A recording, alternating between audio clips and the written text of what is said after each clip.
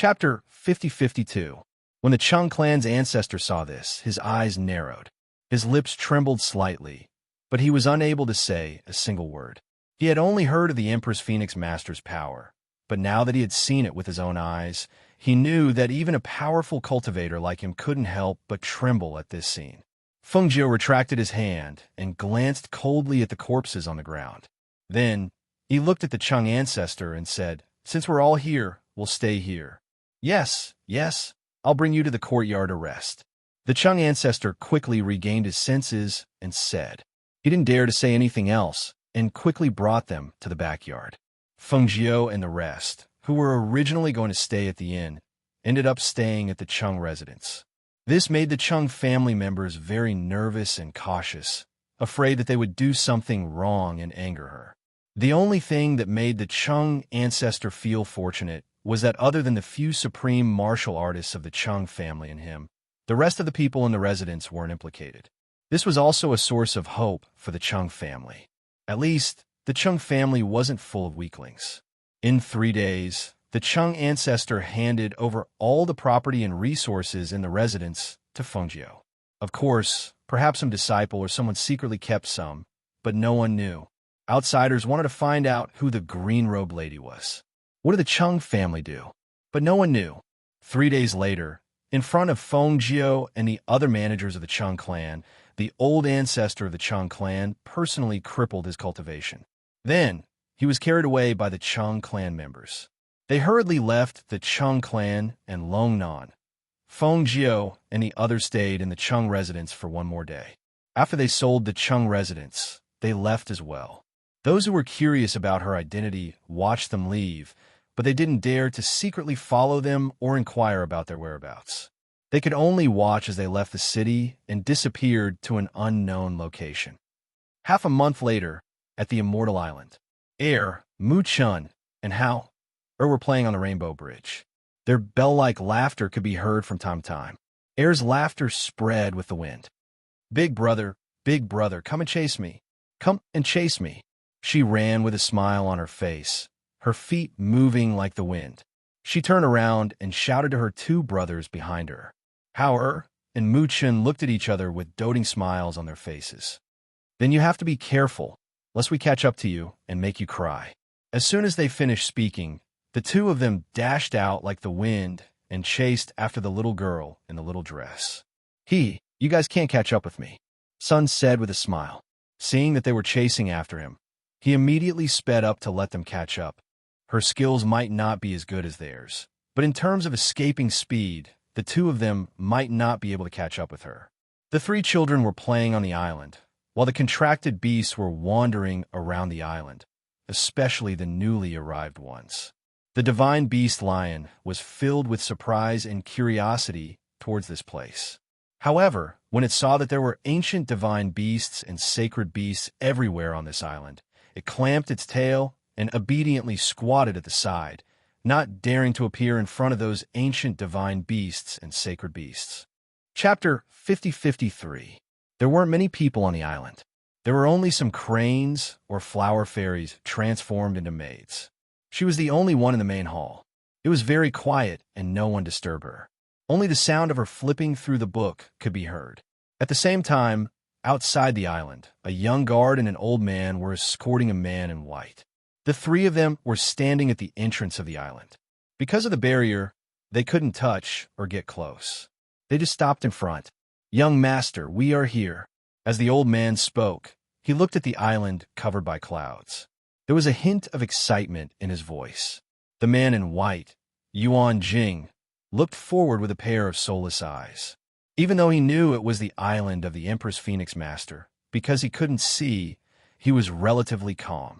"I'm Yuan Jing. I'm here to greet the Phoenix Master." His voice was filled with spirit force and pressure.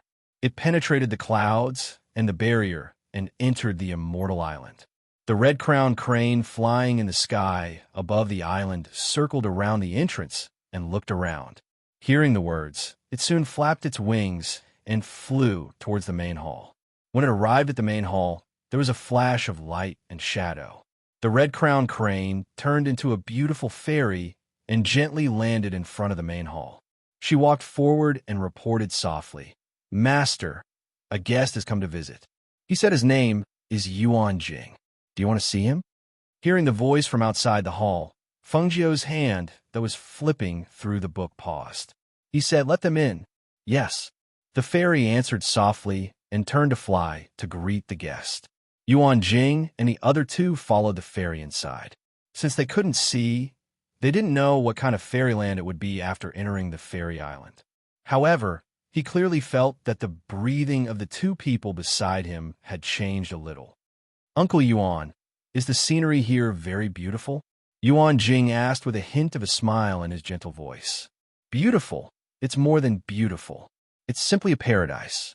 The old man couldn't hide his excitement. However, he lowered his voice and didn't dare to speak too loudly. Thinking that his young master couldn't see, he said, "Young master, when your eyes are healed in the future, you will be able to see this fairy-like place." Hearing this, Yuan Jing smiled but didn't say anything. It was only when they arrived before the palace hall that the female immortal went in to report. Then, she led them into the palace hall before withdrawing. Yuan Jing greets Phoenix Master. Yuan Jing bowed to the front. "Greetings, Phoenix Master." The old man and the guard bowed respectfully and knelt down to pay their respects. Fengjiu closed the book in his hand, looked at the three people in the hall, and said, "Sit." "Thank you, Phoenix Master." Yuan Jing thanked him and was led to sit down by the old man. The old man and the guard stood behind him, not daring to look at him. They just stood there quietly with half-closed eyes. "You found the red-eyed spiritual monster's fish-eye so quickly?" Fengjiu asked, his gaze falling on Yuan Jing. It had to be said that there was no lack of handsome men and beautiful women in the immortal world. "Yes, as soon as I got the scarlet-eyed spiritual monster's fish-eye, I brought it over." As he spoke, he took out a box from his sleeve and handed it to the old man beside him. After the old man received it, he lowered his head and respectfully presented it with both hands. "Phoenix Master, please take a look." Chapter 50-54. After taking a look, she closed the box and said, "Not bad. These are indeed the eyes of an adult red-eyed monster, and they've been preserved very well." She took the box and looked at Yuan Jing, saying, "Since you're Mo Chen's friend, and he's the one who asked, I can naturally cure your eyes." "Thank you, Phoenix Master." Yuan Jing stood up and bowed with his hands folded in front of him. "I need to use this fish eye to refine the spiritual liquid. You can stay here for the time being. However, the two people beside you have to leave first." Fengjiu looked at the old man's guards. Because the three children were still here, there were too many people, so she naturally wouldn't let them stay. As for Yuan Jing, she had confirmed with Mo Chen that he was indeed his friend. Moreover, he had praised Yuan Jing a lot. Since that was the case, she would naturally treat him more leniently. Hearing this, Yuan Jing was startled. After a pause, he said to the two people beside him, "Uncle Yuan, you can go back first. But, young master, you can't see. If we're not by your side, it will be very inconvenient." The old man said worriedly, "It's okay. I could do it myself." He smiled and said gently. Seeing this, the old man and the guards responded. They went up and bowed to the Phoenix Master, who was sitting at the head of the table. "Phoenix Master, our young master will have to trouble you." "Okay," Fengjiu responded. She called the fairy servant and had her take them away. After they left, she looked at Yuan Jing, who was sitting there, and slowly walked down, saying, "There's a fairy servant here for you to order. If you need anything, just tell the fairy servant to do it for you." "Okay," Yuan Jing responded. After thinking for a while, he couldn't help but ask, "Is there anyone else here? Will it be inappropriate for Yuan Jing to be here?" After all, he was a man. In such a large place, if she stayed with him, it would damage her reputation. Hearing this, Fengjiu raised her eyebrows. She looked him up and down and smiled. "Inappropriate? You're thinking too much." As soon as he finished speaking, he called over the immortal servant and had her take him away. After he left, she walked to the door of the hall and released her divine sense. She knew that the three children were chasing each other on the Rainbow Bridge. Seeing this, she gathered her chi and flew towards them. Mother, seeing her, Yu immediately rushed towards her. Throwing herself in her bosom, Yu giggled. Mother, mother, big brother and them are unable to catch me. Mother. Soon after, Hao and Mu Chun also arrived in front of their mother. Both of their foreheads were dripping with sweat. After chasing Yu for a long time, they were still unable to catch up with her. This really made them surprised. Sister, how are you so fast? Mu Chun could not help but ask. Of course. Master taught me. He said that my skills are not as good as the two of you, but I can win in terms of speed, so I practiced hard, she said proudly, her face full of joy and happiness. Hearing this, Fengjiu smiled and said, It seems that making you worship Qing Di as your master is indeed the right choice. Mother, I heard people say that our master is very powerful. In the end, is our master powerful? Or is father and mother powerful? Yura raised her head from her bosom and asked curiously while blinking her beautiful big eyes. Chapter 50-55. Hearing this, Yura couldn't help but stare blankly and somewhat anxiously said, Mother, mother, you and father shouldn't fight with master. Master is very good to us. Don't bully him. Hearing this, Fengjiu couldn't help but chuckle. Lightly pinching her little nose, he smiled and said, You still know how to protect your master? Don't you want to know who is more powerful between father and mother? Yura thought for a bit, then rolled her eyes and said, Father and mother are the most powerful. Master is behind father and mother, but he is also very powerful.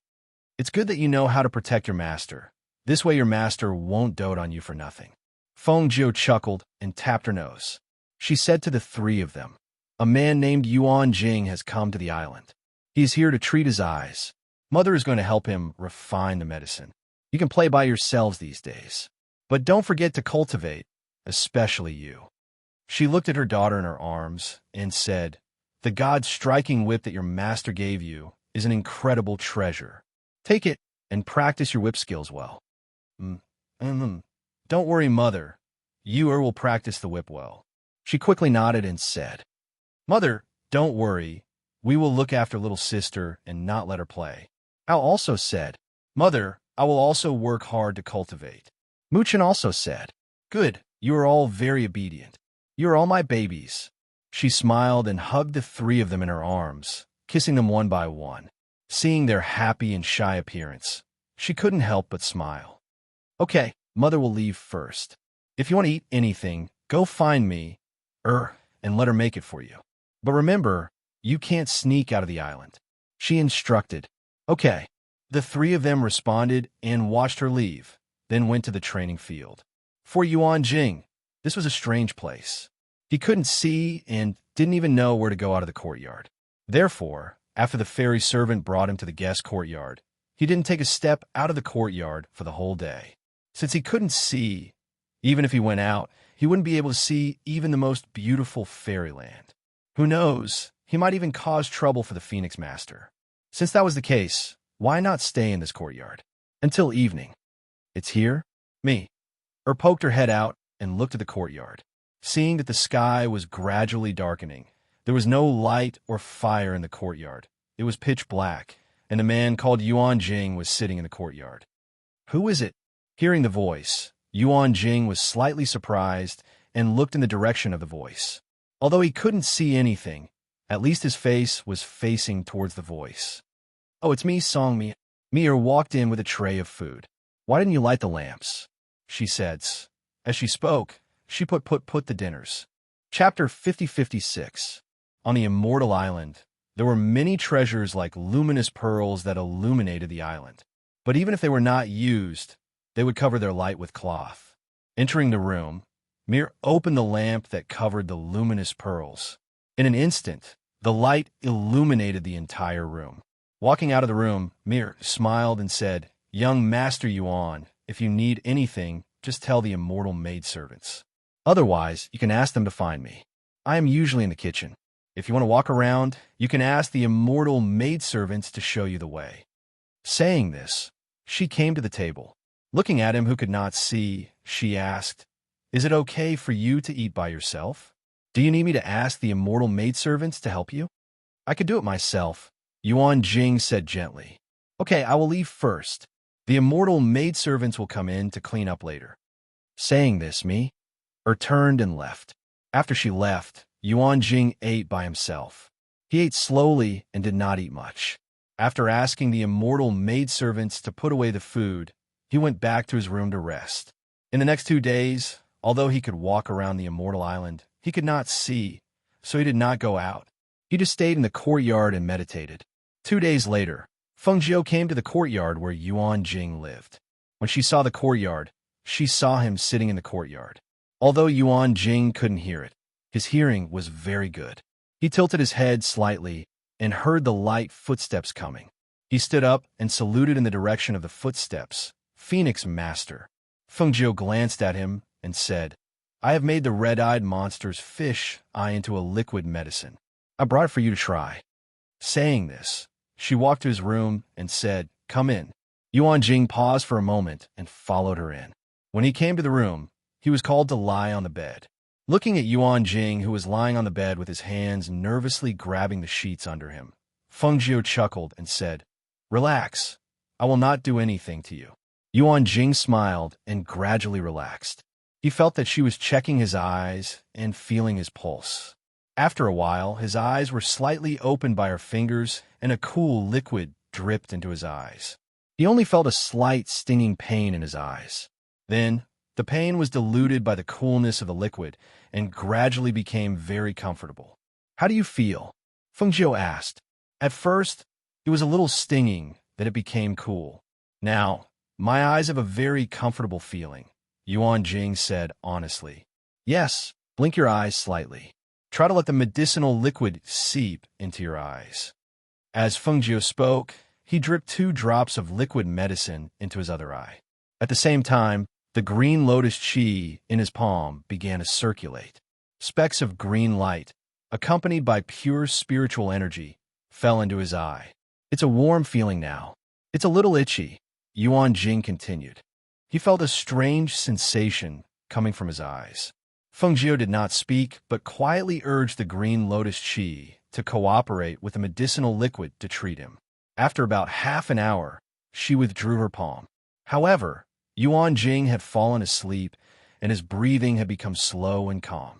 Glancing at the sleeping person, Feng Nine raised her eyebrows, but she didn't say anything. Instead, she stood up and walked out. With the spiritual liquid, spiritual energy, and green lotus chi, it was no wonder that he fell asleep so comfortably. Chapter 50-57. Oh, the 3 of them went to the forest, saying that they were going to gain experience. However, Huafeng and Tun Yun followed them. Mi placed the pastries on the small table beside her and asked, Is Mistress looking for them? Do you want me to call them back?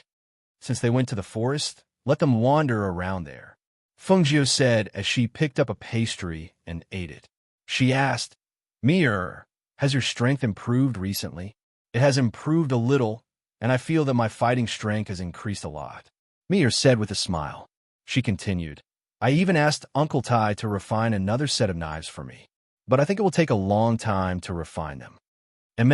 Feng Jiu replied. She took a sip of tea and said, Keep an eye on Yuan Jing in the guest courtyard. If anything is missing, get it for him. Okay, I know. In the next few days, Feng Jiu treated Yuan Jing's eyes almost every day and then asked him how he felt during the treatment and if there were any changes in his eyes. On this day, when Feng Jiu used the green lotus energy to treat Yuan Jing's eyes again, she continued to ask, How do you feel today? My eyes are hot, as if there's a ball of hot air pressing down on them. It is a little itchy, but it doesn't hurt anymore, Yuan Jing said. Hearing this, Feng Jiu retracted her hand and looked at him lying on the bed. She said, Get up, come outside and take a look. Hearing this, Yuan Jing was startled, but he did as she said without hesitation. He followed her to the courtyard, and when he heard the footsteps in front of him stop, he also stopped. Open your eyes and take a look. Tell me, what can you see? Feng Jiu said slowly. Yuan Jing was stunned, and his eyelashes fluttered lightly. During this period of treatment, he had been told not to open his eyes. That was to say, from the day the treatment began, he, who could walk with his eyes open even if he couldn't see, had always kept his eyes closed. Now that he heard her ask him to open his eyes, he couldn't react for a moment. Open your eyes and see if it's still pitch black. Feng Jiu saw that he didn't move and continued. Only then did Yuan Jing slowly open his eyes. His eyes were filled with nervousness, caution, and uneasiness. When he opened his eyes, he still couldn't see the scenery in front of him, but he could vaguely see a blurry white light. His heart skipped a beat, and his entire body began to tremble slightly. I think I saw a shadow. Hearing the nervous and trembling voice, Feng Jiu reached out and waved her hand in front of him. What about now? What did you see? I don't know what it is, but it seems like something is waving in front of me, and when it waved, it blocked out half of the light. As he spoke, his voice paused, and he could not hide his excitement as he asked, Phoenix Master, are my eyes almost healed? Feng Jiu retracted her hand. She said, It was my hand that was waving, but it's a good thing that you can see the light. As she spoke, she placed the medicinal liquid in his hand and said, Since you can see the light, you can drip the medicinal liquid on your own. Change it to once a day in the morning, noon, and night. After you drip the medicinal liquid, cover your eyes with a piece of cloth. I will come back 3 days later to check again. Okay, thank you, Phoenix Master. He replied and thanked her, unable to hide the joy and excitement in his heart. Chapter 50-58. Another half a month had passed. On this day, Yuan Jing, who had applied the medicine to his eyes, only felt a cooling sensation in his eyes. There was no longer any itchiness, dryness, or stinging pain. He walked in a room and walked out of the door. When he arrived at the courtyard, he slowly and carefully opened his eyes. The blurry scenery in front of him gradually became clear. The world that had always been pitch black was now filled with a myriad of colors. His heart was trembling. He looked forward and saw the greenery in the courtyard. He saw the small red flowers in the corner of the wall. He saw the verdant trees in the courtyard. The greenery was so beautiful. He even saw the leaves swaying when the wind blew. Occasionally, a few leaves would fly down with the wind, fluttering and landing in the courtyard. I see it, he muttered. His voice was choked with emotion. His eyes involuntarily turned red, and a trace of moisture gathered in his eyes. Is this the color of the world? He said in a daze as he walked forward with large strides. He walked out the courtyard step by step and saw the even more beautiful scenery outside. The blue sky, the white clouds, the colorful flowers, the green trees, and the yellow of the withered leaves, the rainbow in the distance. The clouds in the sky, besides the white clouds, could also be a beautiful red. That the color of the world is so beautiful, that he muttered softly.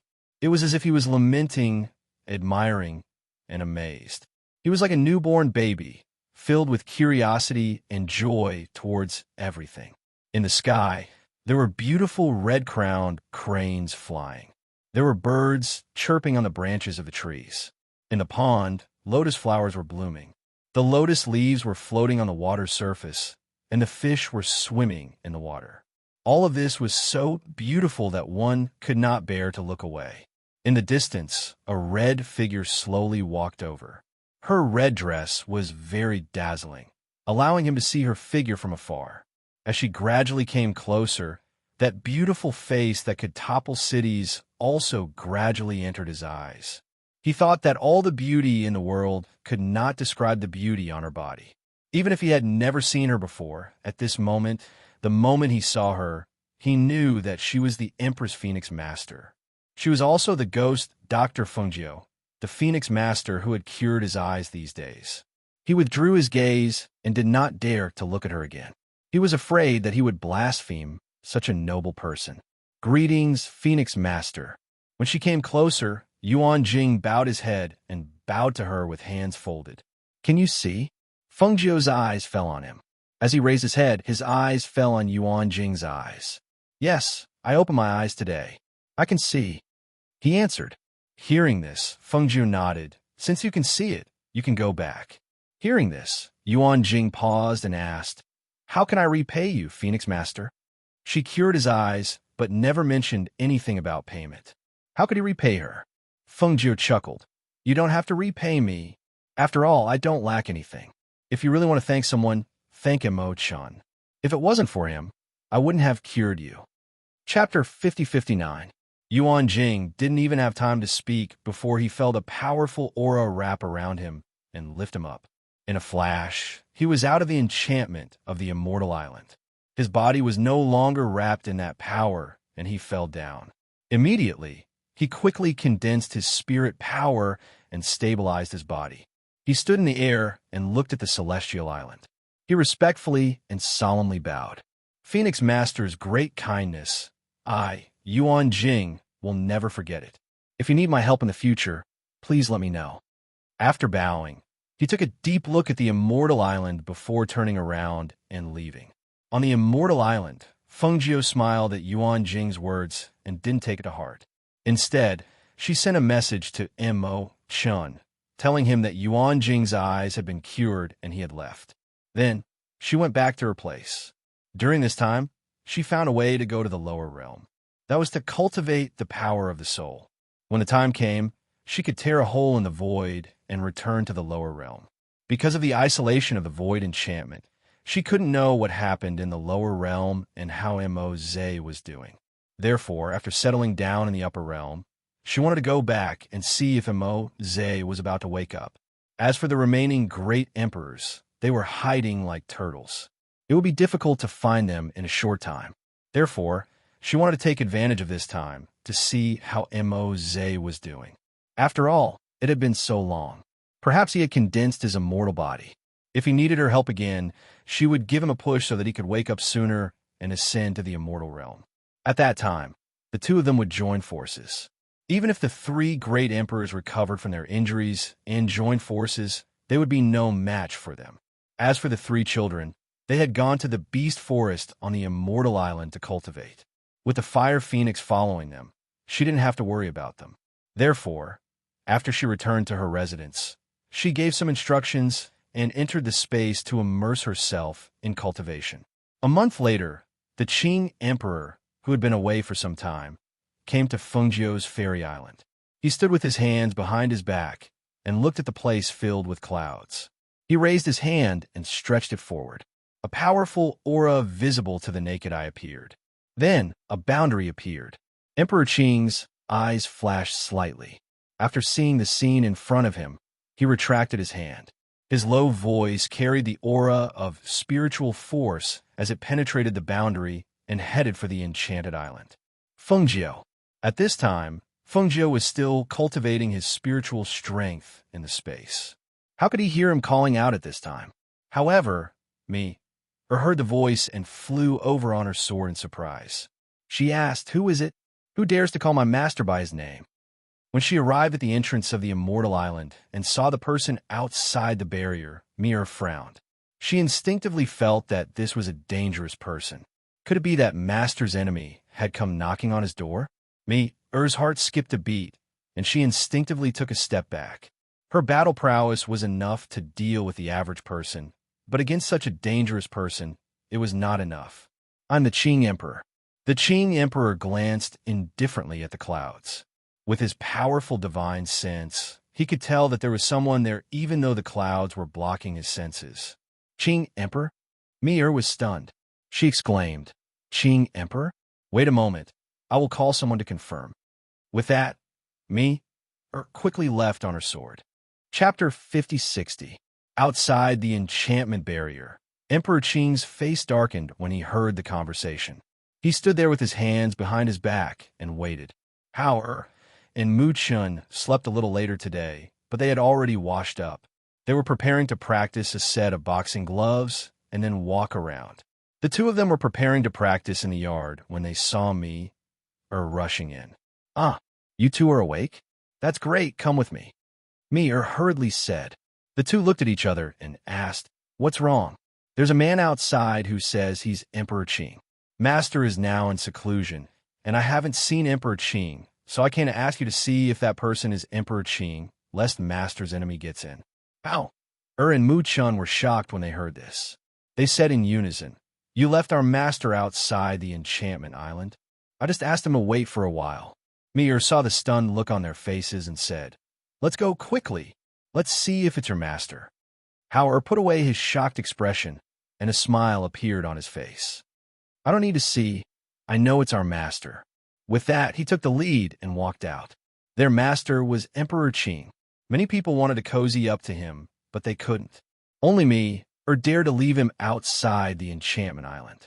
Muchin saw that his brother had left first and said to me, I also think it's our master. With our master's reputation, no one would dare to impersonate him. With that, he also quickly walked out. Hearing this, Mir was stunned. She hurriedly called inside. What? Mir, your master is here. Get up quickly. With that, she quickly followed the two outside. In a daze, Mir heard something about her master and immediately jumped out of bed. Outside, when Hao and Mu Chun arrived at the enchantment barrier of the enchantment island, they saw the familiar figure outside and quickly called out, Master. When Mir, who had hurried over, heard the two's words, she hurriedly used her token to open the barrier. She then awkwardly bowed towards Emperor Qing. Songmi. Greets Emperor Qing. Emperor Qing, please come in, please. The Qing Emperor glanced at her, then looked at the two people beside her and asked, Where's Cloud 7? Master, she just woke up and is still in the courtyard. Hao replied, Qing Emperor, please come to the palace and drink some tea. Mir gestured for him to enter. The Qing Emperor walked forward with Hao and Mu Chun by his side. When they reached the main hall, Mir quickly served him tea and pastries. Seeing that Hao and Mu Chun were both present, she did not stay any longer and left. Master, have you finished your business? Are you going to bring us back to Cloud Sky Mountain? Hao asked. When they saw him, their first thought was that their master had finished his business and was going to take them back. After they went back, they probably wouldn't be able to see their mother for a short period of time. After taking a sip of tea, Emperor Qing glanced at them and asked, Don't you want to go back? No, no, the two of them said in unison. Seeing this, Emperor Qing did not say anything. Instead, he said, Master left this time to handle some personal matters. At the same time, I also found weapons for all of you. This time, I've come to bring all of you over and personally retrieve them. Chapter 5061. Hao and Mu Chun looked at each other and said, Master, our mother is in seclusion. Seclusion? Emperor Qing paused and said, With her current strength, who does she need to go into seclusion to deal with? Or is she going to do something earth-shattering again? Mu Chun looked at him with the expression of a little adult. Master, you should know that our father is still in the lower immortal realm. And it's not just our father, but many of our relatives are in the lower immortal realm. I heard from Mother that she wants to break the void boundary of the upper immortal realm so that the two realms could be connected. Emperor Qing couldn't help but chuckle and said, This seems like something your mother would do. However, this matter is not so simple. He put down the teacup in his hand and said, The upper immortal world is different from the other places in the lower immortal world. Not only is there a difference in space, but there are also the 9 levels of the heavenly Tao. It is not so easy for her to connect the two worlds. Master, a delicate and soft voice sounded at this time. Emperor Qing's eyes were gentle when he heard this voice. He looked at the entrance of the hall and saw the little girl running in like the wind and falling into his arms. Master, Master, Yunqi missed you. You knew that she had run away secretly. Now that her master had come to find her, the first thing she did was to please him. She immediately jumped into his arms and didn't forget to rub her little head against his chest. Then she raised her head and showed a sweet smile. Emperor Qing's face was calm, and no expression could be seen on his face. His deep and calm eyes were fixed on the little girl who was smiling sweetly. Hearing her words, he asked in a deep voice, Did you miss your master? Yes, yes. You quickly nodded. But why do I remember that you didn't listen to me and sneaked out of Cloud Sky Mountain? His cold voice was deep, and she couldn't tell whether he was happy or angry. Even his face didn't have any expression or gentleness. Seeing this, Yu's heart skipped a beat. She lowered her head guiltily and uneasily, and her little hand grabbed the corner of his clothes, not knowing what to say. Looking at her uneasy expression, Emperor Qing sighed in his heart and couldn't help but soften his voice. Do you think you still dare to disobey Master? Sneaking out of the mountain? Hearing this, she quickly raised her head and said, I won't dare. I won't dare. Master, I'll definitely listen to Master in the future. If Master doesn't let me leave the mountain, I won't leave. Really, I promise. Remember what you said today. Emperor Qing looked at her and said, Okay, okay. She nodded in response. Seeing his expression soften a little, she smiled and said, Master, why are you here? Didn't you go to do something? Has the matter been settled? Are you going to take us back to the mountain? Master, my mother's place is so beautiful. Master, do you want to stay here for a few days? Sister me, Er's cooking is so delicious, Master. All right. Emperor Qing interrupted her words and said, Master knows that you too want to stay by your mother's side, but don't forget that you too are still my disciples. Saying this, he said again, You already have God beating whip as your weapon. Yun Shun and Yun Yuan still don't have suitable weapons, so I'm going to take them to find a suitable sword. Then do I also have to go? Yuer blinked her eyes and asked. Chapter 5062. Emperor Qing, are you going to take them away? Feng Jiu's voice was heard. Mother, how are her? And the other two called out. They stood up and looked at her. Mu Chen asked, Mother, aren't you in seclusion? As he spoke, he saw me whispering to him from the side of the main hall. She was the one who went to invite her over. Feng Jiu smiled and walked forward. I told me to call me if there's anything. Since your master is here, even if I'm in seclusion, I have to come out and entertain him. She walked forward and sat down. Looking at Emperor Qing, she said, Since you're here, why don't you stay for a few days? Emperor Qing looked at her and said, I'm going to take them to find a suitable weapon. We'll return to Cloud Sky Mountain directly, so I'll take Cloud 7 with me. He paused and said, There's no need to stay for a while. We'll rest today and set off tomorrow. This was for Feng Jiu and the three children. Feng Jiu was startled by his words. He looked at him, then at Hao and Mu Chun. In fact, they also had weapons. Not only did the two of them have daggers, but they also had long swords that could cut through iron like mud. It was precisely because the swords they were using now were excellent that she didn't think of changing their swords. Thus, when she heard Emperor Qing's words, she was slightly surprised. Since Emperor Qing said that he was going to take them to find weapons, the weapons they would naturally obtain would be something that their current weapons could not compare to. She did not ask what kind of weapons he was going to find for them. Instead, she said, In that case, I'll have to trouble you, Emperor Qing. They chatted for a while in the hall. Then, Feng Jiu personally took Emperor Qing to the guest house to rest.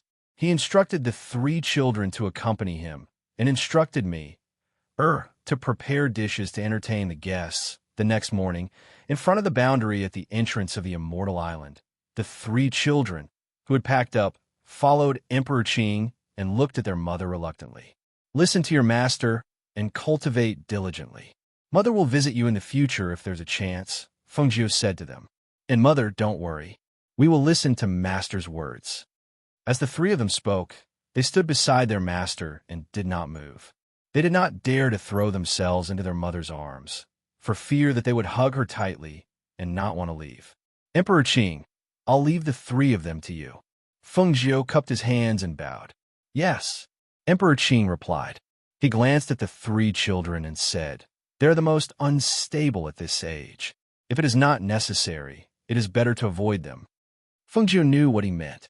She looked at the three children, nodded, and gave them a gentle smile. Mother, we will train hard and work hard to become stronger. Mu Chan said with a serious face, his voice solemn, as if he was making a promise. A mother knows. You are all good children. She was also reluctant to part with them, but she also knew that it was best for them to follow Emperor Qing. Mother, you will miss you. But in the future, you will not be able to sneak out to look for you. Mother, don't worry. You will be very obedient in the future. I won't let master and mother worry. The little girl also spoke. And Feng Jiu nodded. She was very pleased. Feng Jiu. Chapter 5063. As he spoke, his voice paused for a moment before he continued. There are many things. Many things are just obsessions. Hearing this, Feng Jiu smiled and said, I know what I'm doing. Seeing this, Emperor Qing did not say anything else. After bidding farewell to her, he left with the 3 children. After watching their figures disappear into the depths of the clouds and the sky, Feng Jiu withdrew her gaze and turned back. Mistress, will they come again in the future? Mir saw that she had returned and went forward to ask. This is their home. Of course, they will come back in the future, but no one knows how many years it will be.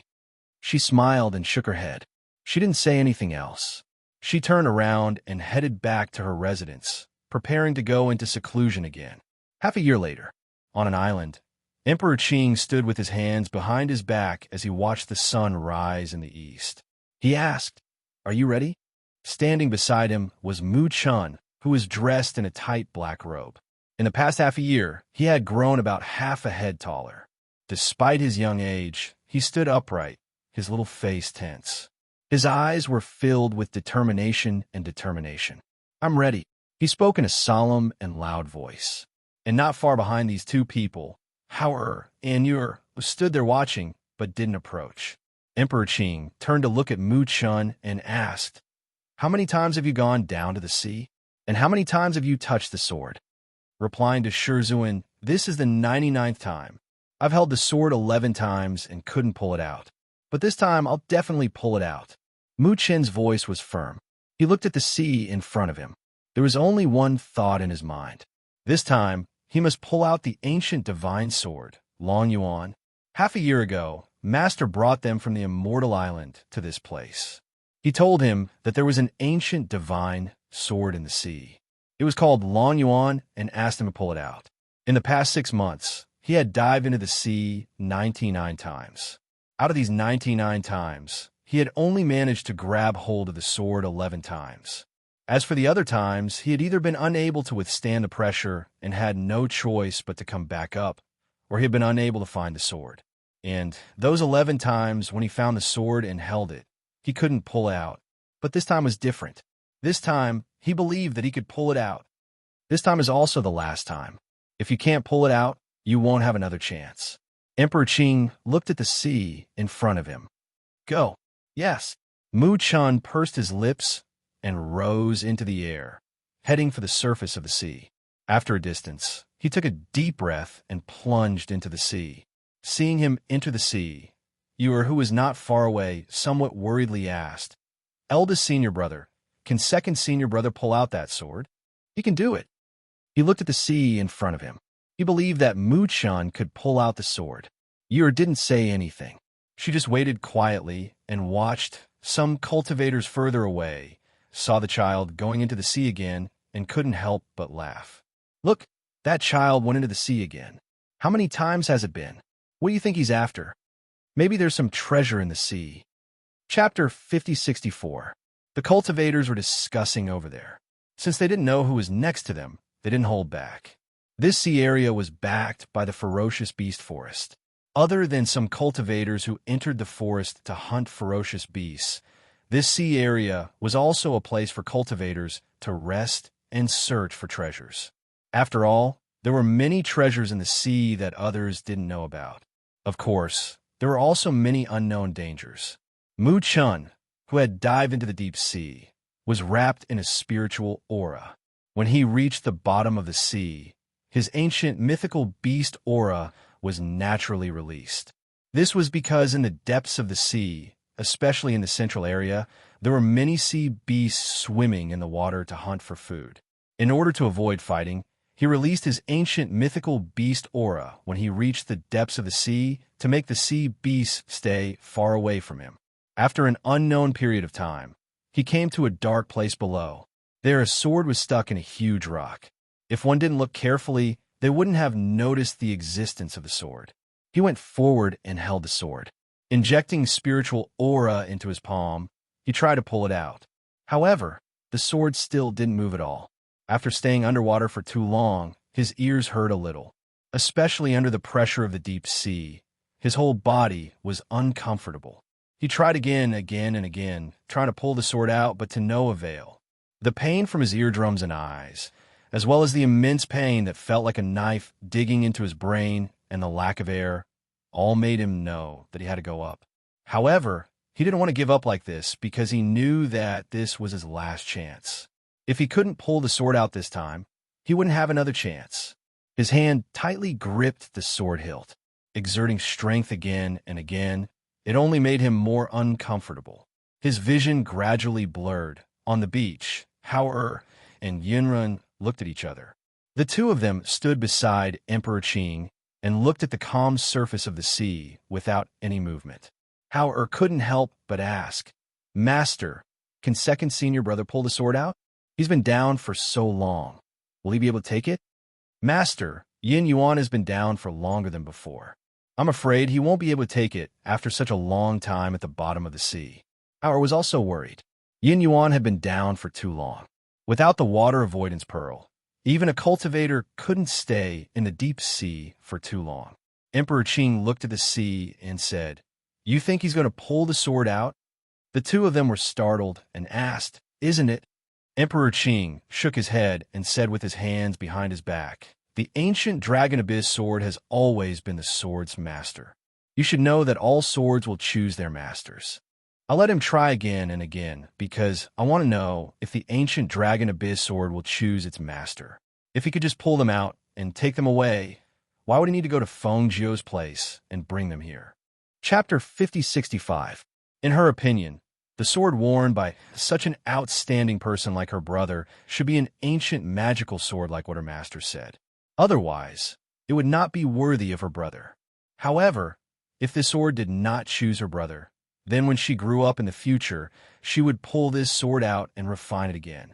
At the same time, in the pitch-black seabed, a ray of light gradually appeared. The light was emitted by the Long Yuan sword. At this time, Mu Chun could not hold on and fainted. However, his hand was still tightly holding the Long Yuan sword, and his whole body was leaning against it. What he did not see was that the Long Yuan sword that was inserted into the huge rock flew out of the rock at this moment. The sword that was originally covered with moss and rust was baptized by the light emitted by the sword at this moment, and became very sharp. The long sword flew out, and directly brought the fainted Hao out of the seabed. At that moment, the entire sea shook and the waves surged.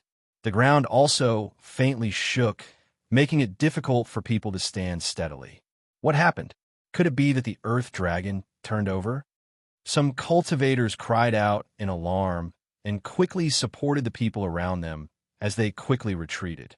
There were also cultivators who were shaken by the violent tremors and fell onto the sand. It was also at this moment that someone cried out in alarm and pointed towards the sea. Quickly look, what is that?" In the sky above the sea, a fiery cloud condensed at this time. The cloud spread over the sea and faintly scattered the light on the sea. On the sea, the roaring waves crashed. Then, a whirlpool of water rolled up from the sea, and a sharp sword emitting a sharp sword aura flew out of the sea with a little boy who was completely drenched. With a whoosh, it flew to the beach by the sea. "It's senior brother, and that sword." Yu cheered in surprise and jumped up. When Hao saw him and the sword come out, his heart relaxed. Then, he became nervous again. He seems to have fainted. The Qing Emperor looked on and did not say anything. He only glanced at the clouds, and then his gaze fell on the sword and Mu Chun. He watched as the ancient divine sword brought him to the beach and then put him down. The sword also fell beside him. At this moment, under the sunlight, everyone could see that the body of the sword was suffused with a layer of flowing light. The body of the sword was like the starry sky in the night sky, deep and mysterious, but also like a coiling dragon, emitting a powerful and fierce aura and an intimidating light. An anomaly has appeared in the sky.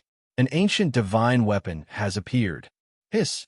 This is actually the ancient Dragon Abyss divine sword. A cultivator with sharp eyes recognized the sword and couldn't help but suck in a breath of cold air. His eyes widened as he stared in disbelief at the treasured sword next to the child. Ancient Dragon Abyss divine sword? Could it be that you're mistaken? Ever since its previous owner perished, the whereabouts of that sword have been unknown. There are rumors that the ancient Dragon Abyss sword has been sealed away, and it's impossible for it to appear in the world again. It can't be wrong, it can't be wrong. I recognize it. There's a picture of the ancient Dragon Abyss sword in the picture book of famous ancient swords. I recognize it. It can't be wrong. The cultivator said loudly, as if he was dissatisfied with being denied. Not to mention whether this was the ancient Dragon Abyss divine sword or not. Just the appearance of the sky and the appearance of the sword from the bottom of the sea and carrying the child out. They knew that this was definitely a treasure. Chapter 5066. This master and his disciples had come to this seaside for a few months. Only the master brought the 3 children. They didn't know which sect they belonged to, but they let the little boy go into the sea every day. They all saw this, but they didn't know what they wanted to do. There were also busybodies who quietly followed them, but they didn't find anything in the sea. They didn't expect to see the birth of an ancient magic sword today. Someone was about to step forward, but at this moment, they saw the little boy's master and a few others walking over. Second senior brother. Ewer quickly ran forward, and seeing his whole body was dripping wet. Moreover, he was still unconscious. She promptly checked him and pressed his stomach. Not long after, she saw him spitting out a mouthful of water. Then, lightly coughing, he also slowly opened his eyes. Seeing that he woke up, Howard was relieved. He hurriedly used his spiritual power to help him dry the water stains on his body. He asked, "How is it? Do you feel better?" Mucha nodded and looked at his master who was walking towards him. He couldn't help but lower his head in shame. "Master, this disciple is useless. I couldn't pull out the sword." He tried again and again, but he couldn't pull out the sword. In the end, he even fainted, and his master had to go down to save him. Well, at this moment, he still didn't know that the ancient magic sword had carried him up. He thought that he had fainted in the sea, and his master had gone down to save him. Hearing this, the Qing Emperor's lips curled up slightly, revealing an imperceptible smile. Second senior brother, what do you think this is? You, said with a smile, hinting him to look at the sword that was inserted at the side. It's this sword that brought you out of the sea. Hao also revealed a smile. Mu Chun was startled and looked to the side. When his line of sight fell on the Long Yuan sword, he couldn't help but be stunned. He was somewhat astonished. I clearly remember that I didn't pull it out. The ancient magic sword Long Yuan. How can you pull it out just because you want to? It has always been the case that a famed sword chooses its master, not the other way around, said Great Emperor Qing in a deep voice. He looked at the Long Yuan sword, walked towards it, and pulled it out. He condensed some qi on his finger and passed it to Mu Chun. He then said, "From now on, this sword belongs to you." "Thank you, master." Mu Chun's heart was moved. He took the Long Yuan sword with both hands and stood up. Second senior brother, quickly drip your blood to recognize me as your master. Ewer said while beaming with smiles. She was also very happy in her heart. Her brother had also found a very good weapon. Thus, under the envious gazes of the surrounding cultivators, Mu Chun dripped his blood on the sword to claim ownership. After claiming ownership, he felt an indescribable feeling with the Dragon Abyss sword in his hand. Master, second senior brother, obtained such a good sword. Then what about eldest senior brother? You were asked with a beaming smile. Her brother had the ancient magic sword Long Yuan, and she had the holy whip. Master had found first-class treasures for them. At this moment, she couldn't help but look forward to their brother's weapon. His sword is naturally extraordinary. Great Emperor Qing said as he looked into the distance with his hands behind his back. He then looked at Hao, and said, "Let's go. I'll take you to get it." "Yes." Hao replied with a smile on his face. His heart was filled with anticipation. Chapter 5067.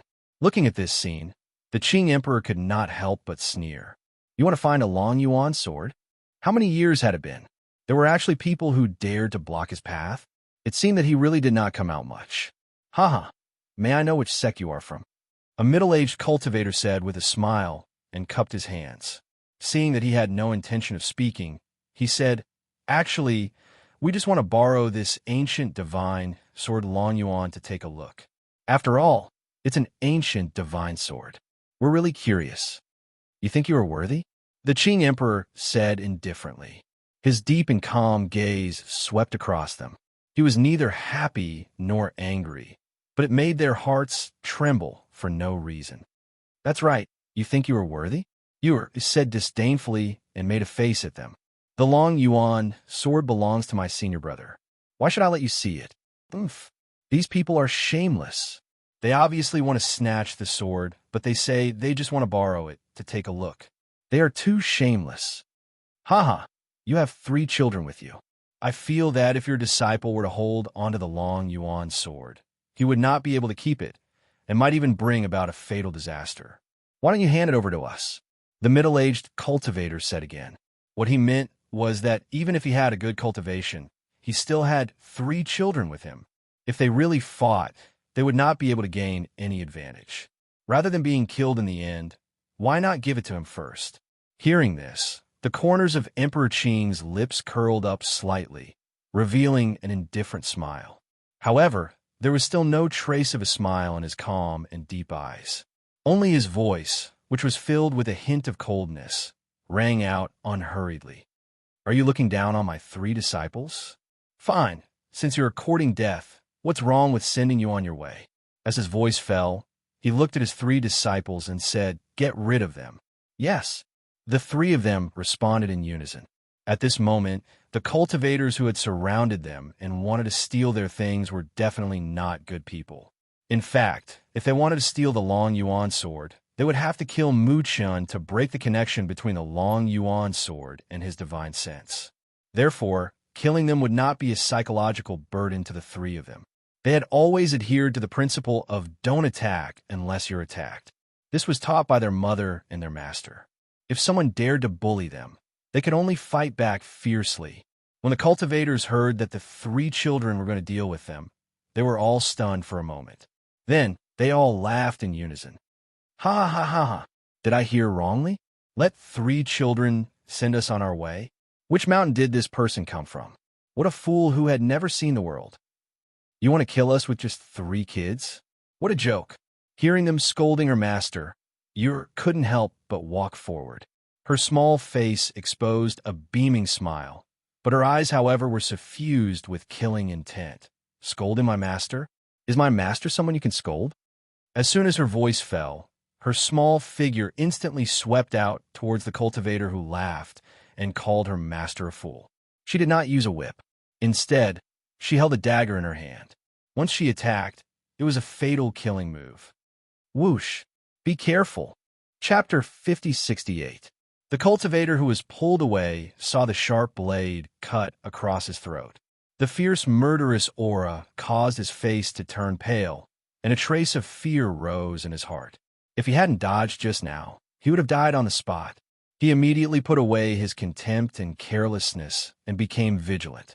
It was also at this moment that he saw the little girl lean forward again, and the dagger in her hand attacked his fatal spot. How? And Mu Chun also attacked at this moment. There were about a dozen cultivators surrounding them, and with their strength, it was not a problem to deal with them. Mu Chun waved the Long Yuan sword in his hand, and a sharp sword aura burst out from the blade. The sword aura attacked, and the 2 cultivators couldn't help but retreat. The Qing Supreme Arch stood there and watched with his hands behind his back. He didn't help, and only watched the 3 of them fight the dozen cultivators together. Looking at their skills and combat strength, he secretly nodded. Talent was indeed extremely important. The 3 of them had extraordinary talent, and their cultivation speed was faster than ordinary cultivators. Their comprehension ability was also not low. With such combat strength at such a young age, they would naturally be even more outstanding when they grew up. He stood there and looked as if he was watching them fight there, but his thoughts drifted a little. It wasn't until someone roared and slashed at him with a sword that he regained his senses. Go to hell.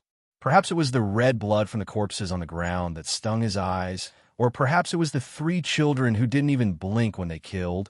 But at this moment, the cultivator, in the instant that he lost his mind, actually swung his sword at the man who stood there motionless with his hands behind his back.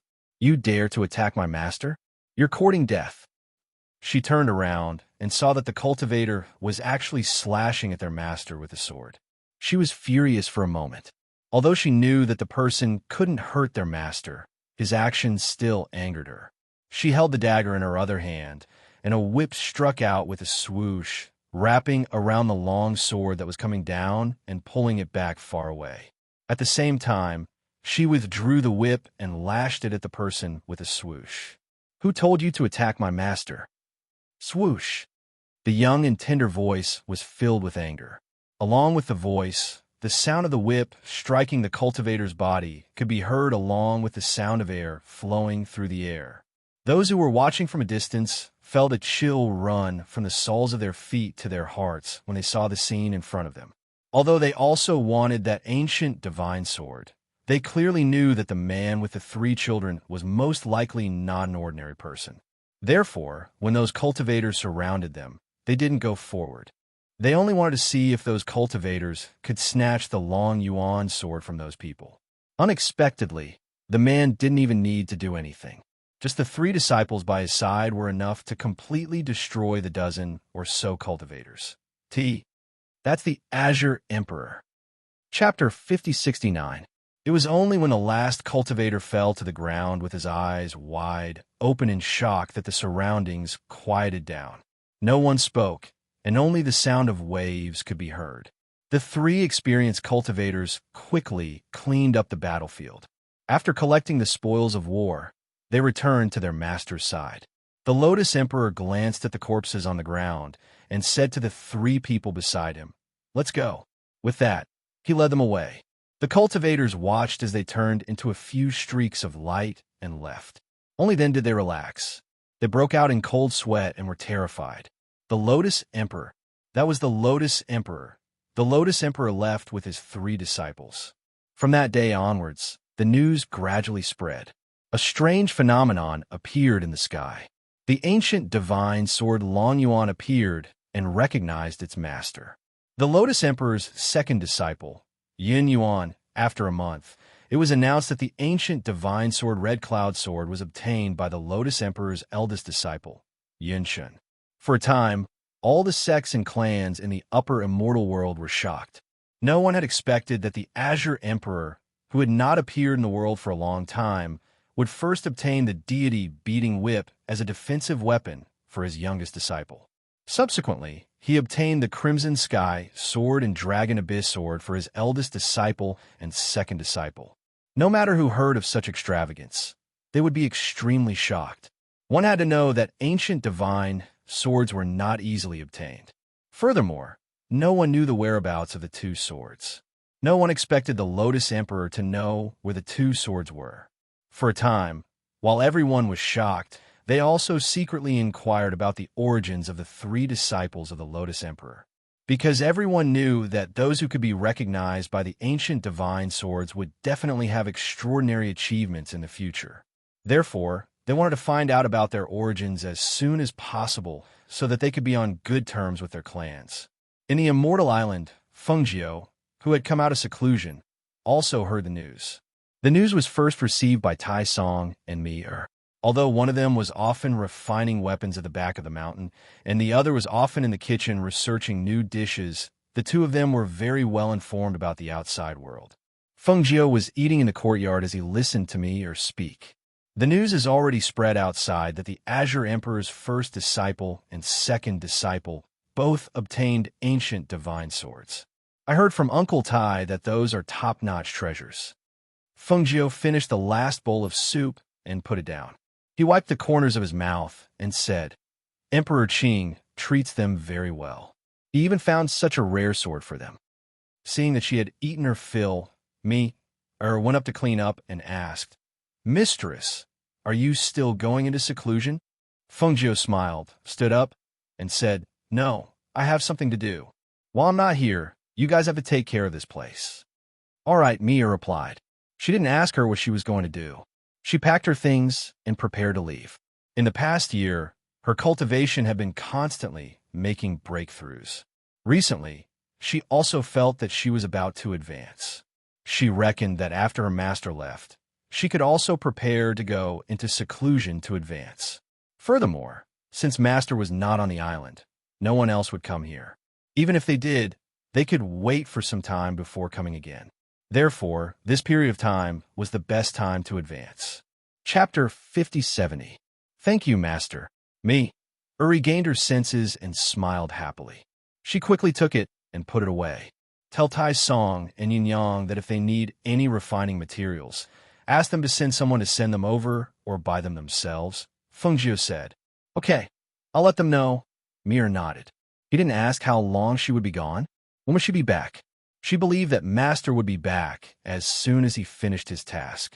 If it was as usual, he would be gone for a few months at most. On this day, Feng Jiu came to the forest in the Fairy Island. She set up a transmission array here. It was an ancient transmission array. She used her spiritual aura and natal heavenly fire to set up the complex pattern. As the array was completed, the moment her spiritual aura flowed according to the pattern, the flame burst into flames and a powerful light burst out. At this moment, she walked into the array and sat down cross-legged. The spiritual energy in her body surged and gathered in her hands. Her spiritual energy was released at this moment and locked onto the void in front of her.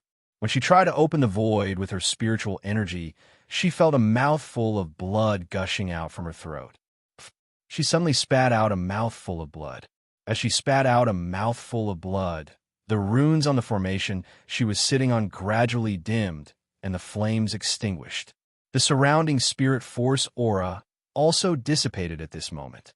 She felt a pain in her chest. She gently exhaled to ease the pain in her chest. She raised her hand to wipe away the blood at the corner of her mouth. With a flip of her palm, a pill appeared in her hand. She then threw it into her mouth and swallowed it. The green lotus chi in her body began to circulate slowly, healing her body. After a long while, she gently exhaled and murmured, "No wonder the Qing Emperor used someone else's body when he went to the lower immortal world. It turns out that it really is this difficult." She had used about a year's time to prepare. However, she had not expected that she would be injured by the powerful backlash of the power of heaven and earth as soon as she tried to open the void. Could it be that people who have ascended really can't go back to the lower immortal realm? No, that's impossible. According to that ancient record, everything is possible. As she spoke, she closed her eyes. She must have done something wrong. She believed that there must be a way, as long as she found the way. What she didn't expect was that while she was trying to calculate, she was completely immersed in it. This experiment lasted for 3 years. Time passed quickly in the mountains. For cultivators, 3 years passed in the blink of an eye. Especially for someone like Feng Jiu, who was almost obsessed with his research, there was no distinction between day and night.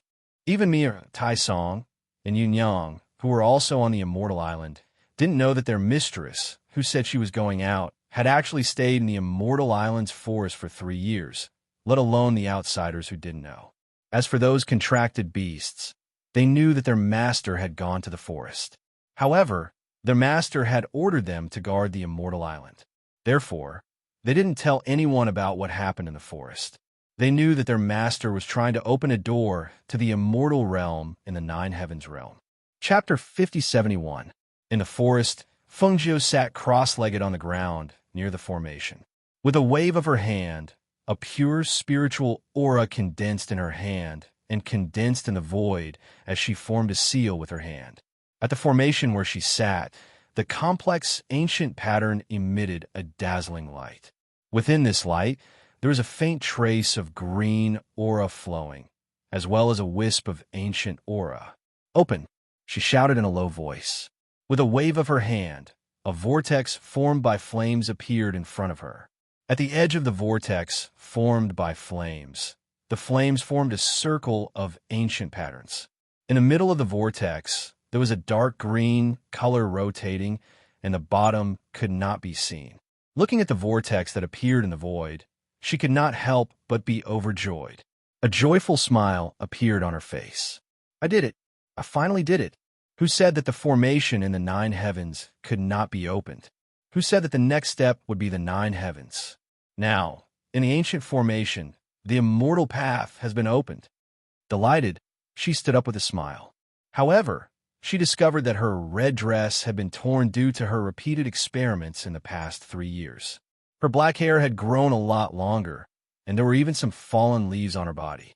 Seeing this, she smiled. Looking at the flame teleportation immortal path in front of her, She waved her sleeve and closed it. Even if she wanted to go, she should tidy herself up before going. Otherwise, she would scare them with her current appearance. Looking down at her appearance, she smiled and shook her head. Although she could use immortal techniques to cleanse her body, she still thought that it would be better to take a bath.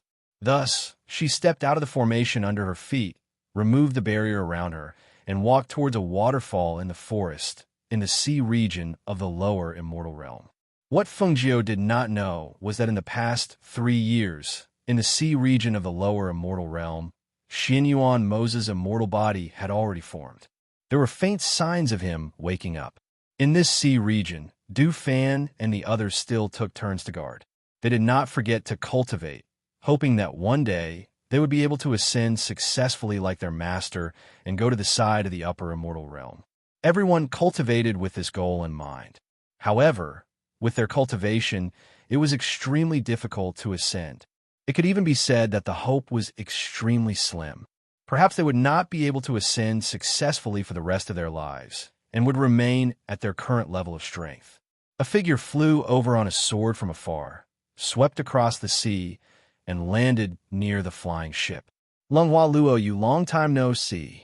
Guan Shilin landed near the flying ship and laughed. His deep voice was full of energy. In these years, his cultivation had become more profound. However, ascension was still out of reach for him. Furthermore, his family, his wife, and children were all here. He could not bear to leave them, and leave them were his family. Ascension, although his cultivation, his wife, and children were his family, and his family. It's been a few years. Why did you think of coming here? Luo Yu was talking to Lenghua. When he saw that it was Guan Shilin, he could not help but walk up with a smile. He patted him on the shoulder and looked him up and down. He smiled and said, I haven't seen you for a few years. You seem to have put on weight. It seems that you've been living a good life. Hearing this, Guan Shilin laughed. I haven't had much to do in the past few years, so I thought I'd come and see you. By the way, how's Moses' place? It's been a few years. Is there still no news? Chapter 5072. Yes, Hui Lang and Ing Yi are now taking care of the Yama Lord's world. A few days ago, they received news that the aura there has stabilized a lot, and their master's divine sense has also become much stronger. I heard that they would come over to take a look, so they'll probably be here in the next few days. Luo Yu smiled and said to him, You came all the way here. Go inside and rest for a while. Lenghua will take care of you. I have to take some people to patrol the sea. I haven't been here for a long time, so I'll go with you.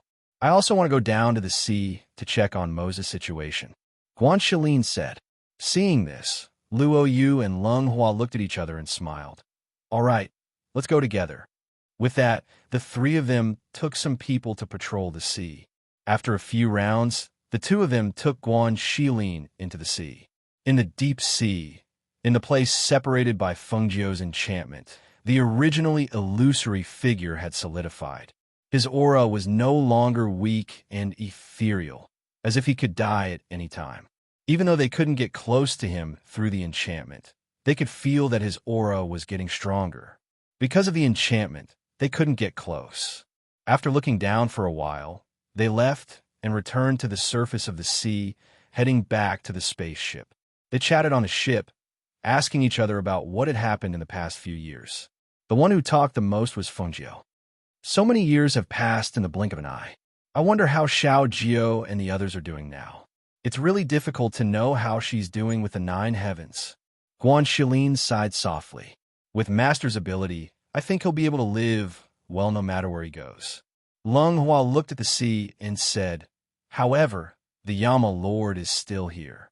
She once said that as long as she can think of a way to come back, she'll still come back to take a look. Guan Shilin nodded, but didn't say much. Come back. Easier said than done. They were separated by the 9 heavens. If they could open up a heavenly path, there wouldn't be no cultivators from the immortal world who came here for so many years. Right? Why don't I see Lenghua and the others? Aren't they here with you? Guan Shilin looked around and didn't see anyone else. Lenghua smiled warmly and said, My sister and Xen have gone to the city to buy some things. They'll probably be back. It's rare for you to come here, so we'll prepare a good meal for you tonight. There are many delicious beast fishes in the sea. I'll get someone to go down and catch a big one. Luo Yu waved his hand to summon a phoenix guard and gave him some instructions. Haha, I'm planning to stay here for a few more days. Since I'm here, I won't leave so soon. These days, what haven't I eaten in the sea? You guys have to get more. If I can't finish it, I can bring it back to them. Guan Shilin laughed heartily and took out 2 jars of wine from his space, saying, I know you don't have any good wine here. Look, I brought 2 jars. Come, let me pour some for you to try. Luo Yu and Leng Hua looked at each other and smiled, saying, We won't drink much wine now. After all, we can't make any mistakes while guarding this sea area. But we can have a few cups. Chapter 5073. That's true, but it's better to be careful. After all, Master is no longer here. If anything happens, we'll have to deal with it. Luo Yu said seriously, Maybe you didn't pay much attention to the various heaven realms when you were at the old mansion, but we recently received news that some sovereigns have become restless and are ready to make a move. Hearing this, Guan Shilin was slightly startled. He frowned and said, Is there anyone who dares to make a move on you? Not to mention that Xiao Jiao is not here. Just based on your strength, any one of you is enough to shock the expert from all over.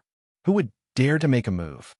They probably saw that Master has ascended to the immortal realm and won't be able to come back, so they made a move. Leng Hua said gently as he poured tea for the 2. Some sovereigns of the heaven realms have recently been annexing other regions to strengthen their power. Although no one dares to make a move on Master's territory, they have already set their eyes on it. We received news that several groups of people have been watching over the pill house for some time. Because of this, Fan Lin and the others are staying there and not making a move. Luo Yu took a sip of tea and said, It's just that this hasn't happened yet, so I didn't tell you. I also didn't want you to worry. If those people really do make a move, with our strength, we can still deal with it. Guan Shilin's face darkened and he frowned. He looked at the 2 of them and said, This is your fault. How can you not tell me something like this has happened? In any case, I'm Little Nine's brother. Now that Little Nine isn't here, if her businesses are really targeted by someone, I have to stand up for her no matter what. Don't worry. If such a day really comes, I'll definitely tell you. Luo Yu said with a smile. Just as they were talking, there was a loud bang. It was as if a huge rock had fallen on the surface of the sea, causing countless splashes of water. What happened? Luo Yu immediately stood up and turned to the bow of the ship, looking at the sea. A phoenix guard quickly returned and reported, Captain, something fell from the sky into the sea. 2 phoenix guards have already gone down to check it out. Why would something fall from the eastern sea spiritual region for no reason? Did you see what it was? Guan Shilin asked. The thing came very quickly. I couldn't see it clearly. The phoenix guard shook his head and said, Look, Leng Hua suddenly said, his voice carrying a trace of astonishment. The few of them looked in the direction he was pointing at and saw that there seemed to be a whirlpool spinning on the surface of the sea. The whirlpool spun bigger and bigger as it went deeper into the sea. Let's go take a look, Luo Yu said. He immediately gathered his chi and headed toward the vortex. However, at that moment, the sound of drums came from behind the clouds. They were startled when they heard it. They raised their heads and saw that the people behind the clouds were gradually revealing themselves. The black mass of troops were all wearing armor and holding weapons in their hands as they stood in the clouds. In front of the white clouds, 3 drummers were beating on 3 large drums. The rhythmic beats of the drums reverberated through half the sky. Dong, dong, dong, dong, dong, dong, dong, dong, dong. Chapter 5074. War Drums. Luo Yu narrowed his eyes, a cold, murderous glint flashing across his eyes. It looks like they're here to declare war on us. He stared at the 8 people in the lead. He had seen a few of them before. They were the sovereigns of other heaven realms. When his master had ascended, they had come to congratulate him. However, he did not expect that in just a few years they would come with war drums. That whirlpool is still going down. That's where the Yama Lord's immortal body is. If the whirlpool continues to go down, I'm afraid it will disturb him, Leng Hua said with a slight frown. I'll go get that thing out. As Guan Shilin spoke, he gathered his chi and prepared to dive into the sea. Unexpectedly, just as he was about to dive into the sea, a sovereign blocked his path. I've long heard that the Phoenix Master's sworn brother, Guan Shilin, is quite powerful even though he's a mystic. I'd like to experience it for myself today. The person who spoke held a large saber in his hand. Seeing that his path was blocked, Guan Shilin's expression darkened. He stared at the person in front of him and asked sternly, "Who are you? Don't you know where this is? How dare you come here to cause trouble? I think you're tired of living."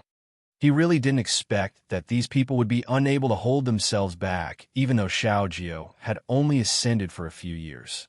When Luo Yu spoke earlier, he didn't dare to believe it.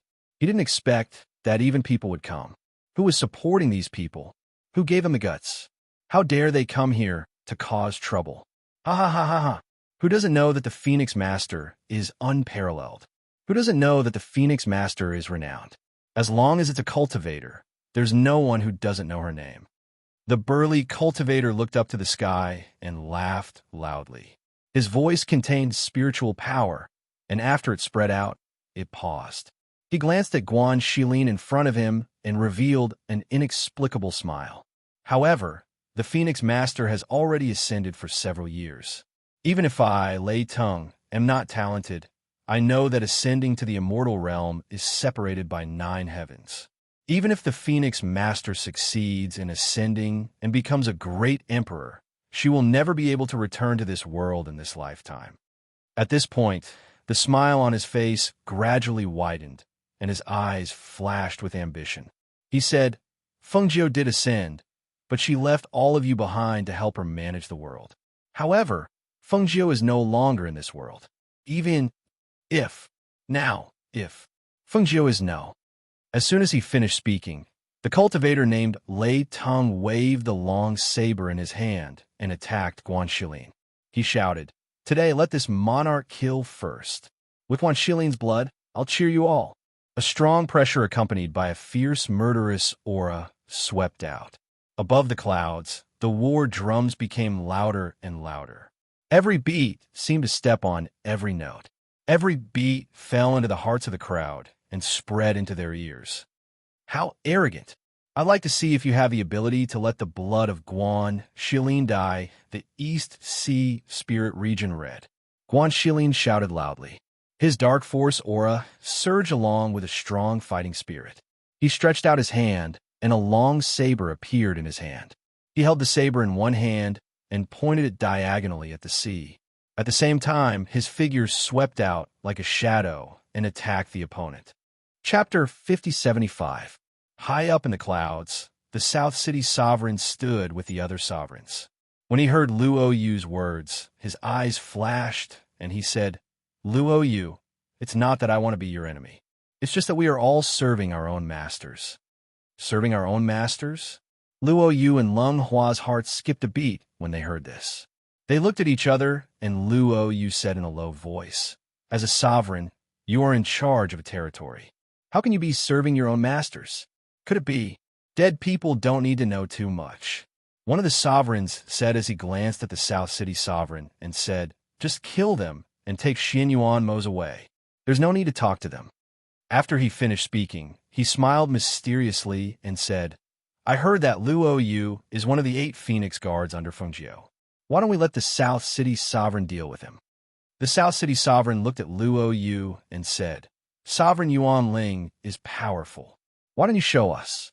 "Huh. Since that's the case, Southern Qing Monarch, watch carefully and see how I take his life." As the sovereign spoke, a light flashed, and in the blink of an eye, his palm was already aimed at Luo Yu's face. When Luo Yu saw this, he did not avoid it.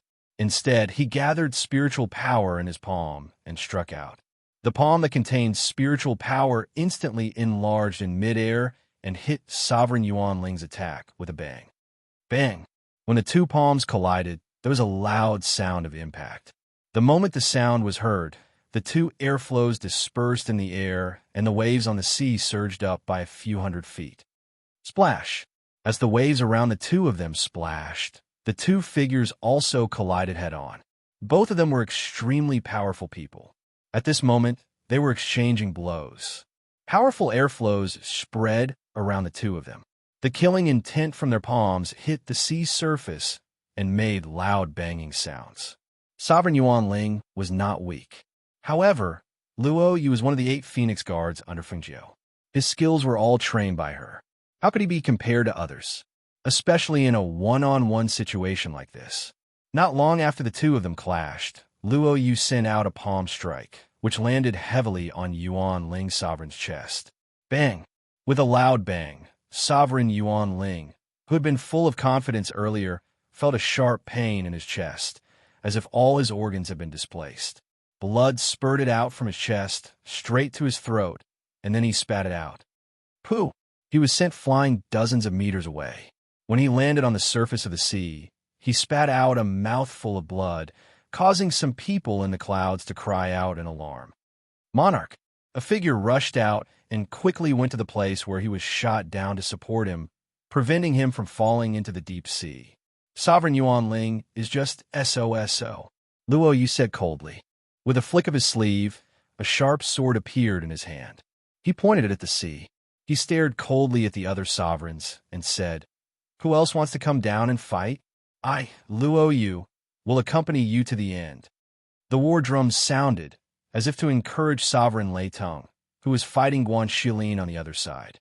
However, Sovereign Lei Tung was retreating more and more. Chapter 5076. Take a stab from your grandpa, Guan. Huh. He waved the long saber in his hand, and a sharp and powerful saber aura slashed towards his opponent. It was as ferocious as a tiger coming down from the mountains, sharp and unstoppable. The saber slashed down with irresistible force, extremely ferocious. A strong saber chi and a strong fighting spirit burst out from his body. Yuan Ling's sovereign's heart skipped a beat. He instinctively wanted to dodge, but unexpectedly, his dodging speed was not as fast as the saber chi that was about to strike him. Ah! A shrill scream suddenly rang out. An arm was chopped off and flew out, spinning a few rounds in the air before being thrown into the sea. Scarlet blood splashed out at that moment, sprinkling from mid-air to the surface of the sea, like little plum blossoms blooming in the sea before disappearing in an instant. The sound of the war drums suddenly stopped at this moment, as if they had not expected this scene. The 3 cultivators who were beating the drums stared with their eyes wide open, and their hands stopped beating the drums. Guan Shilin, you and I are irreconcilable. Lord Yuan Ling screamed and roared, his voice mixed with strong hatred and murderous intent. He covered his chopped-off arm with one hand, blood gushing out like a fountain, seeping into his palm and staining his robe red. Whoosh! Guan Shilin pointed his long saber at the sea and stared fiercely at the man with strong battle intent, saying, "Irreconcilable? Huh! Today, you will die under my saber, and your blood will dye the spirit East Sea red." As soon as he finished speaking, he gathered his chi and flew into the air. His whole body was like a shooting arrow, piercing and unstoppable. "Quick, help me." Lord Yuan Ling's expression changed. He held his chopped-off arm and quickly retreated, crying out in alarm and asking the other sovereigns in the clouds for help. The few of them looked at each other, and only then did they head down, splitting into several groups to go and help. This time, they were ordered to come, and they were all sovereigns. Naturally, they were wary of Fengjiu's subordinates. Since they had no chance of winning one-on-one, they would fight 2-on-1 or even 3-on-1. They didn't believe that they wouldn't be able to deal with them if they worked together. Leng Hua, who was standing at the bow of the ship, saw that Guan Shilin and Luo Yu each had 2 or 3 sovereigns working together to deal with them. On the surface of the sea, the whirlpool was getting deeper and deeper. He was worried that the Yama Lord would be alarmed by the temperature difference in the sea, so he immediately jumped into the sea. "Stop him!" One of the sovereigns ordered his men to stop Leng Hua, who was heading towards the sea. Just as he finished speaking, the cultivators they brought with them jumped down at this moment. Some of them fought against the Phoenix Guards, while others dove into the sea to stop Leng Hua. The sound of war drums rang out. Both sides were engaged in battle, their battle intent thick. The battle in the Spirit East Sea and the sound of war drums spread, alarming many experts. Some nearby people came to watch. When they saw that it was a battle between sovereigns, they were shocked and didn't dare to get close. They only retreated to a distance to watch. At the same time, because the war drums shook half the sky, Lung Hua, Qin Xian, and Yi Feifei rushed back as fast as they could. At the same time, they also quickly informed the others. In the sea, he dived into the sea and saw that the thing drilling was like a huge iron umbrella. Its powerful aura was accompanied by a terrifying airflow as it drilled into the depths of the sea. When the iron umbrella drilled into the bottom and touched the defensive boundary, its speed decreased significantly and became slower. Chapter 5077. Lung Hua's pupils constricted. He knew that this umbrella was not an ordinary item. At this moment, the tip of the umbrella contained a powerful airflow that was drilling into the barrier. He was worried that if he did not stop it, the barrier would be broken by this primeval chaos treasure umbrella. However, just as he was about to step forward, the surrounding cultivators surrounded him and attacked him with weapons in their hands. For a moment, it was even more difficult for him to avoid the siege of those people in the water and go to the primeval chaos treasure umbrella. As they fought in the sea, the waves surged and blood seeped out and dissolved in the sea. Beside Fengjiu, Lung Hua was considered to be the slowest cultivator. His cultivation was not as good as Luo Yu's. At this moment, he was surrounded by those cultivators in the sea. His body was cut by sword qi, and blood dyed his beige robe red. Clang. A sharp sound of a zither suddenly came. Before anyone could see the person, the sound wave had already attacked the cultivators who were fighting with the Phoenix Guards. At the same time, the lightning eagle in the sky cried out. Bolts of lightning struck down from the sky towards those cultivators. At the same time, Lung Xuan's black figure rushed out like a ghost. The long sword in her hand slashed down with a murderous aura. Luo Yu, I'm coming to help you.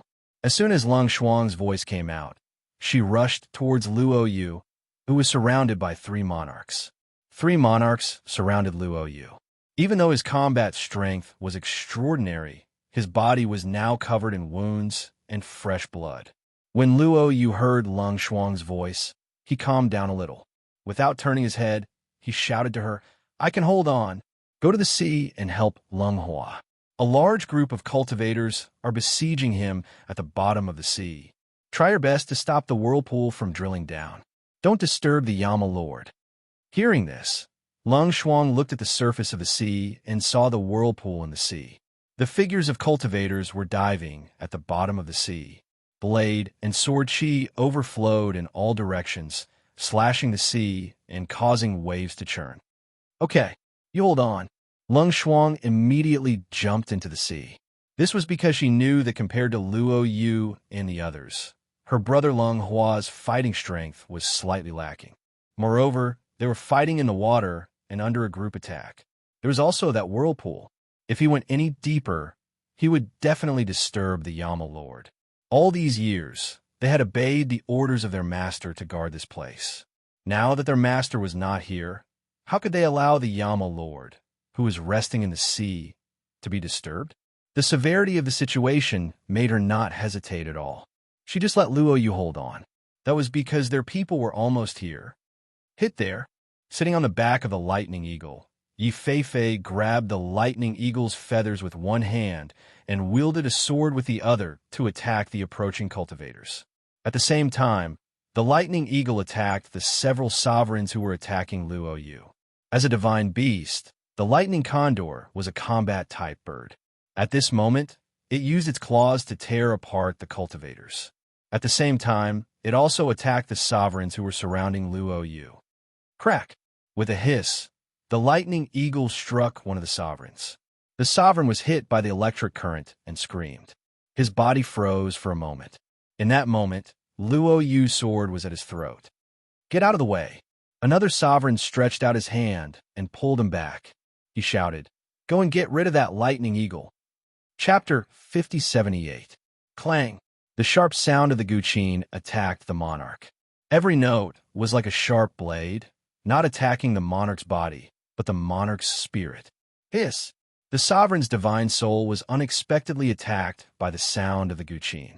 He sucked in a breath of cold air and felt his divine soul being hit hard.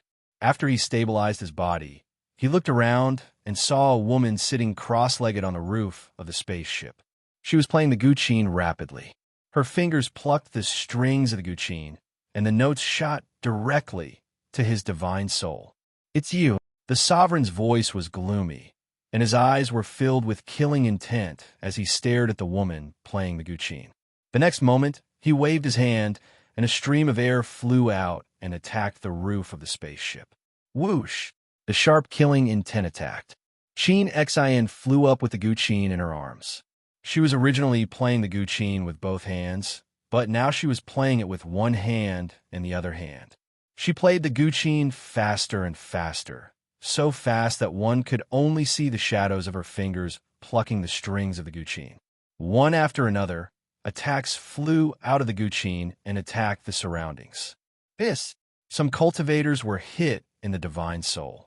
They screamed and fell into the sea with their hands covering their heads. Water can conduct electricity. Electrocute them to death. Yi Fei shouted. After blocking the sharp sword of a cultivator who was attacking her, she flew up and kicked him. As soon as she shouted, the lightning eagle took the opportunity to attack the cultivators who fell into the sea. In an instant, screams could be heard from below. Okay, be careful. Lung Shuang and the others are in the water. Don't hurt them. Yi Fei shouted hurriedly. You're courting death. Be careful, Fei. Suddenly, a voice filled with killing intent came from behind Yi Fei. At the same time, it was accompanied by Qin Xin's exclamation. Yi Fei only felt the hair on her back stand on end. An extremely powerful momentum and terrifying killing intent froze her whole body, and she couldn't even turn around. Bang! A palm landed heavily on Yi Fei's body, sending her flying. Her body flew off the back of the Flash Eagle and fell into the sea. Pooh! Blood spurted out from Yi Fei's mouth. She couldn't even stabilize her body. She only felt as if that palm had shattered all her internal organs. That kind of intense pain from the inside out caused her face to turn pale and her eyes to darken. It was as if she couldn't even hear anything. She only knew that she was falling. When the lightning vulture saw that she was falling, it no longer cared about attacking others. It quickly retracted its wings and dived down to catch her. Master, Yi Fei, who had fallen onto the lightning condor's back, had blood flowing out of her mouth. She opened her eyes and tried to stand up with her sword in her hand, but her body did not have the slightest bit of strength. In the end, darkness swallowed her up. Fei. Qin exclaimed.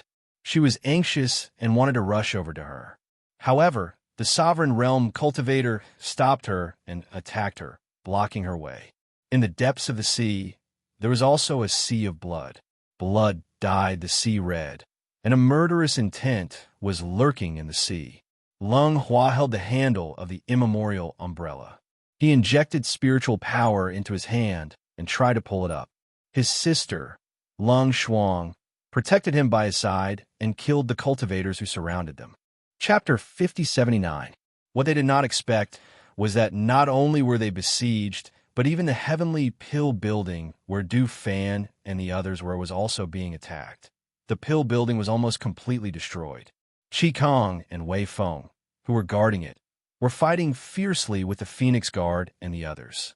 However, not long ago, they received news from Lung Hua and Lung Shuang that they were also being attacked in the Eastern Sea Spirit region. Therefore, some of them stayed here while others rushed to the Eastern Sea Spirit region. Compared to the pill building, the Eastern Sea was more important because the Yama Lord was there. Before Fengjiu ascended, he had left them many things, and the teleportation scroll was one of them. However, when Du Fan, Fan Lin, and the others appeared with a flash of light from the teleportation scroll, they saw the scene of Qin Xin being shot down into the sea. Qin Xin! Fan Lin's heart skipped a beat as he cried out in surprise. His figure quickly rushed out. However, they had come from the teleportation scroll and landed on the shore. No matter how fast they were, it would take them some time to reach the place where the spaceship was. Therefore, no matter how fast they would not be able to catch Qin Xian before she fell into the sea. Fortunately, when the lightning eagle was dodging with the unconscious Yi Fei, it saw that Qin Xian was injured and hurriedly flew down to catch her. When it saw Du Fan and the others coming, it immediately flapped its wings and flew towards them. Damn it! Seeing the situation here, Gumo's expression was extremely ugly as he cursed in a low voice.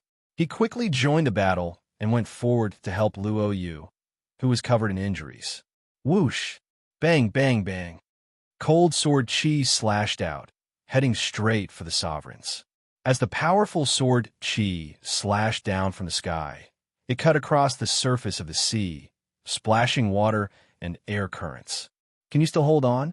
Guillermo came to his side and asked while supporting him with one hand. Phew, you're finally here. If you came any later, I really wouldn't have been able to hold on. Luo Yu heaved a sigh of relief.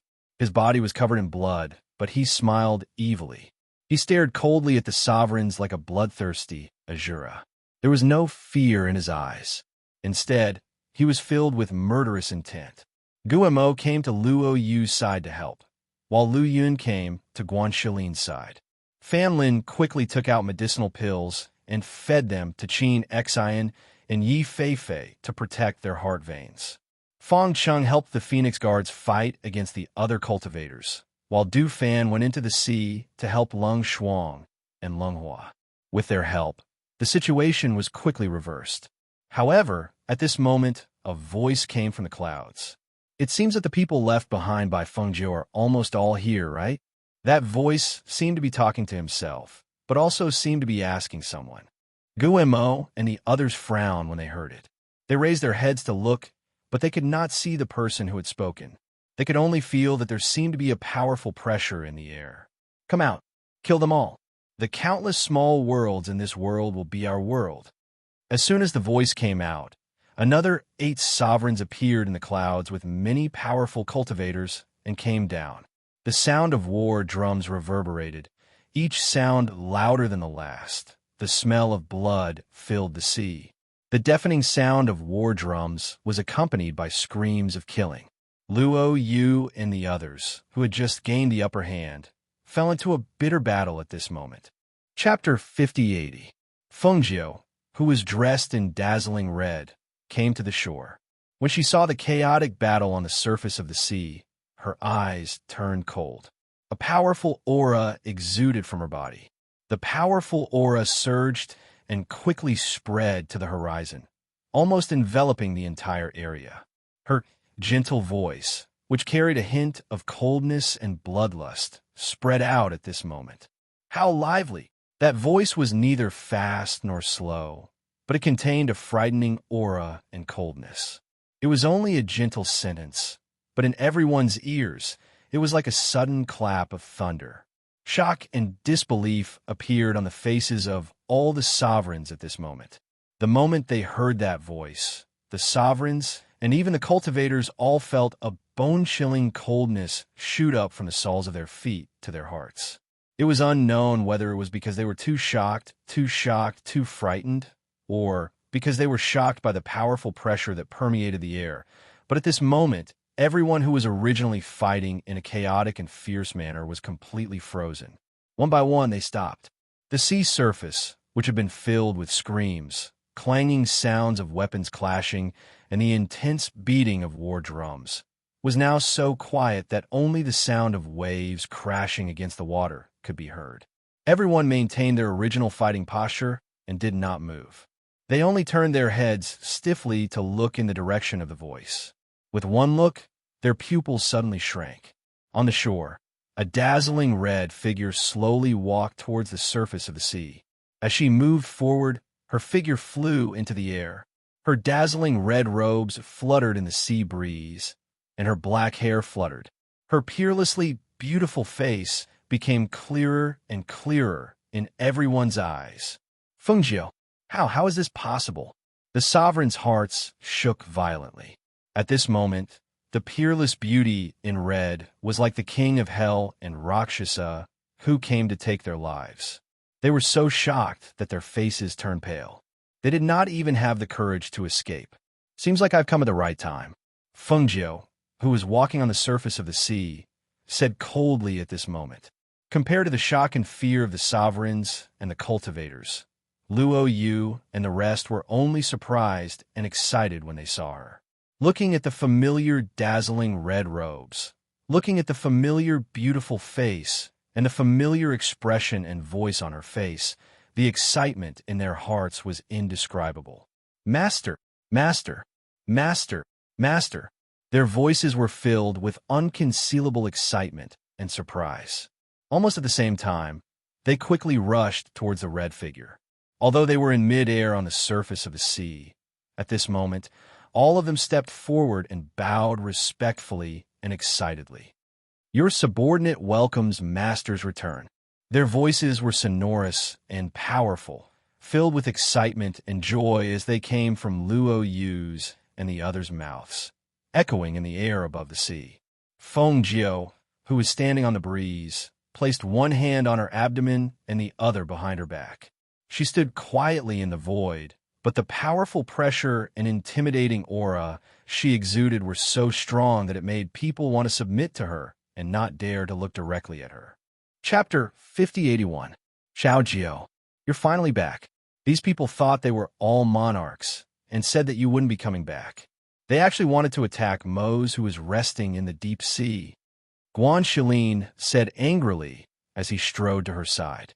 Hearing this, Fengjiu's gaze fell on the surface of the sea 10 meters in front of her. There, the whirlpool was spinning and the air was surging. She stretched out her hand, and a wave of spiritual energy rushed out, instantly sucking up the thing below. Whoosh! Splash! That thing flew out with a whoosh, causing countless splashes as it flew out of the water. Following that thing was Lung Hua, who was tightly holding onto the handle of the umbrella. Master! Master! Du Fan and Lung Hua flew out of the sea. When they saw Fengjiu appear in front of them, they were overjoyed and their eyes were filled with excitement. Fengjiu looked at them. They were all covered in cuts and bruises. Even her brother was soaked in blood. More importantly, these people dared to attack Mose in the Spirit East Sea when she wasn't around. This was unforgivable. I remember that when I ascended, I gave an order that the Spirit Sea of the East Sea was nourishing Xinyuan Moses' soul, and no one was allowed to disturb his peace. It's only been a few years, and you've already forgotten my words?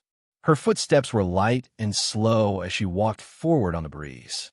With every step she took, the pressure that enveloped this area became a little heavier. Every sound and every word she spoke was like a clap of thunder that heavily smashed into their ears and hearts. It shook their blood and chi to the point that they were in great pain. Behind her, Luo Yu and the others couldn't feel the aura at all.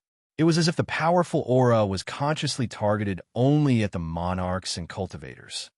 But the cultivators were not as strong as the monarchs. They all screamed as blood flowed out of their 7 orifices. One by one, they fell into the sea and died. Pooh! Pooh!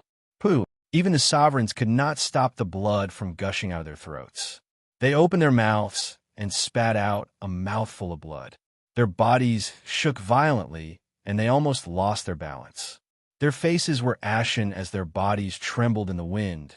Since you have forgotten, I can remind you again. Fengjiu was still walking forward at a leisurely pace, and the pressure in the air was gradually shrinking as she approached. Those who touch my reverse scale, I will make them live a life worse than death. Pooh! As she spoke, the sovereigns could only feel a powerful pressure pressing down on them. The powerful and terrifying airflow didn't even give them a chance to catch their breaths. They all spat out mouthfuls of blood. The sovereigns who could barely stand still felt as if they were being crushed by 2 huge mountains. Their bones were crushed and their bodies were compressed to the size of a child. However, it was not fatal. They still had a clear consciousness and endured the piercing pain from their spine. Chapter 5082. Fengjiu stopped in her tracks and looked at them coldly. However, she did not retract the power that was pressing down on them. Instead, she flipped her palm and a ball of heavenly life fire flew towards the feet of the sovereigns. I'll let you have a taste of dying by being roasted on fire. Perhaps you'll like it." Her voice was cold. She looked at them coldly, without a trace of warmth in her eyes. However, among these sovereigns, she left the sovereign of the southern city alone. Even though Fengjiu did not touch him, he was so shocked that he did not even have the strength to speak when he saw the miserable state of the sovereigns. Who would have thought that Fengjiu would come back? Who would have thought that Fengjiu would come back? Clearly, for tens of millions of years, no one who had ascended had been able to come back. How'd she do it? If he had known that Fengjiu would come back, he would not have dared to do what he did today. Now, regret and fear intertwined in his heart. His body trembled uncontrollably. However, he could only stare at the sovereigns around him in horror as they suffered excruciating pain. The sovereigns, powerful cultivators, could only scream in pain, regret, and fear at this moment. Some of them could not bear the excruciating pain and were ready to abandon their physical bodies to escape. However, their spiritual souls turned into a ball of light and flew out of their bodies. They were caught by Fengjiu. "Did I allow you to escape? Do you think you can escape?" Fengjiu's voice was indifferent. She didn't even move. She just stood there and grabbed at the air. The spiritual halo fell into her hand. "If you fall into my hands, you won't even have the chance to be reincarnated." As she spoke, the flames in her hand surged, and she crushed the ball of spiritual souls in her hand. Then, the ball of spiritual souls was blown away by the wind and fell into the sea. Looking at this scene, the sovereign of the southern city was so shocked that his body stiffened. He wanted to beg for mercy, but he could not say a word due to his intense fear. He could only watch as Fengjiu tortured the sovereigns to death in front of him. Not even their spiritual souls were left behind. "Do you know why I'm keeping you alive?" Fengjiu looked at the sovereign of the southern city and asked indifferently. Phoenix Master, please spare my life." His entire body was weak, and he could not even stand. He was being forcefully pulled by a force. Fengjiu looked at him and curled her lips, revealing an indifferent and merciless smile. "You should know that those who touch my reverse scale have no chance of survival. I'm keeping you alive because I want to know what happened here in the years that I wasn't around." As she spoke, she walked forward step by step until she was in front of him. Under his terrified gaze, she placed her index finger between his eyebrows and started to search his spiritual soul. After a while, she retracted her hand. The sovereign of the southern city, who was initially terrified, was now in a daze. She waved her sleeve, and a ball of flames burned him to ashes. She turned around and looked at the umbrella that Lung Hua was holding tightly. It was the Chaos Treasure umbrella. At this moment, it was sealed by her aura and was held in Lung Hua's hand. Chapter 5083. As she spoke, under Lung Hua's slightly stunned gaze, she raised her hand and waved it, erasing the soul contract on the Chaos Essence Treasure umbrella. Just as she erased the spiritual contract on the Chaos Essence Treasure umbrella, someone in the heaven realm suddenly spat out a mouthful of blood. His eyes were fierce as he gritted his teeth and said, "Fengjiu." On the surface of the sea, Lung Hua looked at the Chaos Essence Treasure umbrella in his hand. It didn't seem like it wanted to fly away anymore. Instead, it calmed down and landed firmly in his hand. He couldn't help but be stunned. He quickly regained his senses and said, "Lung Hua, thanks, Master." Therefore, he quickly dripped his blood on the treasure to make it his master.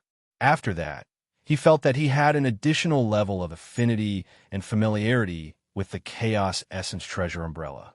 Fengjiu then looked at everyone and said to them word by word, "I, Fengjiu, am back." Everyone looked at their master, who was as dazzling as the sun. They were overjoyed. Every one of them smiled from the bottom of their hearts. The alliance of the sovereigns was an intense and tragic battle for them. However, to their master, one person was enough. "Master, when we received news from Lung Hua and the others and rushed back, the Pill Pavilion was also under siege," Du Fan quickly said. Hearing this, Fengjiu nodded and said, "I understand." As soon as she finished speaking, her gaze fell on the surface of the sea. She released her divine sense and looked down. When she saw that the defensive boundary she set up at the bottom of the sea was still there, she knew that this fierce battle didn't disturb Amo Zay's spiritual soul. Therefore, she said to everyone, "Treat your wounds first. I'll go to the pill pavilion to take a look."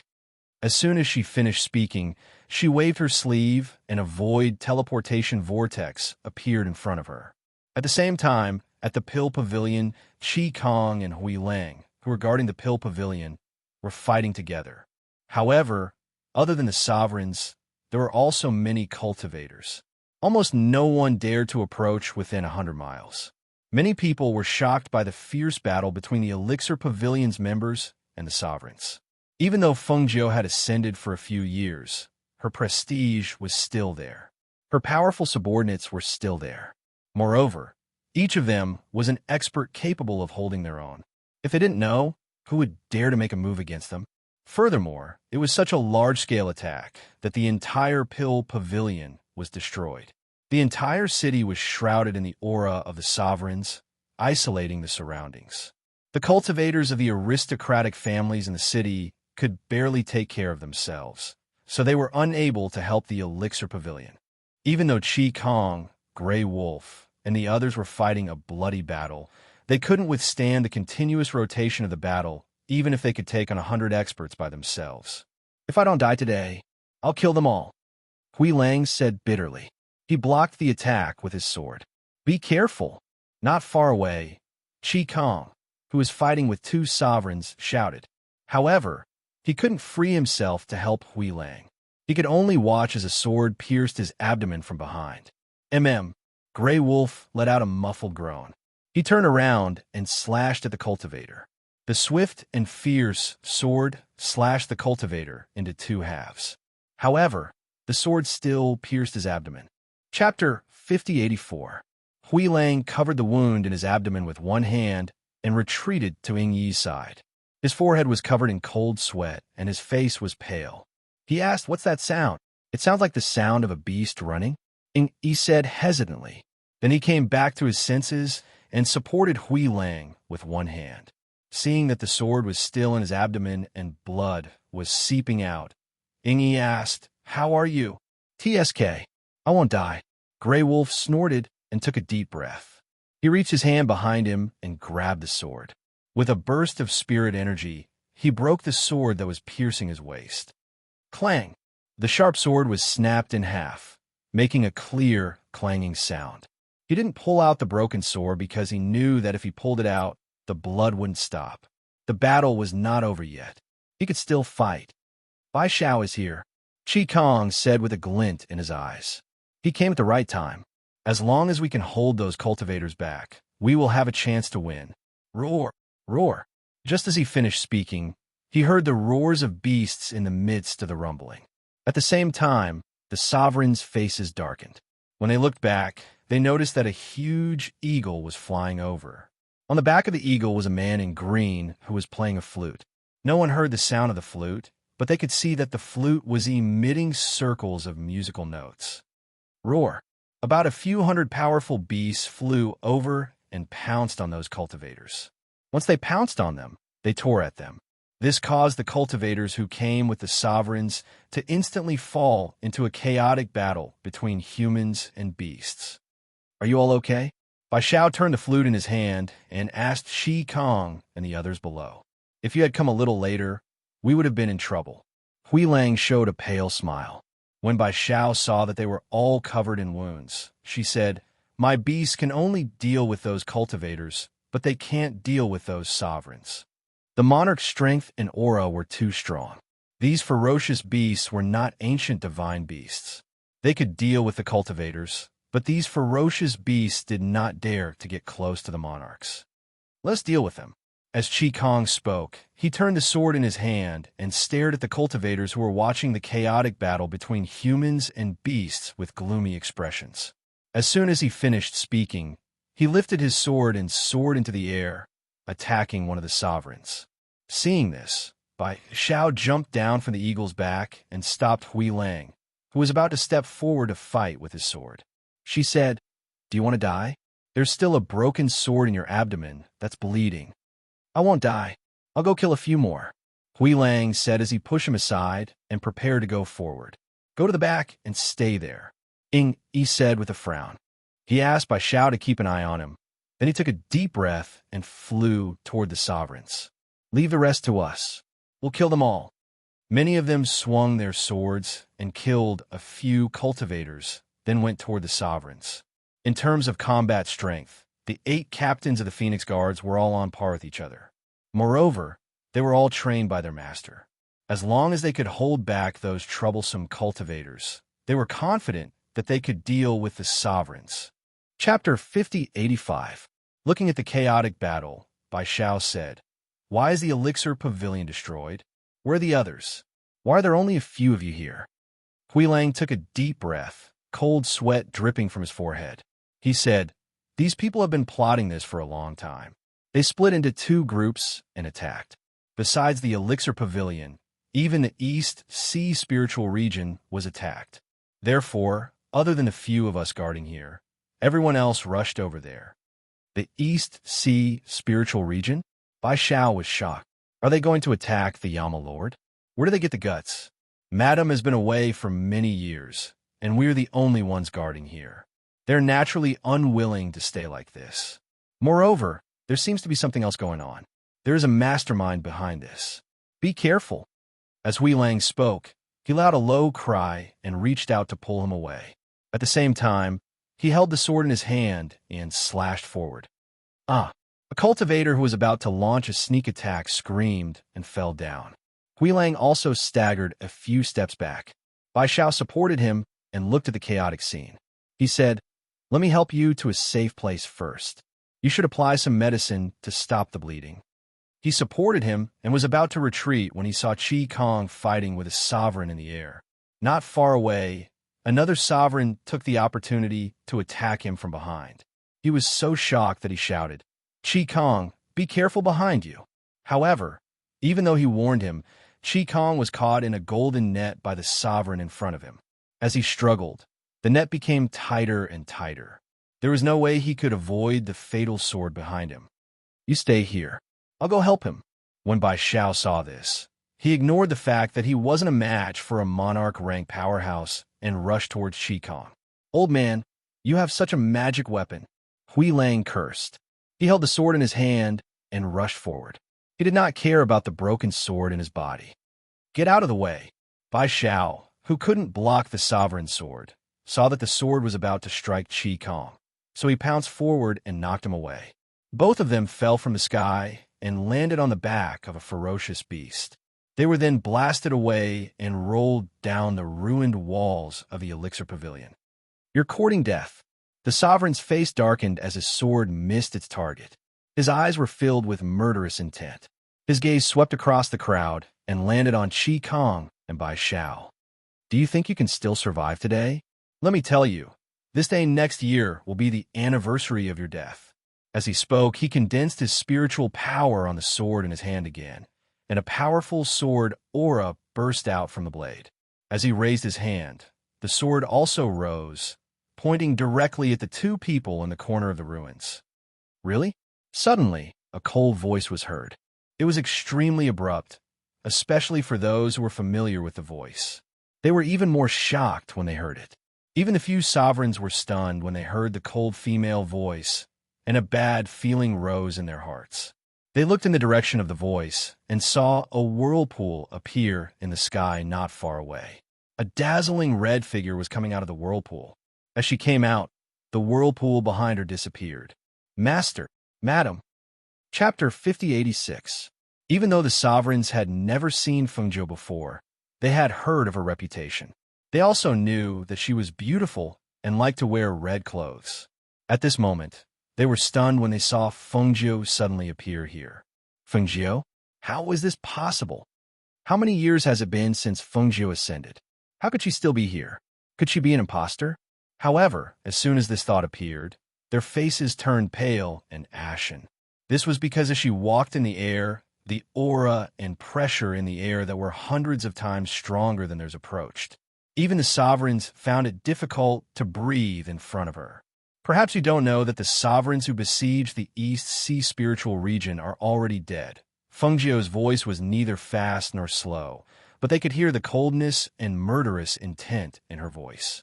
This day next year will not only be the anniversary of their deaths, but also the anniversary of your deaths. As she said this, the sovereigns started bleeding from their 7 orifices.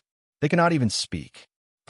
The powerful pressure caused the blood in their bodies to run amok. Their vision became blurry because of the blood that seeped out of their eyes. They also spat out a mouthful of blood from their hearts. They could not even stand in the air and fell. At this moment, countless ferocious beasts were still fighting with the sovereigns a moment ago. However, after Fengjiu's voice and her arrival, the ferocious beasts all lay on the ground obediently. They did not even dare to raise their heads. As for the sovereigns, they were all lying on the ground and did not dare to move. Their bodies were trembling, especially those who had seen Fengjiu before. They were so scared that they fainted. Qi Kong and the others saw their master raise her hand. A few rays of cold light instantly shot into the sovereigns' foreheads. At the same time, their souls were shattered and their lives were extinguished at that moment. You dare to destroy my alchemy pavilion? You have guts. The cultivators felt a chill in their hearts. They knew that today was not only the death anniversary of the monarchs, but also their own death anniversary.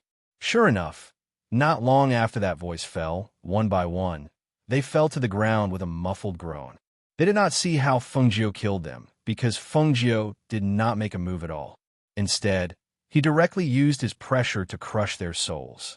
Little Bai, get these ferocious beasts to leave the city, Fengjiu said, looking at Bai Xiao in the corner. Yes, Bai Xiao immediately responded. She stood up and looked at the sky.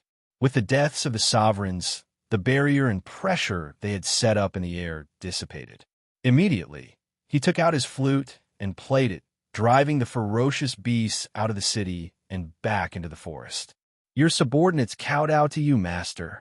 Under the lead of Qi Kong and the others, along with the Phoenix Guards who were guarding the alchemy pavilion, they all knelt on one knee and bowed respectfully. They looked at their master with excitement.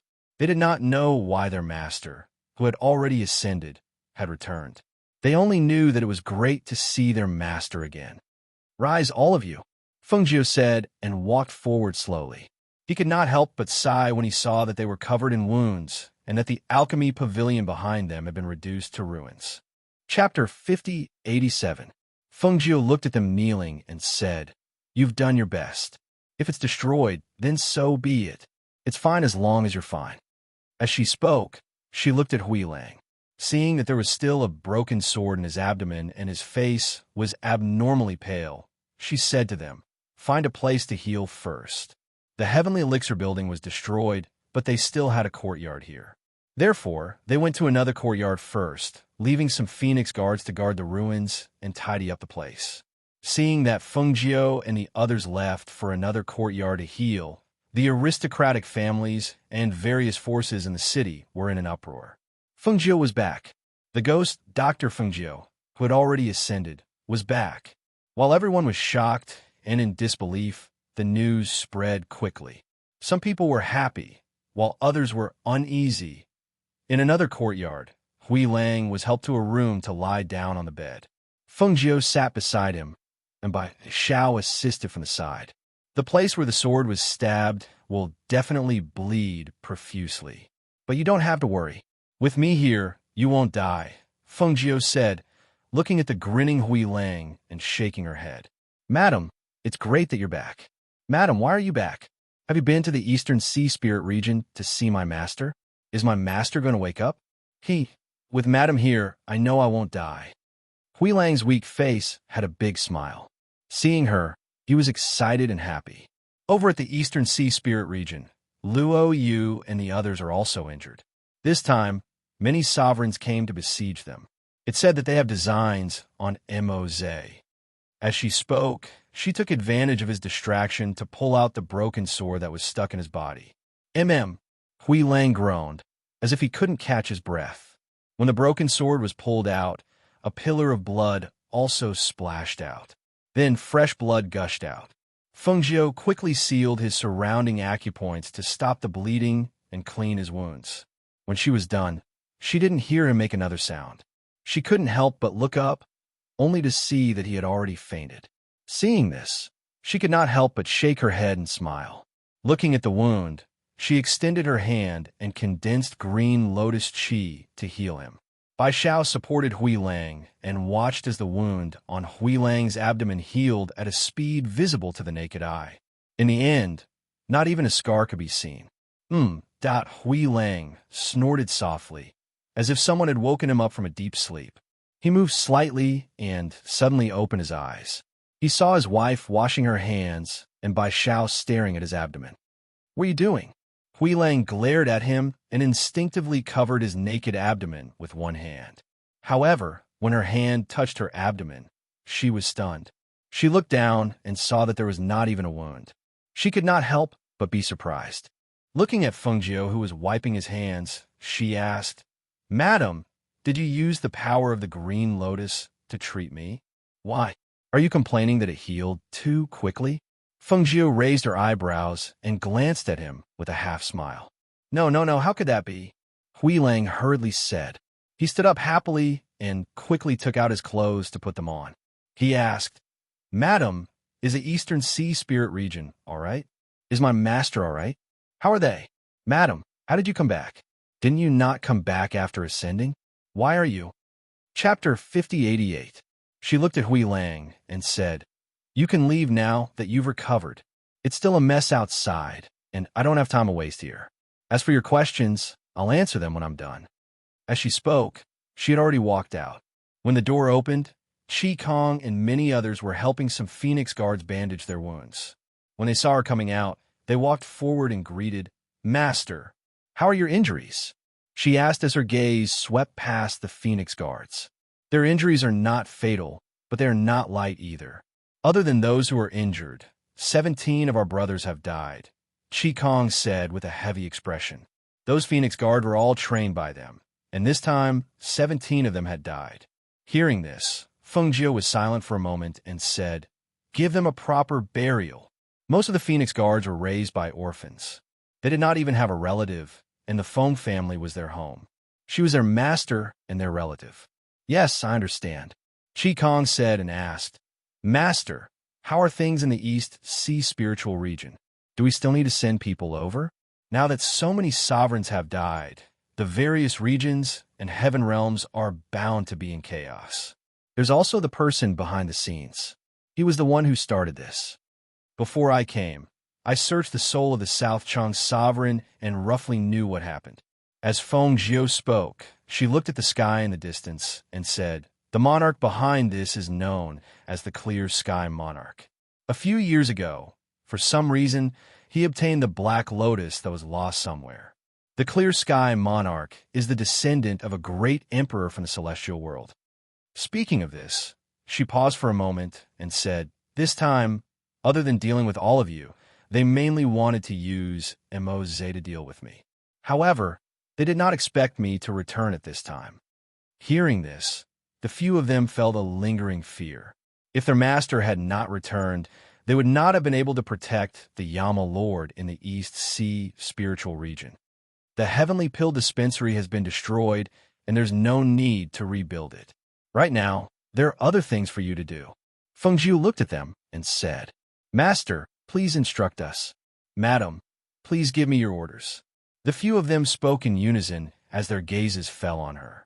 Now that she was here, no matter what she asked them to do, they would be at ease. "Guard the heaven realm well. Now that so many sovereigns have died in my hands, there will definitely be chaos. You all," as she spoke, suddenly, as if she had sensed something, her expression changed abruptly. "Not good." With a flick of her sleeve, a teleportation vortex appeared in front of her, and the red figure quickly rushed into it. Chi Kong and the others were stunned. By the time they reacted, the teleportation whirlpool was about to close. Chi Kong immediately shouted, "Hui Lang, follow them." Almost as soon as he finished speaking, Hui Lang's figure quickly swept past and jumped into the vortex. At the same time, the vortex disappeared. Did something happen in the Eastern Sea Spirit region? Master's expression is so panicked. I'm afraid this matter has something to do with the Yama Lord. Many people at the side said with a solemn and worried expression. He pursed his lips and didn't speak. This was because he knew that many people's guesses were probably not far from the truth. Chapter 5089. In the Spirit Sea region, not long after Fengzhou left, a huge wave was set off on the surface of the sea. It was as if something fell from the sky into the sea at that moment, splashing water on the huge wave. The movement on the surface of the sea alerted Du Fan and the others. They quickly came out to check, only to see the wave surging more than 10 meters high towards their spaceship. What's going on? Why are there suddenly waves without any wind? Luo Yu came out and was stunned when he saw the huge wave. Weren't all the sovereigns killed? Who else could be causing trouble? Guan Shilin said with a frown, staring at the huge wave on the surface of the sea.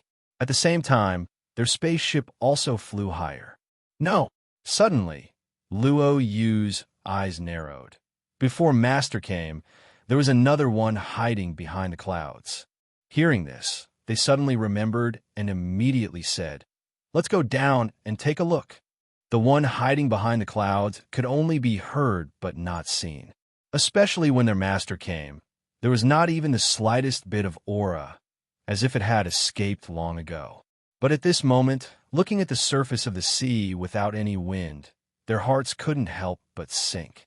However, just as they jumped into the sea, a powerful airflow suddenly surged up from the bottom of the sea. It was as if something had exploded.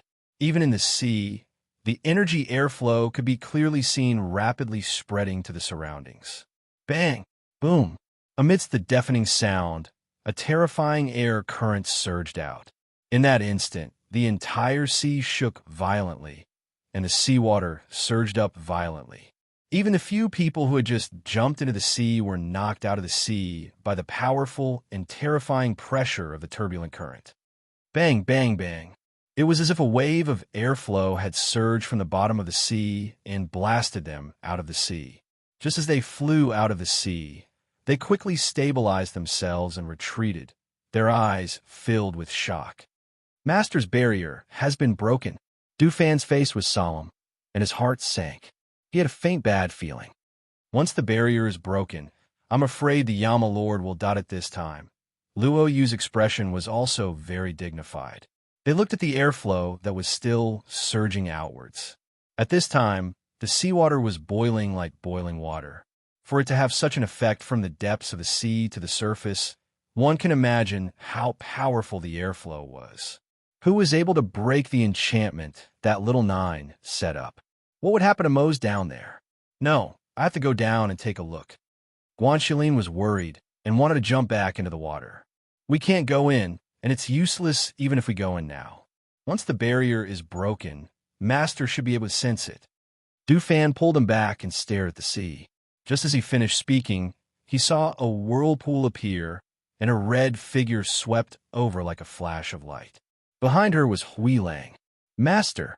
They hurriedly called out and reported the matter. A huge wave suddenly appeared in the sea. We want to go to the bottom of the sea to check it out, but we were sent flying by the violent turbulence below. It seems that the enchantment set up by Master has been broken. Chapter 5090. As she spoke, she extended her divine sense downwards to search for Mo Zay's location. However, her heart sank when she did so.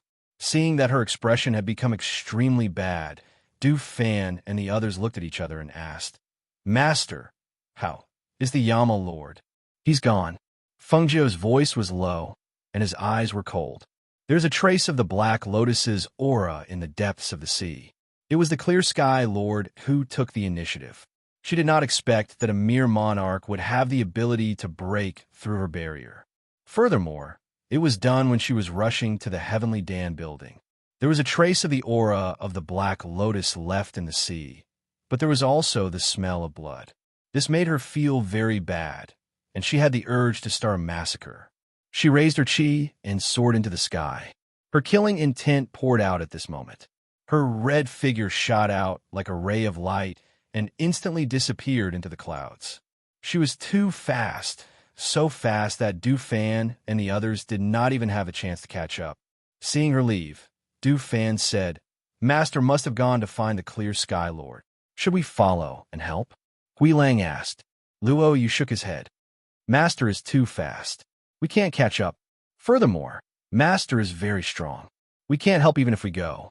Now that so many sovereigns have died, it will definitely cause chaos. What we need to do is to stabilize the chaos so that Master has no worries. Hearing this, Hui Lang glanced at him and said, just now, when we were over there, Madam also said the same thing to Chi Kong. He paused and looked at the horizon. He said worriedly, but now that Master is gone, will something happen? I think that nothing will happen to the Yama Lord. Even if he hasn't woken up yet, the Clear Sky Lord wants to threaten Master. Master will definitely not let anything happen to the Yama Lord. Otherwise, if something really happens to the Yama Lord, he won't be able to live. Du Fan said slowly. He stared at the sea where the airflow was gradually dissipating. He said, although he is no longer down there, I feel that there's a need to go down and check. I'll go down with you, Lung Hua said. Du Fan looked at him and nodded. All right. With that, the two of them jumped into the sea. Let's go back and arrange things, Luo Yu said as he turned around and headed back to the spaceship. No one knew when the huge waves had dissipated and the churning seawater had gradually calmed down. However, everyone's hearts were unusually heavy because the Yama Lord had disappeared. In the spacecraft, Fan Lin was treating Qin Xian and Yi Fei Fei. As soon as he walked out of the cabin, he saw them and asked, how is it? The few of them shook their heads and briefly explained the situation. Hearing their words, Fan Lin and the others couldn't help but frown. That's going to be troublesome. Madam has already gone after them. She'll be fine, Hui Lang said. No one knew if he was telling them or comforting himself. After a long time, Du Fan and Lung Hua returned from the bottom of the sea. When they landed in the spaceship, they pursed their lips tightly, their expressions extremely ugly. How was it? Did you find anything? Guan Shilin hurriedly asked. Du Fan and Lung Hua looked at each other. Lung Hua said, we found some extremely small pieces of a corpse at the bottom of the sea. Master said that the body that broke her barrier self-destructed, but under those circumstances, we felt that something was wrong. Chapter 5091. Hearing their words, a few of them frowned and said, if there was one person who blew up the barrier, then there must be another person who could take the Yama Lord away. However, only an instant passed between the moment the commotion occurred and the moment we came out to investigate. We didn't see anyone leave from the surface of the sea at all. I reckon that they left directly from the bottom of the sea. Furthermore, under such circumstances, even a monarch wouldn't be able to take the Yama Lord away unscathed when another monarch self-destructed. As Du Fan spoke, he looked at them and said, I want to make a trip to the Heaven Realm under the jurisdiction of the Clear Sky Monarch. He had some things that he wanted to verify. If things were really as he thought, then it would really be troublesome. Hearing this, Luo Yu and the others said, that's good too. Master is going alone. Go over and see if there's anything that you can help with. If there's any news about the Yama Lord, remember to tell us. Du Fan responded. Then he gathered his chi and flew towards the sky. Lung Hua was deep in thought. He didn't say anything at the side. No one knew what he was thinking about. Because she had searched the soul of the South Chang monarch, she was very clear about the location of the Clear Sky Monarch's territory. When the sky darkened, she came to this area. She arrived quietly and didn't alarm anyone. Instead, she went straight to the palace of the Clear Sky Monarch to investigate quietly. Along the way, she was also thinking about how the Clear Sky Monarch made a monarch self-destruct to break her barrier. Also, how did he not get injured by the powerful air currents of the explosion and take Mo's away under such circumstances? Could it be that the Clear Sky Monarch had some kind of treasure that could save his life? Otherwise, how could all of this be explained? The palace was heavily guarded, and there were guards patrolling everywhere. However, it was extremely easy for her to pass through. With the strength of these guards, it was impossible for them to discover her. Without alerting anyone, she managed to get a rough idea of the palace. However, she did not find the Clear Sky Sovereign's people. He wasn't here? Had he run to another place to hide? Was that even possible? No matter how big the outside world was, it would be as safe as the palace she was familiar with. Moreover, She believed that there would definitely be some sort of underground secret room in the palace. Perhaps the Clear Sky Monarch had hidden Mose somewhere in the palace. After searching for a while, she still couldn't find him. She took a deep breath and suppressed the irritation and killing intent in her heart. As she calmed herself down, she began to search the entire palace with her divine sense. As soon as she searched with her divine sense, some of the stronger cultivators in the palace instantly noticed it. "Who is it?" Dignified shouts came from various parts of the palace. At the same time, figures leaped out from various places and stood in the air. Their sharp eyes carried an intimidating aura as they searched for the uninvited guest who dared to use his divine sense to search the palace. When their gazes swept past the darkness and landed on the red figure that was still clearly visible in the dark, some people's pupils involuntarily constricted as shock and disbelief flashed across their eyes. Ghost Dr. Fengjiu. Chapter 5092. Fengjiu glanced at them, and her cold voice spread in the night wind. "Where's the Clear Sky Monarch?" The monarch didn't come back," one of them said with a trembling voice. His entire face turned pale when he saw her. "Is that so?" Her voice was indifferent. However, in the next moment, a long sword that was suffused with a green light appeared in her hand. The sharp tip of the sword was slanted towards the ground, and a biting cold sword energy was released from the blade. It was extremely fierce and terrifying. That murderous aura was felt by the cultivators who were 100 meters away. When they saw her brandishing her long sword, their eyes narrowed. Some turned and fled, while others knelt down and exclaimed, "Have mercy, Ghost Doctor. I know that there's a secret room in the monarch's palace. Maybe he's hiding in the secret room. I can bring Ghost Doctor to look for him." Swish, swish, swish. The sharp sword intent attacked those cultivators when they turned and fled. A few rays of cold light with frightening, murderous aura shot towards them. A few screams sounded in the night, followed by the sound of a few people collapsing. Among those cultivators, only the trembling cultivator who knelt down was still alive. The red robe swept across the night, and in the blink of an eye, she arrived in front of that cultivator. "Lead the way." Fengjiu's cold voice was exceptionally clear in the night. Especially the murderous aura emitted from her body. It was even more frightening. Yes. That cultivator wiped off his cold sweat and stood up while trembling. He brought her to the palace below. However, because those cultivators were killed and their corpses fell below, it alarmed the guards who were patrolling the night. In an instant, chaotic footsteps could be heard from below, accompanied by a stern shout. "Who dares to barge into the Clear Sky Palace at night?" The guards who were patrolling the night and the shadow guards who were hiding in the dark all rushed out at this moment and quickly surrounded the two of them. These guards and shadow guards had never seen Fengjiu before, but they recognized the cultivator who was trembling beside her. Just as they were about to ask, they saw a murderous aura spread out, and a cold light swept across the night sky. She didn't use her aura to suppress and kill them directly. Instead, she used her killing intent to kill them directly, because at this moment, the murderous aura in her heart was surging. Only by seeing blood could she calm down. The cultivator who was following beside her saw this scene, and his lips kept trembling. There were at least 100 guards and shadow guards who surrounded them. However, in just a short while, those people fell one by one before he could even see how she appeared. Fresh blood splattered on the ground, and severed limbs scattered in all directions. Even someone like him who had seen many bloody scenes couldn't help but feel a chill in his heart when he saw this bloody scene. "Let's go." A cold voice suddenly sounded in his ears, startling him. He quickly led the way when the cultivator. This place was covered with layers upon layers of barriers and formations. If not for this person leading the way, it would have been difficult to find it in a short time. She glanced at the cultivator and asked, "Who are you? How do you know about the existence of this secret room?" Logically speaking, except for the owner of this place, no one else knew about this place. Chapter 5093. His voice trembled as he spoke in a small voice. He secretly raised his head to look at her.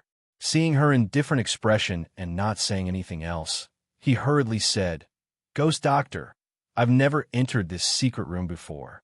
I don't know what's inside, but if the monarch has returned, his hiding place must be here. So, do you think I can he didn't dare to follow her in? What if he didn't find the monarch inside, and the Ghost Doctor became angry and killed him?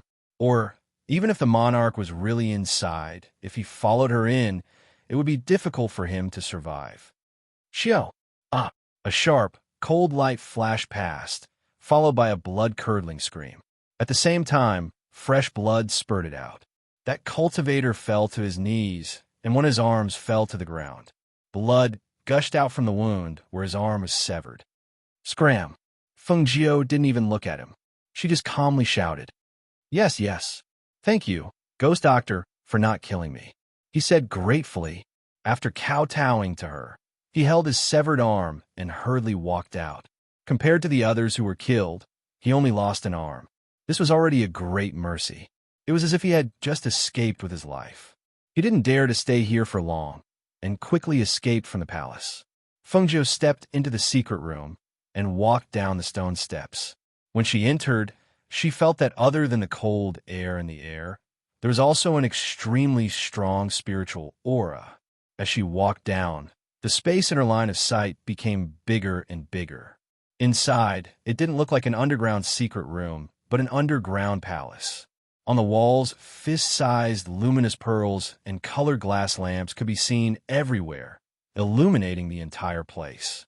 However, there was a faint mist that filled the air, as if it was condensed from cold air.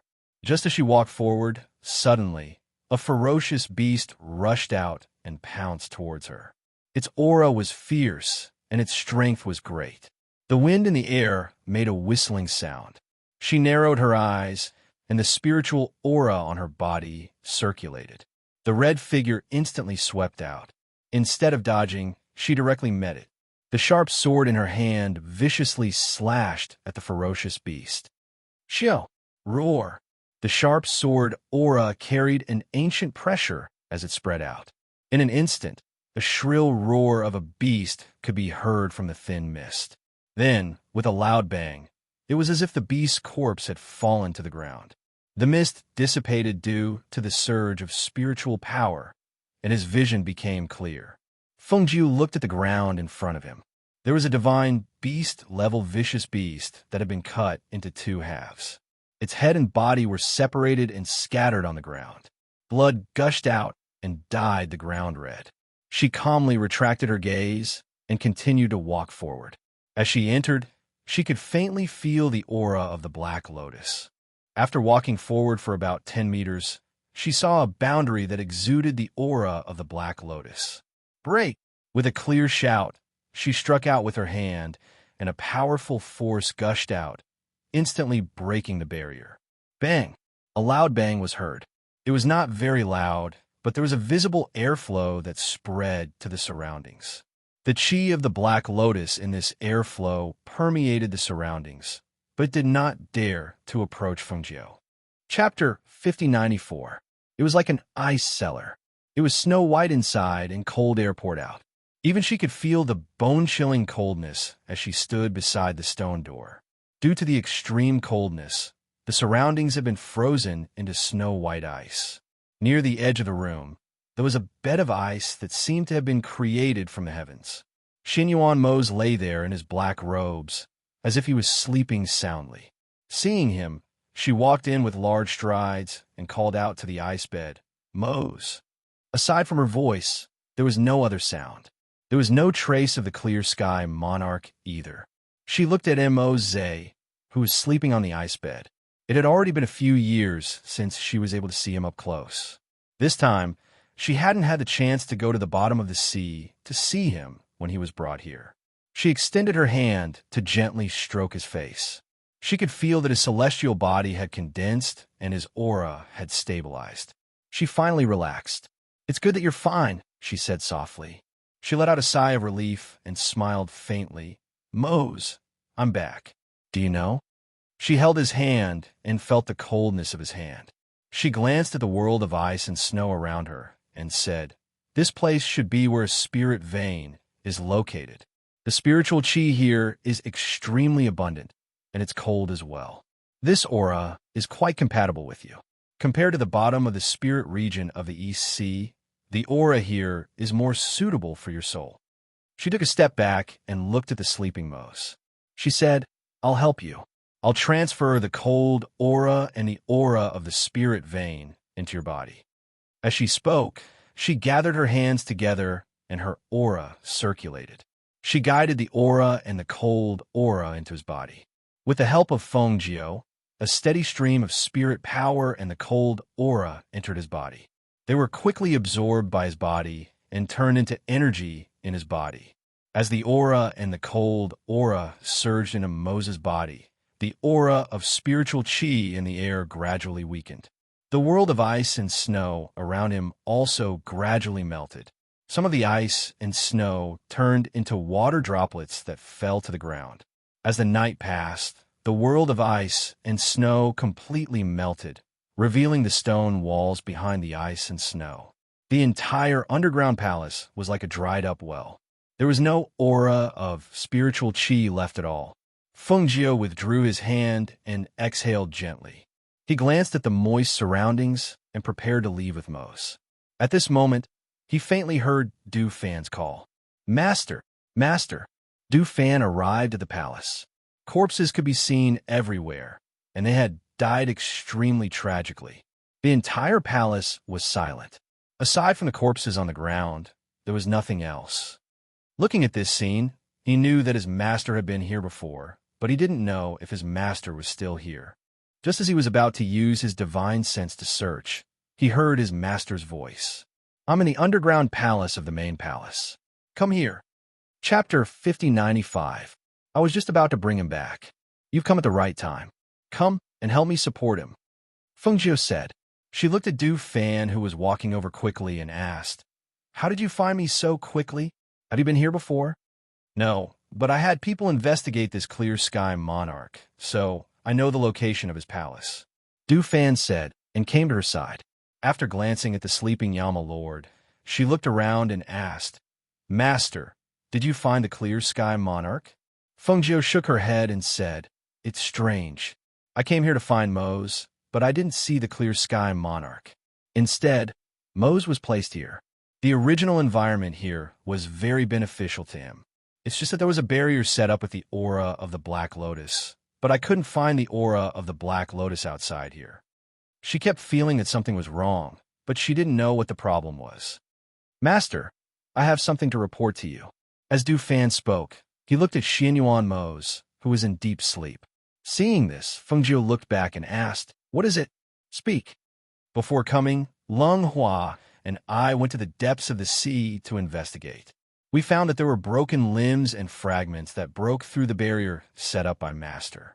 Master also said that it was self-detonation, and only monarchs could break through the defensive barrier set up by Master. However, there's something I don't understand.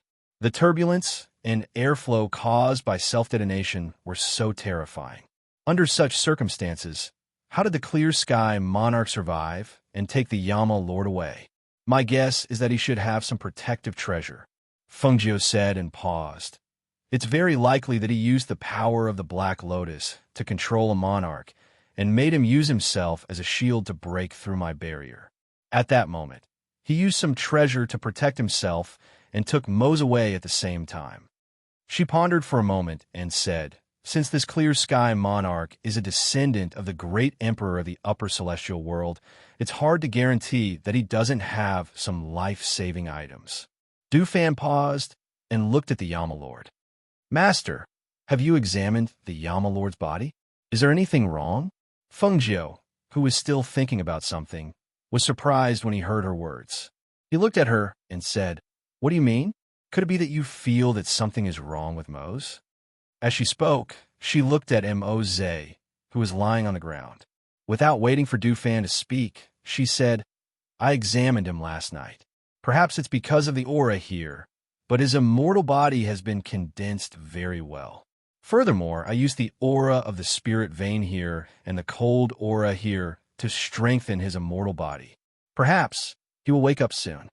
Of course, she had examined him and found that there were no problems in all aspects. This was also what she found strange. That clear sky monarch brought him here, but then disappeared, leaving only Mose here. What was the reason for this? And where did he go? Hearing her words, Du Fan's anxious heart finally relaxed. Since Master said that there's nothing wrong with the Yama Lord, then that's great. This place is rather humid. Master, let's go back first. Chapter 5096. Feng Jiao and Du Fan brought Mose to the courtyard where Qi Kong and the others were. After a night's work, Qi Kong and the others had the situation under control. When they suddenly saw the three of them, they couldn't help but be shocked and quickly went forward. Master, what happened to the Yama Lord? Master, Yi quickly went forward and helped to support him. Feng Jiao letting Yi and Du Fan help him in and said, something happened. There's no need to guard the spirit region of the East Sea. Send a message to Luo Yu and the others and tell them that we're here now. She paused for a moment before continuing. Also, tell my brother to tell my grandpa and the others that they don't have to worry and that they don't have to come all the way here in case. Before she could finish her sentence, she heard Du Fan's exclamation from inside. Master, come and see. Hearing the voice, Feng Jiao couldn't care about anything else and immediately walked in. As soon as he entered, he felt an extremely cold aura spreading out. At the same time, the aura of the Black Lotus surged out from Mose's body. Du Fan and Yi retreated because of the aura. They were anxious but didn't dare to go forward. Feng Jiao, who came in, saw Mose lying on the bed with an icy aura surging out from his body. At the same time, the aura of the Black Lotus also surged out from his body. The two auras seemed to be competing so much so that the entire room was filled with the aura of extreme cold and the aura of the Black Lotus. You two go out, Feng Jiao said and gestured for the two to come out. Seeing this, the two quickly went out and closed the door and stood guard by the door. Du Fan's expression was serious and his eyes were slightly lowered. No one knew what he was thinking. He looked back at the room behind him from time to time and couldn't help but ask, what's going on? Who brought Master out from the deep sea? Had his body already formed into an immortal body? And what's with the cold aura and the aura of the Black Lotus? Du Fan, you've been by Master's side for a long time, so you should know what's going on, right? Tell us about it. Qi Kong and the others also stepped forward. Du Fan looked up at them and said, the clear sky monarch broke through the defensive barrier that Master laid at the bottom of the sea and took the Yama Lord away. Master chased after him to the Clear Sky Palace and found the Yama Lord in the underground palace. When I went there, I didn't see the Clear Sky Monarch and only brought the Yama Lord back. As for the rest, I don't really understand. Hearing these words, the crowd looked at each other and didn't say anything else. They just waited there. In the room, Feng Jiao stood by the bed and watched as the two auras on Moses' body battled. Her eyes flashed. She could sense the faint aura of the Azure Dragon within the extremely cold Qi, while she could faintly sense an aura that did not belong to Mose within the Qi of the Black Lotus. As if she thought of something, her heart skipped a beat. She tapped on his forehead with her finger, and a trace of her divine sense entered his sea of consciousness. In the white sea of consciousness, there was an extremely cold Qi. She sent a wisp of her divine sense inside, and saw Mose, who was sleeping in the sea of consciousness, as well as the faint azure dragon shape and the wisp of divine sense that had turned into Qi on his body. Clear Sky Monarch, you really were hiding here. Chapter 5097. Even Mose, who was in a deep slumber, instinctively tried to devour the other party when he sensed that someone was trying to devour his soul and take over his body. The sleeping azure dragon Qi coiled around his body. At this moment, it was tightly wrapped around the Clear Sky Lord's soul. However, the Clear Sky Lord's soul had the imprint of the Black Lotus, which made the situation a little troublesome. Even though she had entered, this was Mose's sea of consciousness. She could not destroy the Clear Sky Lord's soul for him, or she would hurt Mose's soul and sea of consciousness. At this moment, the only person who could destroy the Clear Sky Lord was Mose himself. Feng Jiao, let's see how arrogant you can be when I take over his body. Ha ha ha. The face that was filled with hostility was revealed. Sinister laughter rang out from his mouth and reverberated in the sea of consciousness. Fengjiu did not move. She only looked at him quietly. She curled her lips and said, "Is that so? Do you think he's that easy to take over? Right now, he's only in a deep slumber, but he can still trap you. Do you think you have that chance?" Her voice became gentle and indifferent. She continued unhurriedly, "You're hiding here, but your descendants won't be as lucky as you. With my current strength and abilities, they'll fall into my hands even if they flee to the ends of the earth. Tell me, how do you think they should die then? Skin them alive and pull out their tendons?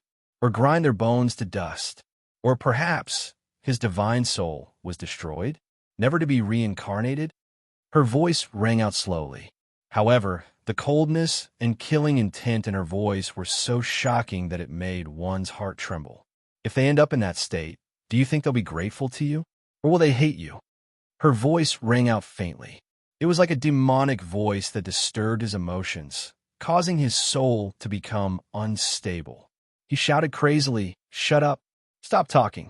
Stop talking!" His mind was in chaos. His soul became even more unstable, and the aura of his soul weakened. No! The weakening of his spirit caused him to cry out in fear. He felt the dragon chi of the azure dragon tightly binding him like an immortal rope. He didn't even have the chance to struggle. Moreover, the sleeping Xianyuan Mose's spirit was too powerful. His spirit, which wanted to devour Xianyuan Mose's spirit, was slowly being devoured. This knowledge caused him to feel fear from the bottom of his heart. No, I'll succeed. I'll succeed. He to kill Xianyuan Moses to kill him, and Moses' azure dragon's chi. And Mose. To Moses' soul. The azure dragon's azure chi, as soon as she left Mose's consciousness, she retreated and spat out a mouthful of blood. Hearing the commotion in the room, Du Fan and the others who were guarding the door were shocked. They quickly pushed the door open and ran in. "Master!" They saw Fengjiu holding the table with one hand and wiping the blood from the corner of her mouth with the other. They quickly helped her to sit down. "Master, how are you?" Chapter 5098. She caught her breath and sat down by the table. She looked at Mose on the bed and said, "The clear sky's sovereign soul is hidden in Moses' sea of consciousness." What? He was shocked. His expression changed completely. Du Fan had already guessed it. His heart sank when he heard her say that. He asked, "Master, do you have a way to find him and destroy him?" Fengjiu shook her head and said slowly, "I didn't find anything strange when I checked his pulse earlier. The clear sky's sovereign should have hidden himself. This caused such a commotion because he wanted to devour Moses' soul and take over his body. However, he underestimated Moses' strength. He failed to devour Moses' soul and is now trapped by the chi of the azure dragon." She paused and looked at Mose on the bed. She said, "The clear sky's sovereign is hidden in his sea of consciousness. No one can help him now. The only one who can destroy the clear sky sovereign is himself." But the Black Lotus. Chi Kong frowned slightly. He was rather worried. Fengjiu sighed softly and said, "That's what I'm worried about. If Moses' soul devours the clear sky sovereign soul, the Black Lotus will probably be branded in his soul.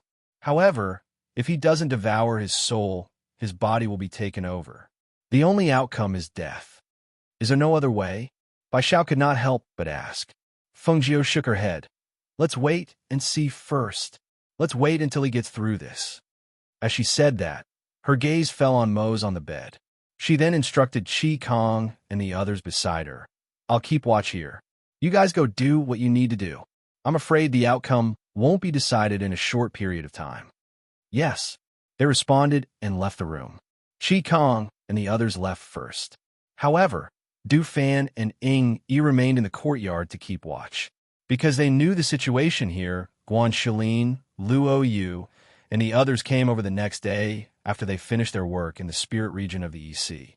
Other than them, the injured Yi Fei and Qin Xn were also sent over by them. Their injuries were rather serious.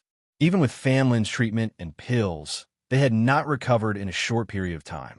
However, everyone was here, so it was convenient to take care of them. Guan Shilin strode in. Seeing Du Fan and Ying Yi in the courtyard, he asked, "Why are the two of you guarding here? How's Mose? Is he awake?" "Not yet," Du Fan said. We're all here. We finished dealing with the matters in the EC. We thought that since Master is here, we all came over. If there's anything, we could discuss it together," Luo Yu said. He looked at them and asked, "I heard from Qi Kong that the heavenly monarch spirit is hidden in the Yama Lord's sea of consciousness. How's the situation now? Is there a result?" "No," Yi said. He looked at the tightly shut door with worry in his heart. This old fart is quite bold. He actually wants to possess Master's body. Master is so powerful. Even if there's no result now, he'll definitely die in the end. Chapter 5099. She's been inside since she returned yesterday. We asked earlier, but Master said that there's no need. If she's inside, she can handle it immediately if anything happens. Du Fan said. Seeing that Lung Shuang was also there, she said, "Lung Shuang, go and ask the kitchen to prepare something that Master likes to eat. Master hasn't eaten anything since yesterday."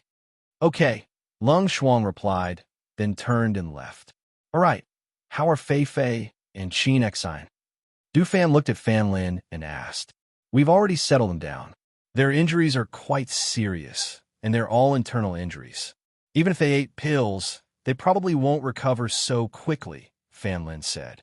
Thinking of their injuries, he couldn't help but say, "Fortunately, Master left us a lot of pills back then. Otherwise, it would be impossible for them to survive with such injuries. There was almost no chance of survival from a monarch's all-out attack. Fortunately, they went over in time and treated them in time." As they spoke, the door opened, and Feng Jiu walked out. Xiao Jiu. Guan Shilin saw her come out and hurried forward. Seeing that she didn't look too good, he comforted her. "Don't worry too much. Mose will be fine. That Hao Ian monarch won't be able to snatch him away." "Yes, Master. Yama Lord will definitely be fine. He's a person blessed by the heavens. He'll definitely be fine."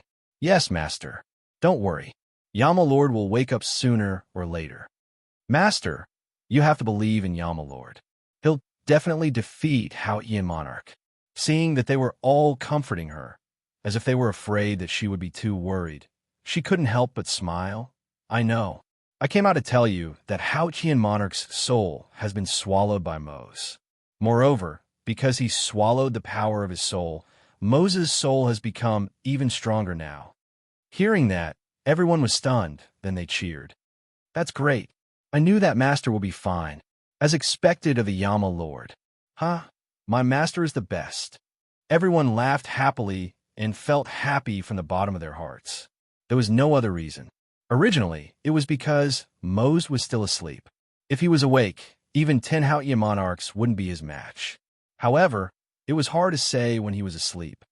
Therefore, when they heard this news, they were relieved and happy. Du Fan was calmer. Moreover, he had heard from his master that if the Yama Lord swallowed the clear sky sovereign's soul, the Black Lotus would stay in the Yama Lord's soul. Hence, at this moment, he looked at Feng Jiu and asked, "Master, what about the Black Lotus?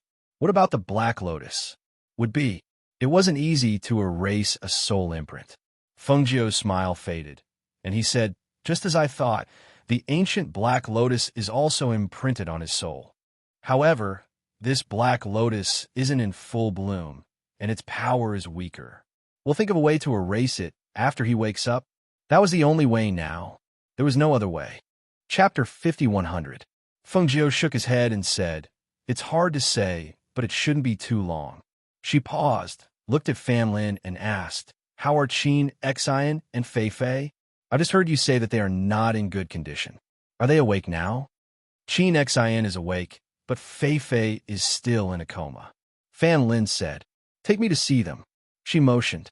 Hearing this, Fan Lin couldn't help but pause and said, "Master, don't you want to have a rest? Your body, it doesn't matter." She interrupted him, waved her hand, and said to Ying Yi and Hui Lang, "You two stay here. I'll be there in a while." "Yes." The two answered.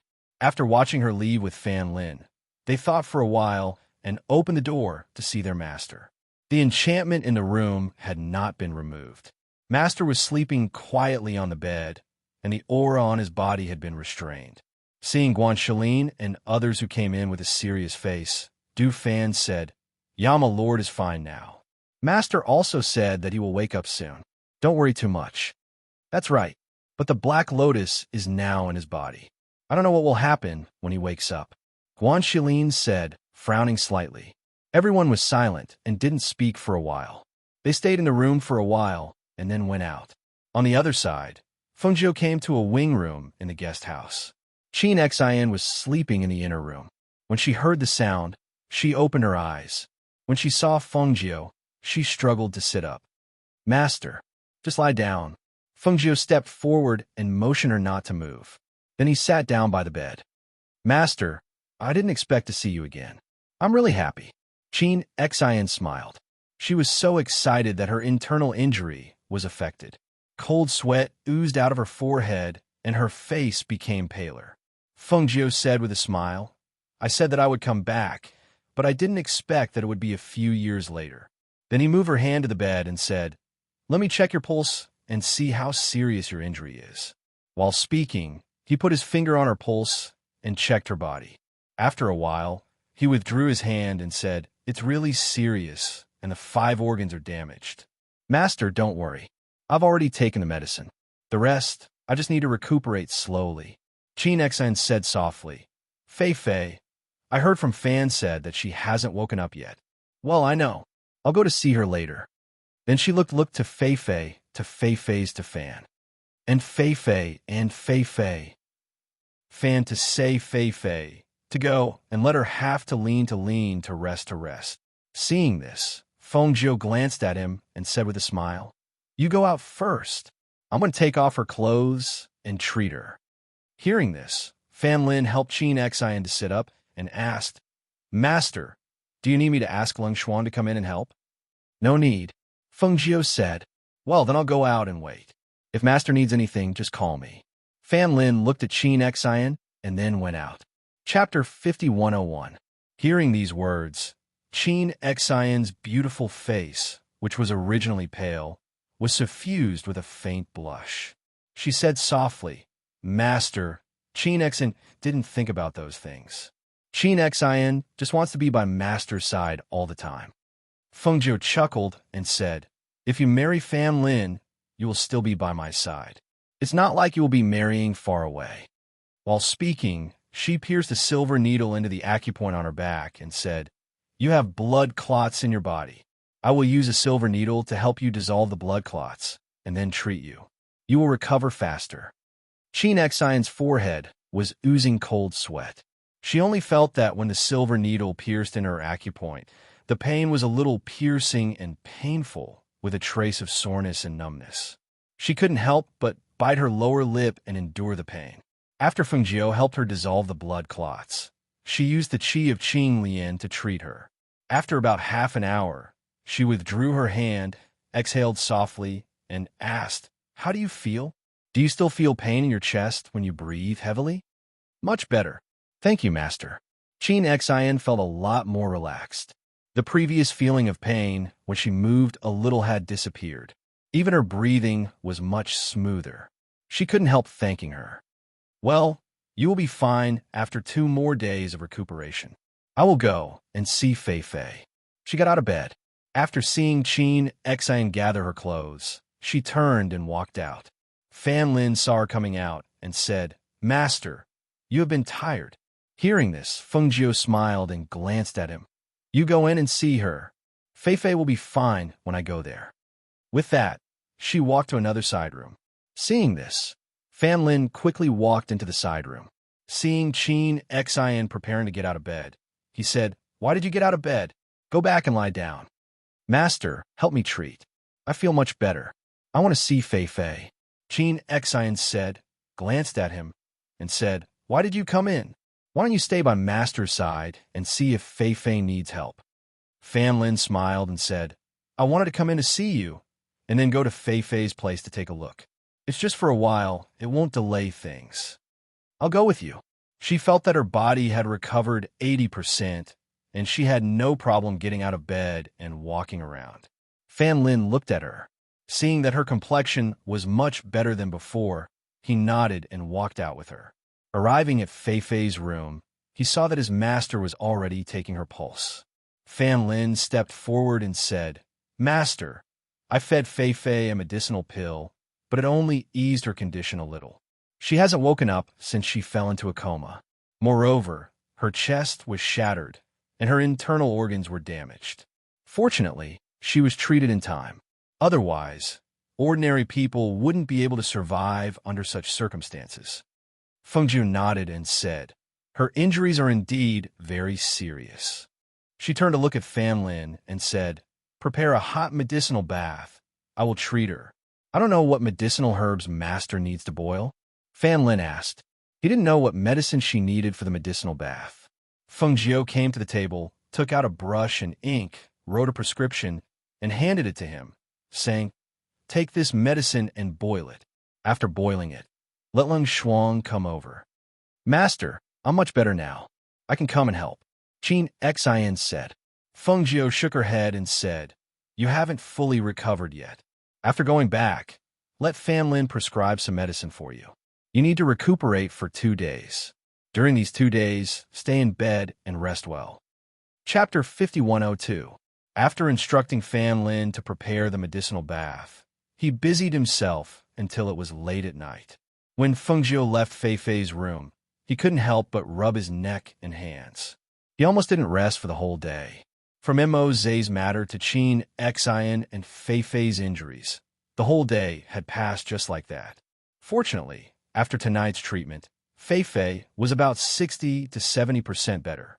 If he treated her again tomorrow, she would be about 70 to 80% better. "Master, drink a bowl of soup first." Lung Shuang came in with a bowl of hot soup and said, "Master, after drinking the soup, take a hot bath and rest early." "Ya, my lord, we will watch over here." Fengjiu smiled and said, "Okay." After a tiring day, he couldn't eat anything else. After drinking a bowl of stewed soup, he took a hot bath under Lung Shuang's arrangement. In the past, Fengjiu didn't need anyone to wait on him when he took a bath. Today, seeing that it was already so late and that he was rubbing his neck from time to time, Lung Shuang stayed. "Master, I'll help you massage your shoulders." Fengjiu leaned against the hot water bucket and didn't let him go out. Instead, he closed his eyes and lazily responded, "Okay." The comfortable massage made her whole body relax. With the hot water soaking, she felt a burst of comfort all over her body. She still closed her eyes and leaned against the bucket, saying lazily, "Lung Shuang, I didn't know you had this technique. It's so comfortable."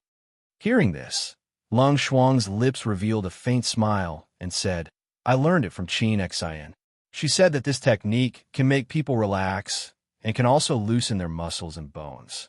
These few years, Master wasn't here and I didn't have much to do, so I learned a little from her." "Master, are you doing well in the immortal realm? We haven't heard from you in the past few years, and we miss you very much.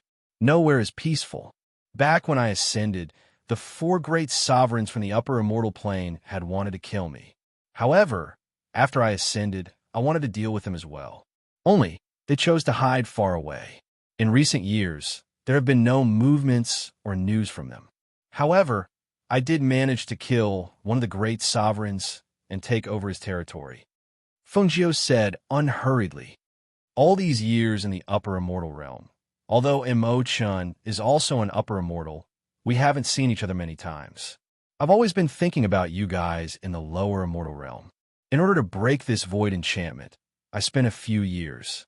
Speaking up to here, she smiled and opened her eyes. Her eyes were overflowing with light as she said, "I directly came down from my immortal island. I don't think anyone knows. They definitely wouldn't have thought that I would be able to return." Saying this, she paused and turned her head slightly to look at Lung Shuang. She smiled and asked, "Lung Shuang, do you want to go to the upper immortal realm?" Lung Shuang was slightly startled. He looked at her and said, "I only hope to stay by Master's side and serve you. To me, the upper immortal realm and the lower immortal realm are the same. Lung Shuang wants to go wherever Master is." Hearing this, Feng Jiu chuckled and said, "You guys have been by my side for so many years. Since I've ascended, I naturally won't forget you guys. Now that I've broken the void enchantment and found a way to connect, I can naturally bring you guys to the upper immortal realm." She smiled and leaned over the bucket. "However, before we leave, I have to reorganize everything here." Chapter 5103. Feng Jiu got up from the water. After wiping herself clean, she put on her clothes and went to check on Moze.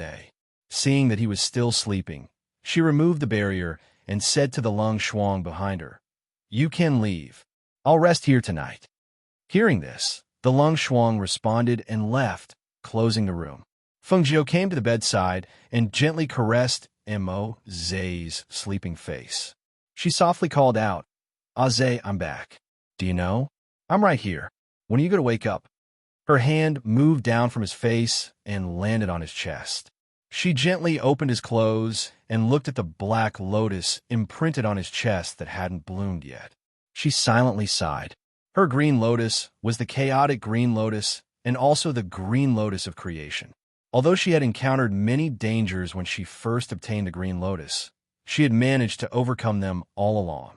Mo-chan had almost died because of her. It was because of the ancient golden lotus that he reconstructed his immortal body and was able to ascend and obtain a new life.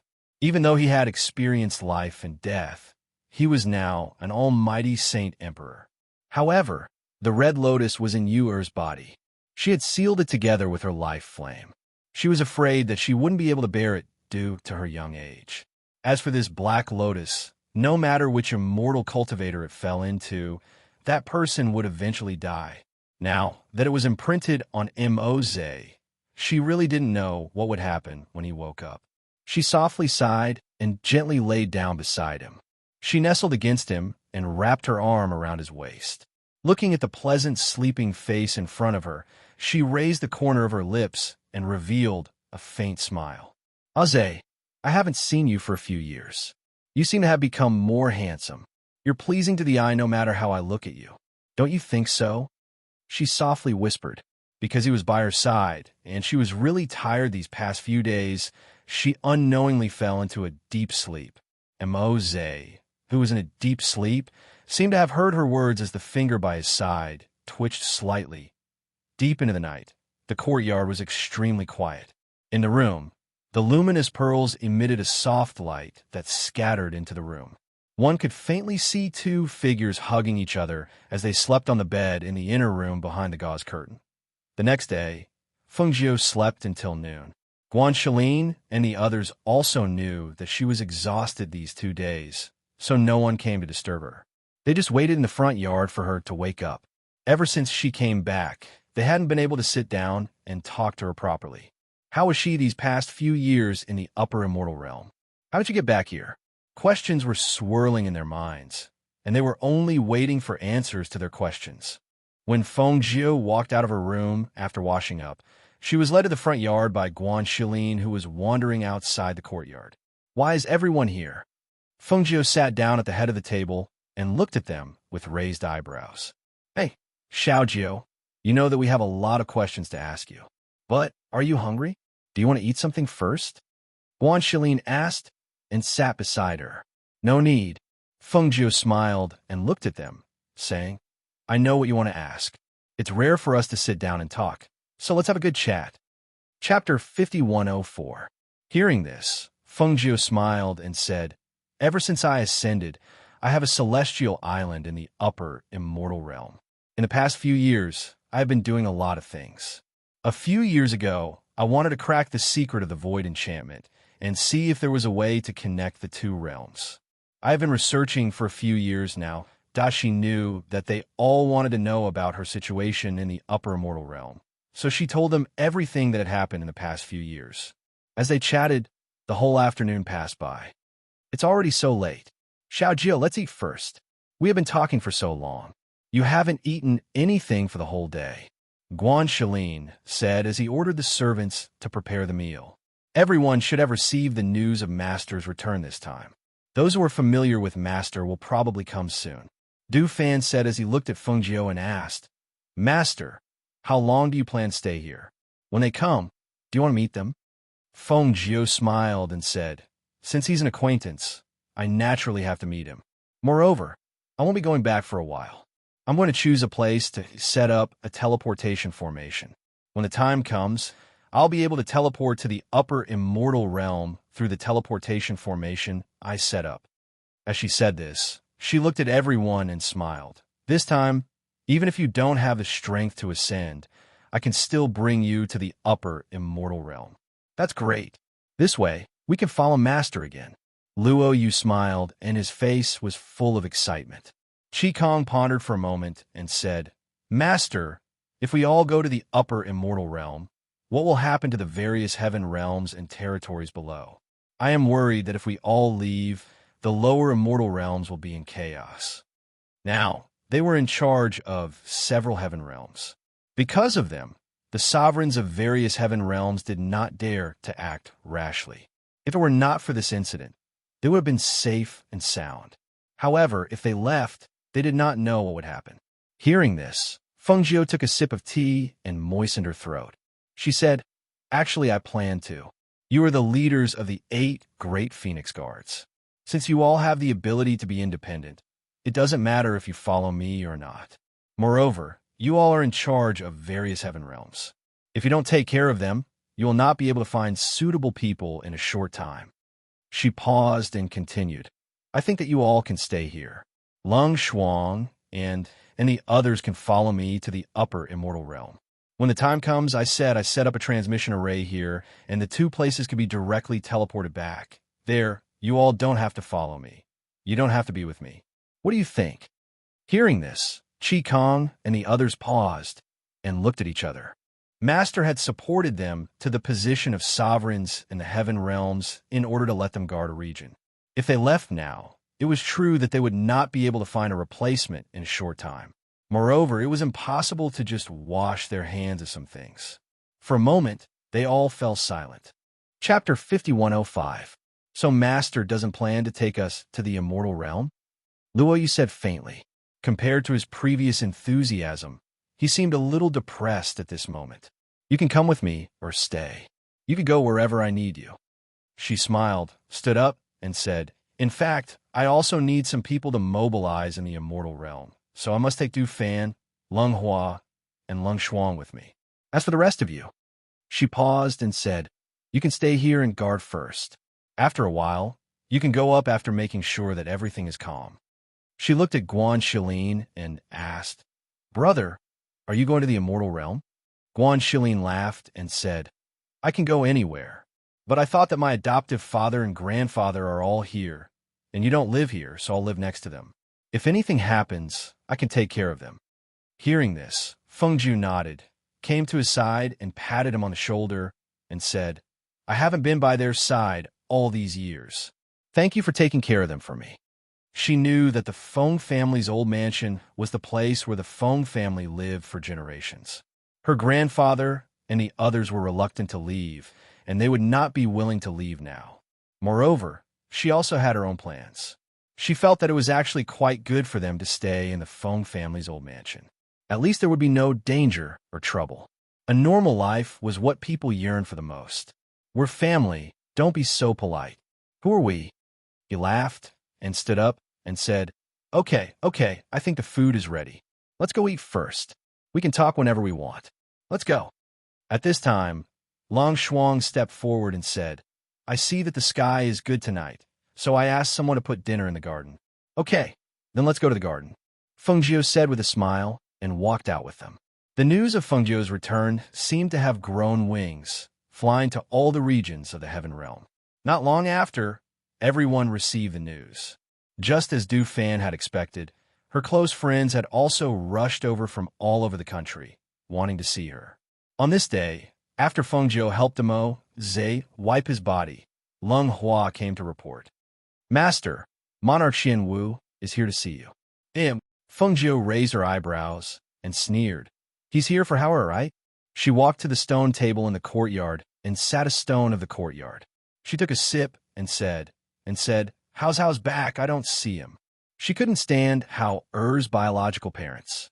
Back then, she had single-handedly raised the child and reluctantly sent him back to them. However, they didn't treat him well and instead made him suffer. Now, they still dared to come to her door? Yes, Leng Hua replied and turned to leave. Guan Shilin walked in and said, Xiao Jiu, I heard that Monarch Xianwu is here. You didn't see him? No. Feng Jiu shook her head and said, When I brought her back, I told them that I had nothing to do with them. Without how, or what right does he have to let me see him?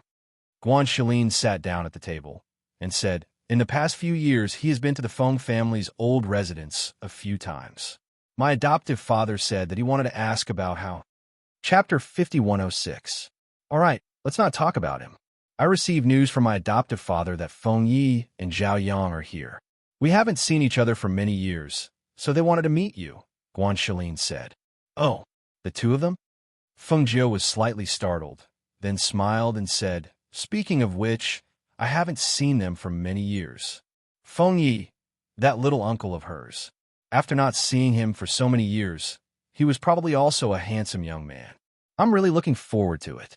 I haven't seen Feng Yi for so many years. I wonder what he looks like now? She chuckled and looked at Guan Shilin, asking, The two of them aren't with their master anymore, right? No, they've been traveling around for the past 2 years. Guan Shilin smiled and said, Because of you, most people don't dare to accept them as disciples. Moreover, the two of them are extremely talented. I estimate that they'll catch up with us in a few years. Oh, I see, she murmured softly. No one knew what she was thinking, but her fingers tapped lightly on the table. If grandfather and the others are willing, I can let them travel to the immortal world. Master, Luo, Fei, and the others are here. Leng Hua came in to report. He paused, then said, Monarch Black Tortoise refused to leave. He's been waiting outside, saying that he wants to see Master. Don't worry about him. If he wants to wait, let him wait. Feng Jiu said, then asked, Where are Luo, Fei, and the others? Du Fan and Bai Xiao are waiting in the front hall, saying that they don't want to disturb the Yama Lord's rest, Leng Hua said. Feng Jiu nodded and said, All right, I'll go and see them. Hui Lang and Yi can stay here and guard the room. Thus, she went to the front yard with them. In the front yard, Luo, Fei, and the others were waiting excitedly and said, How many years has it been since we last saw her? I didn't expect her to come back after she ascended. When I first heard the news, I thought it was fake news. Ninglang also laughed and said, That's right. I even sent a message over to ask for confirmation. Only then did I know that she really came back. Duan Yi sat upright. He was dressed in luxurious black robes, and his entire person exuded a mature aura. However, at this moment, he was also faintly nervous and excited. From time to time, he would drink tea. In this short period of time, the maidservant had already refilled his tea twice. To them, Feng Jiu was both a teacher and friend. She was also an important guide in their lives. Back then, when they were still young, they were lucky to have met her and received her guidance. That was how they became who they were today. I didn't expect to see her again. It's been so many years. I wonder if she's still the same? Duan Yi said as he looked out of the hall from time to time. Song Ming smiled and said, After so many years, Feng Jiu is still Feng Jiu. She must be even more magnificent than before. Du Fan looked at them with a smile and said, Leng Hua has already gone to the backyard to invite Master over. When you see her later, you'll know if she's still the same as before. Du Fan, have many people come to visit during this period of time?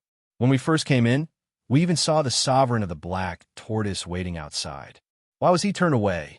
Song Ming asked with slight surprise. Chapter 5107. Hearing this, the few people who wanted to ask more questions immediately looked outside the hall. When they saw the familiar figure slowly walking in, they couldn't help but stand up as well. They saw that the red figure was still as dazzling as in their memories. The familiar face and figure made them feel excited. Feng Jiu, they called out in unison, and a smile appeared on their faces. Long time no see. How are you all? Feng Jiu walked in with a smile. She looked at the four of them and nodded. Not bad. I haven't seen you for a few years. You seem to have matured a lot.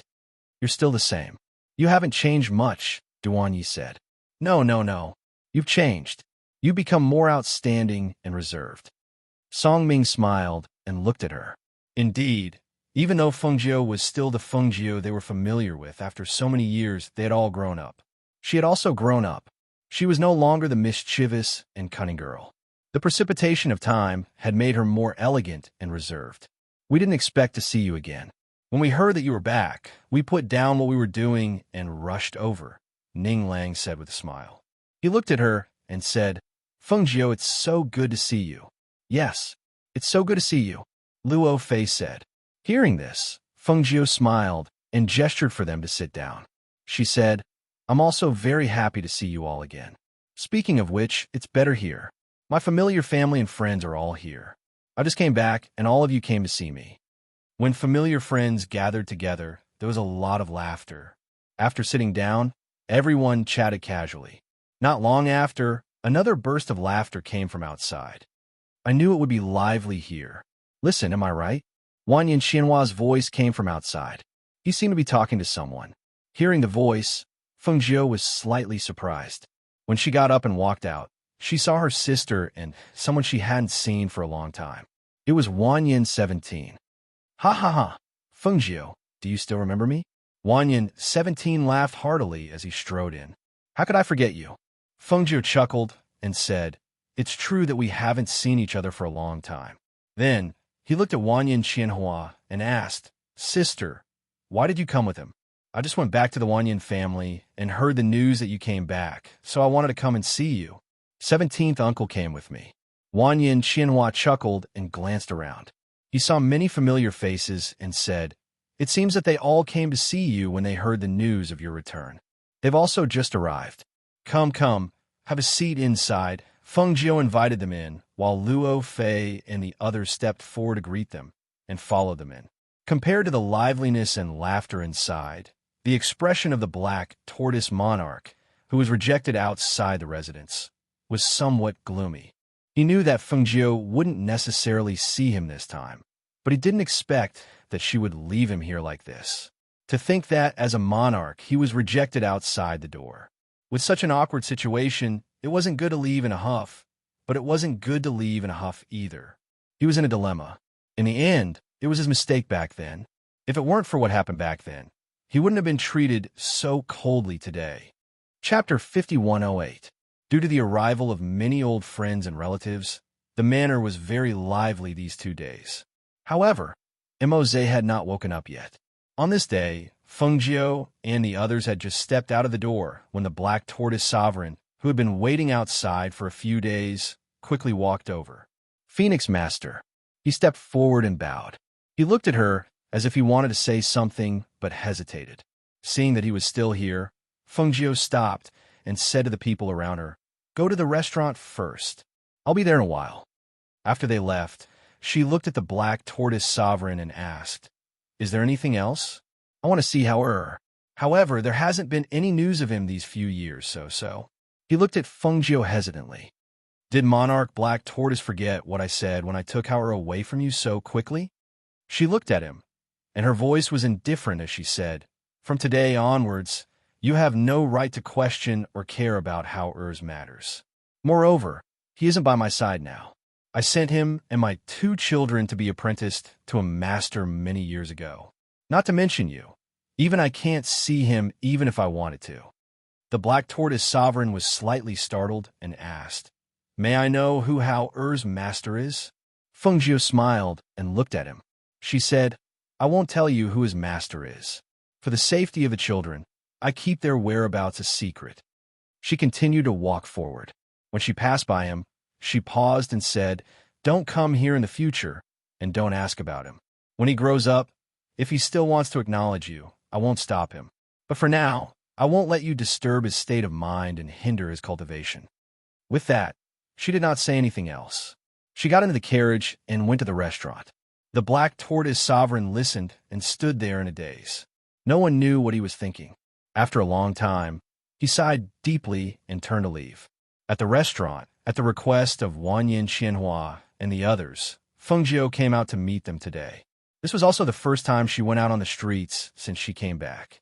Over the past few days, under the management of Qi Kong and the others, The situation had gradually stabilized. In some places where there were no monarchs, they were under Fengjiu's orders to promote talents to take charge of areas. On the other hand, the Heavenly Dan building was destroyed. Originally, Qi Kong and the others wanted to rebuild it, but Fengjiu said that there was no need. After entering the restaurant, they went up to the second floor and sat down near the window. Fengjiu looked in the direction of the city gate and said with a smile, "We can see the city gate from here. If Feng Yi and the others come, we can also meet them here." Feng Yi and Zhao Yang said they would arrive today, so they should be here soon. "Let's chat and wait here," Guan Shilin said with a smile and ordered the dishes to be served. Everyone drank, ate, and chatted. Not far from the restaurant, there were many people craning their necks to watch. However, even though they wanted to see Fengjiu, they did not dare to disturb her. Luo Fei and the others were telling Fengjiu about what had happened in the past few years. Now, they had taken over everything in their families and even expanded their family business and power. It could be said that they had developed very well. "All right, I got married before the new year," Song Ming said with a smile. Chapter 5109.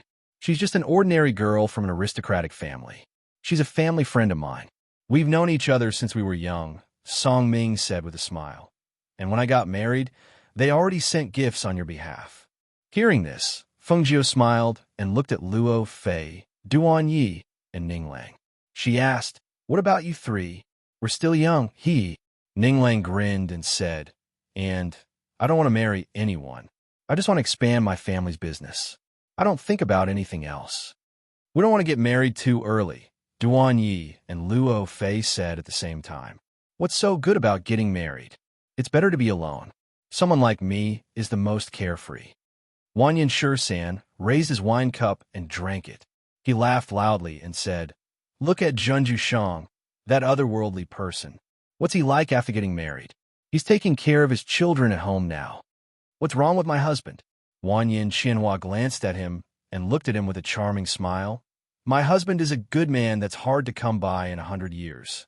13th uncle, if you dare to say anything bad about him again, I won't forgive you." Yes. Only your man is a treasure. Everyone else is grass." Wanyan Shursan disagreed. Fengjiu couldn't help but chuckle when she heard this. She said, "Not to mention Junju Shang. Mo's also raised 3 children by himself back then. Besides, who said that men can't raise children?" As she said this, she glanced at Wanyan Shursan with a faint smile. Seeing her glance, Wanyan Shursan laughed embarrassedly. No. Being able to raise children is the standard of a good man. Perhaps there were people who didn't believe that Fengjiu, who had ascended, had returned. However, when they saw her appear in the restaurant, they believed that she had really returned. As soon as the afternoon passed, 2 figures walked in from outside the city gate.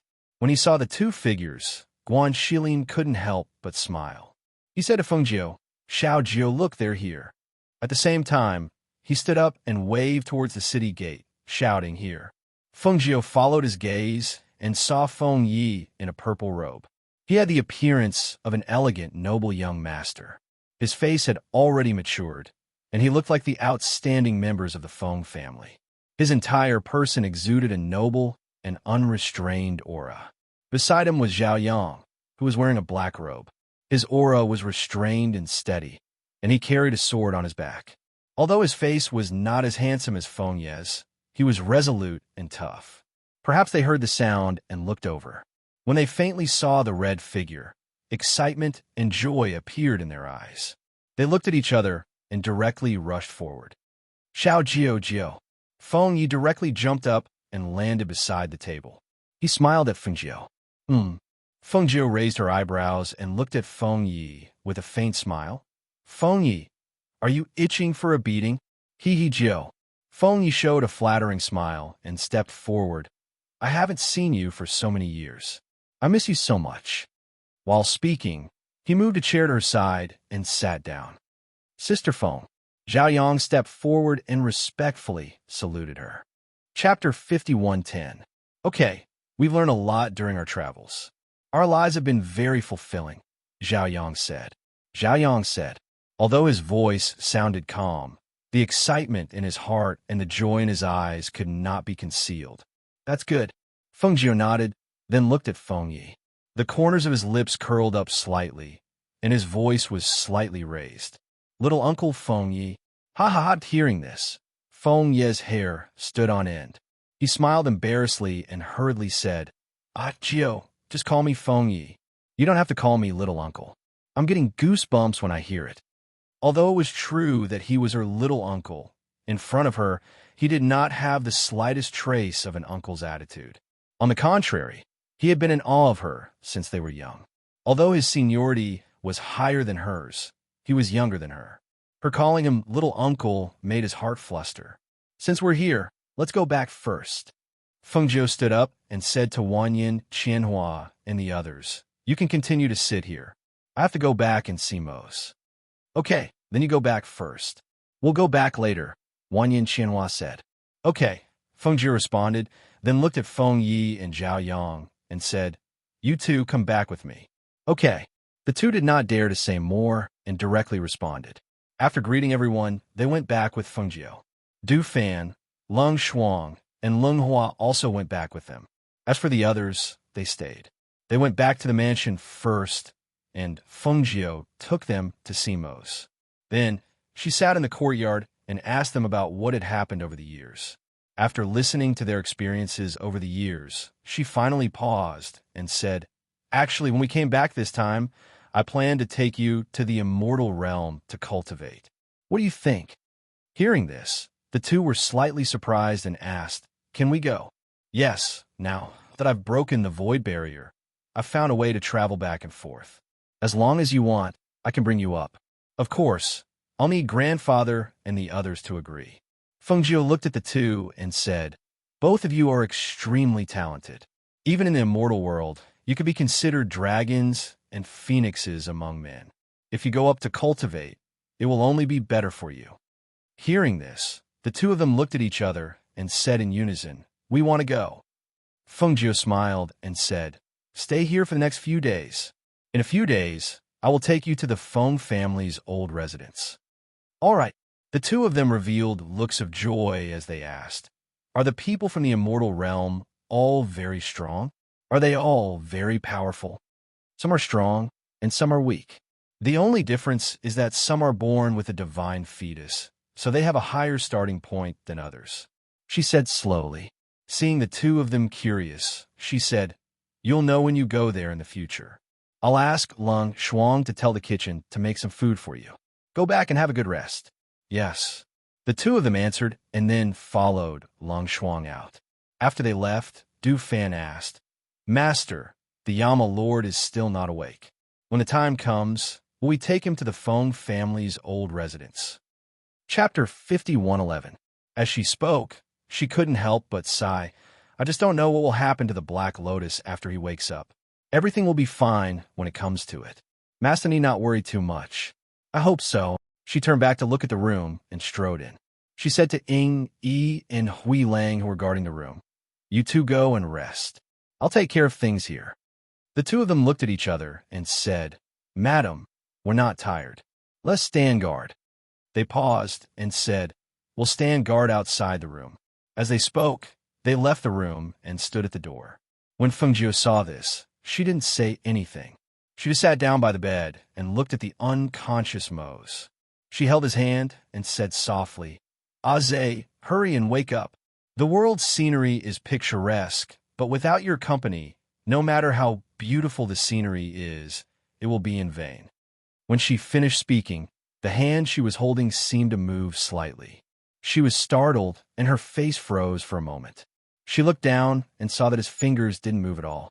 But just now, she clearly felt his fingers move. Aze, can you hear me? When her voice fell, she stared at the hand she was holding. Sure enough, she saw that the hand moved slightly again. Although it was a very small movement, it was undoubtedly a surprise to her. You really heard me. Are you regaining consciousness already? That's great. She couldn't help but smile. Immediately, she channeled her spiritual energy into her palm, and the energy of the green lotus was channeled into his body along with her. Perhaps it was because of the green lotus's energy, The black lotus on his chest didn't seem to dare to move. It was quietly branded there, without a trace of energy leaking out. This time, Fengjiu transferred the power of the green lotus until evening. She only stopped when the sky turned dark. Because she had used up too much of the power of the green lotus, a layer of sweat appeared on her forehead. With a flip of her hand, she took out an elixir from her space and swallowed it. Then she helped Mose feel his pulse. She felt the strong beating of his pulse under her fingers and the corners of her lips curled up. That night, she leaned against his side and fell asleep until the next morning. The morning sun shone in from outside the window. The two people on the bed in the room snuggled up to each other, warm and peaceful. Xinyuan Mose felt as if he had slept for a long time. His eyelids were very heavy. He wanted to lift them, but couldn't. At this moment, he felt an itch on his face. It was as if a strand of hair on his face. He wanted to open his eyes to take a look or raise his hand to push the strand of hair on his face. His eyelashes fluttered gently like the fluttering of a butterfly. Not long after, his eyes, which had not been opened for several years, slowly opened at this moment. His consciousness gradually returned, especially the scenes before he lost consciousness and fell into darkness. The moment he opened his eyes, it was as if seawater had poured into his mind, causing him to quickly recall everything. He's still alive? At that moment, he was slightly startled, as if he had thought of something. His hand moved slightly and clenched into a fist. That feeling came from the palm of his hand, accompanied by a somewhat weak power, but it gave him a familiar feeling. Yes, he was still alive. Although he didn't know why, he was still alive. Chapter 51:12. The sunlight shone on her face, casting a shadow under her long eyelashes. Her peaceful and beautiful sleeping face, her complete dependence on him, made him want to lean over and kiss her delicate red lips. However, she woke up as soon as he moved slightly. Aze! Fengjiu instinctively jumped up and sat up. When she saw the person who was originally asleep had opened his deep black eyes, looking at her with a smile and deep affection, she could not help but be stunned. Her mind went blank for a moment, as if she could not react. "Did you go silly from joy?" Xinyuan Mose asked. His deep voice was hoarse, and there was a trace of a teasing smile. Perhaps she had slept for too long, but when she woke up, she felt her throat dry and her voice was hoarse. Fengjiu felt a lump in her throat. Looking at his smiling face, she tried her best to hold back the tears that were about to fall from her eyes. She threw herself on the bed and hugged him tightly. "Aze, you're finally awake. I missed you so much." Hearing her nasal voice, Xinyuan Mose's heart melted into a ball. His heart ached, and he blamed himself. He hugged her with both hands and gently stroked her head with one hand. In a low voice, he said, "It's my fault. I made you worry. It's good that you're awake. It's good that you're awake." As Fengjiu spoke, she seemed to remember something. She quickly withdrew from his embrace and sat by the bed. She asked nervously, "Do you feel uncomfortable anywhere?" Hearing this, Xinyuan Mose paused for a moment, then said, "I only feel like there's an extra force in my body, and my spirit has become much stronger." As he spoke, he sat up and felt that he was the same as before.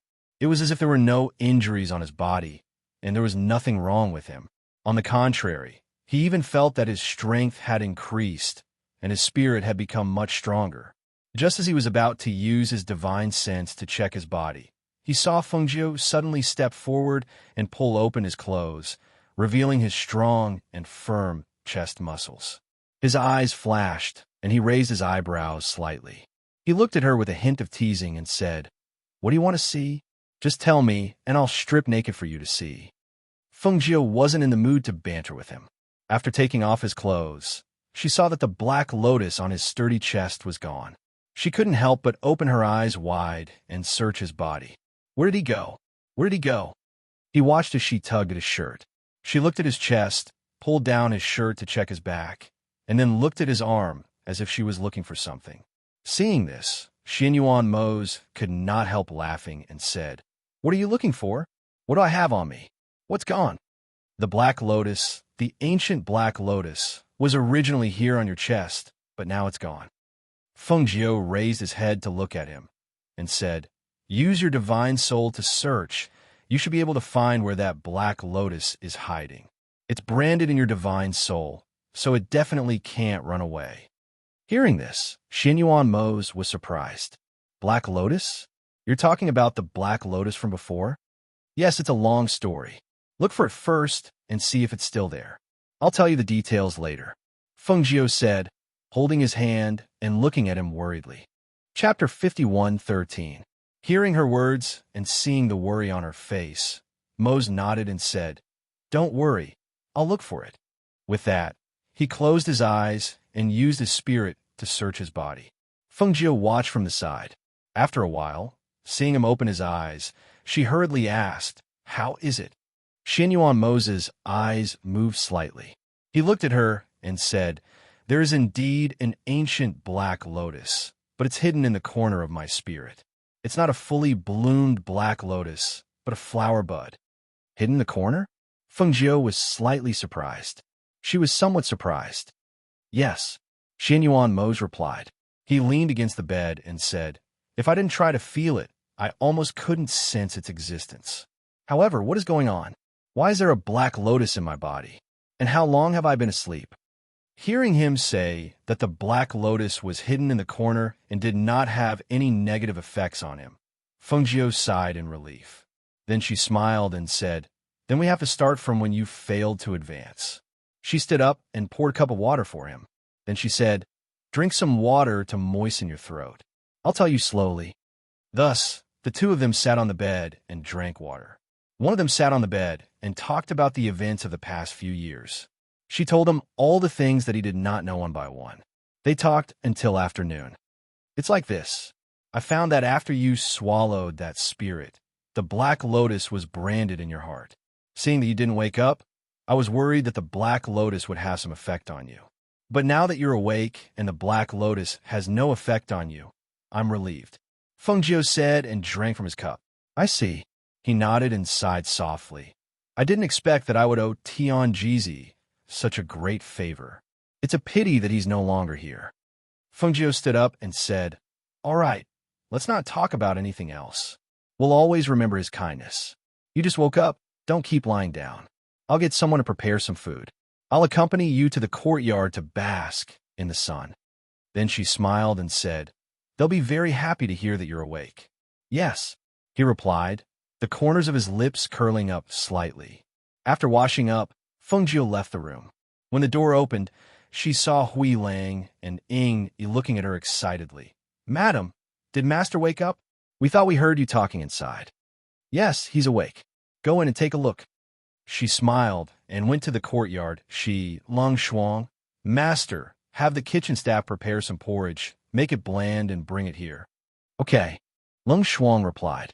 He was happy to hear that the Yama Lord had woken up. When Lung Shuang went to the kitchen, he met Lung Hua and Du Fan. He told them that the Yama Lord had woken up. Not long after, everyone in the residence heard the good news. "That's great. This time, Xiao Jiu doesn't have to worry anymore." Guan Shilin smiled and walked towards the main courtyard with Wanyan Qianhua and the others.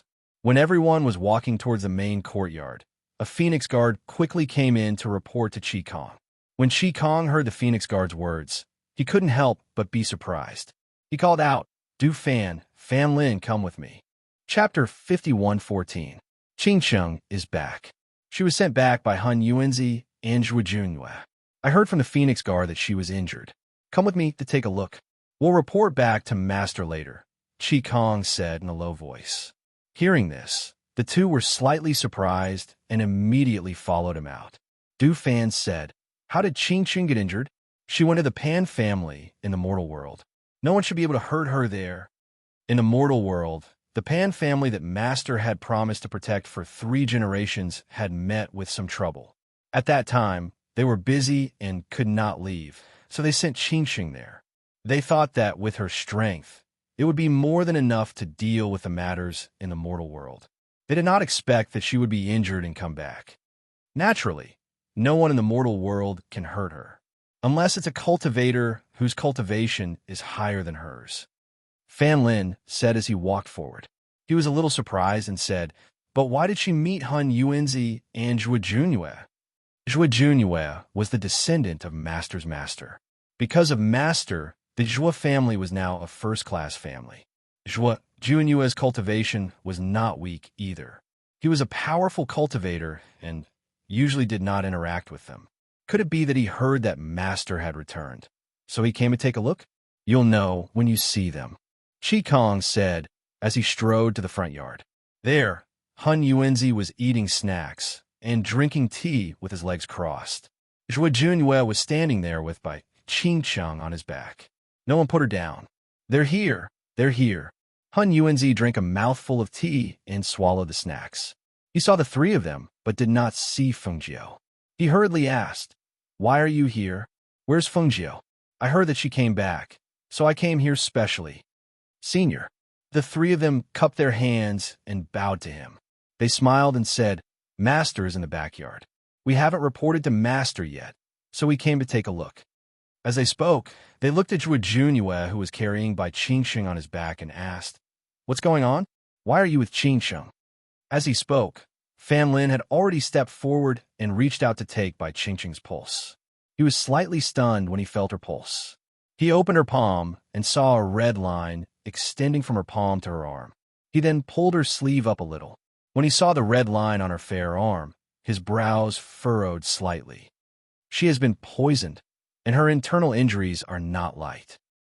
And, or she, or, but, on the way and we, but, on, and I, it, we. Hearing this, Du Fan, Qi Kong, and Fan Lin's eyes flickered. Sovereign? Which monarch would dare to attack them? Could it be?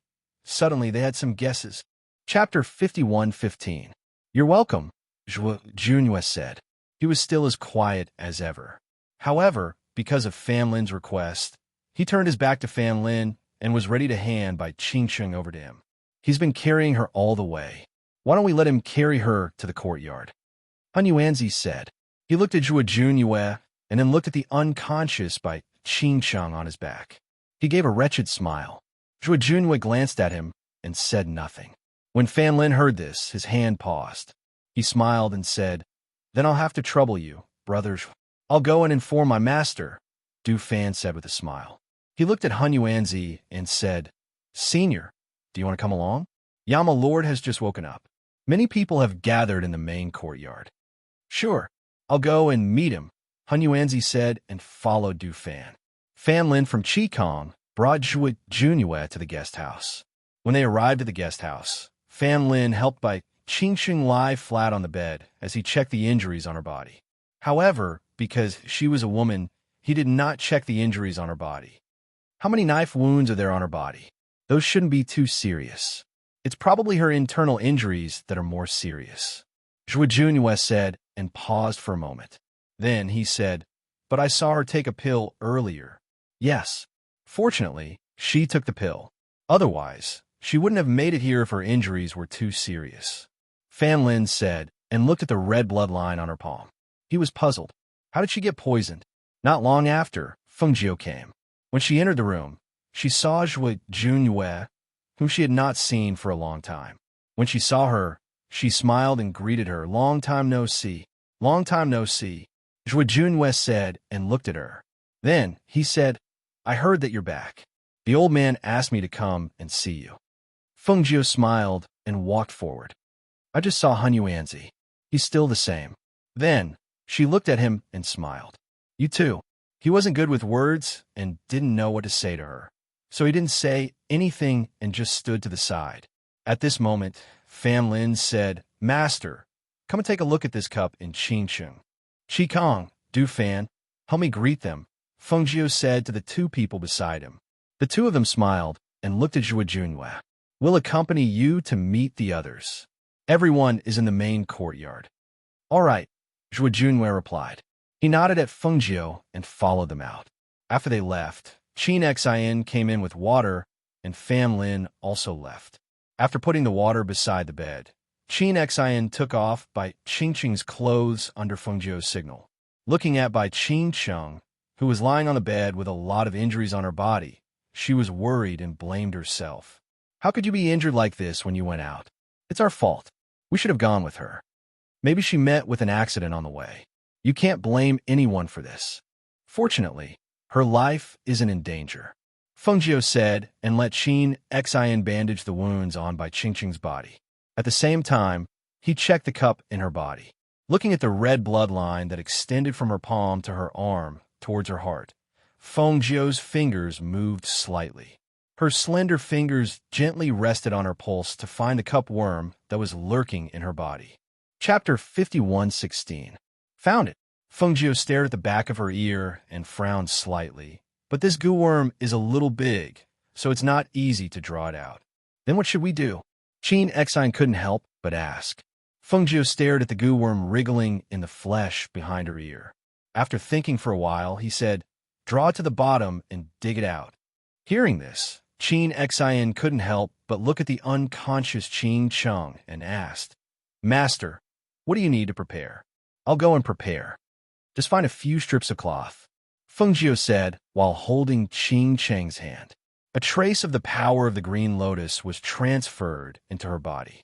However, this trace of power of the green lotus was like a fishing line, slowly extending from her arm. "Do you see this floating goo worm? I'll draw it down. After it comes down, tie it tightly with a strip of cloth on the top of your arm and tie it with a belt a short distance. Untie it one by one." "Okay," Qin Xin responded and stared at the position of the goo worm. The goo worm was hidden in the flesh and didn't protrude.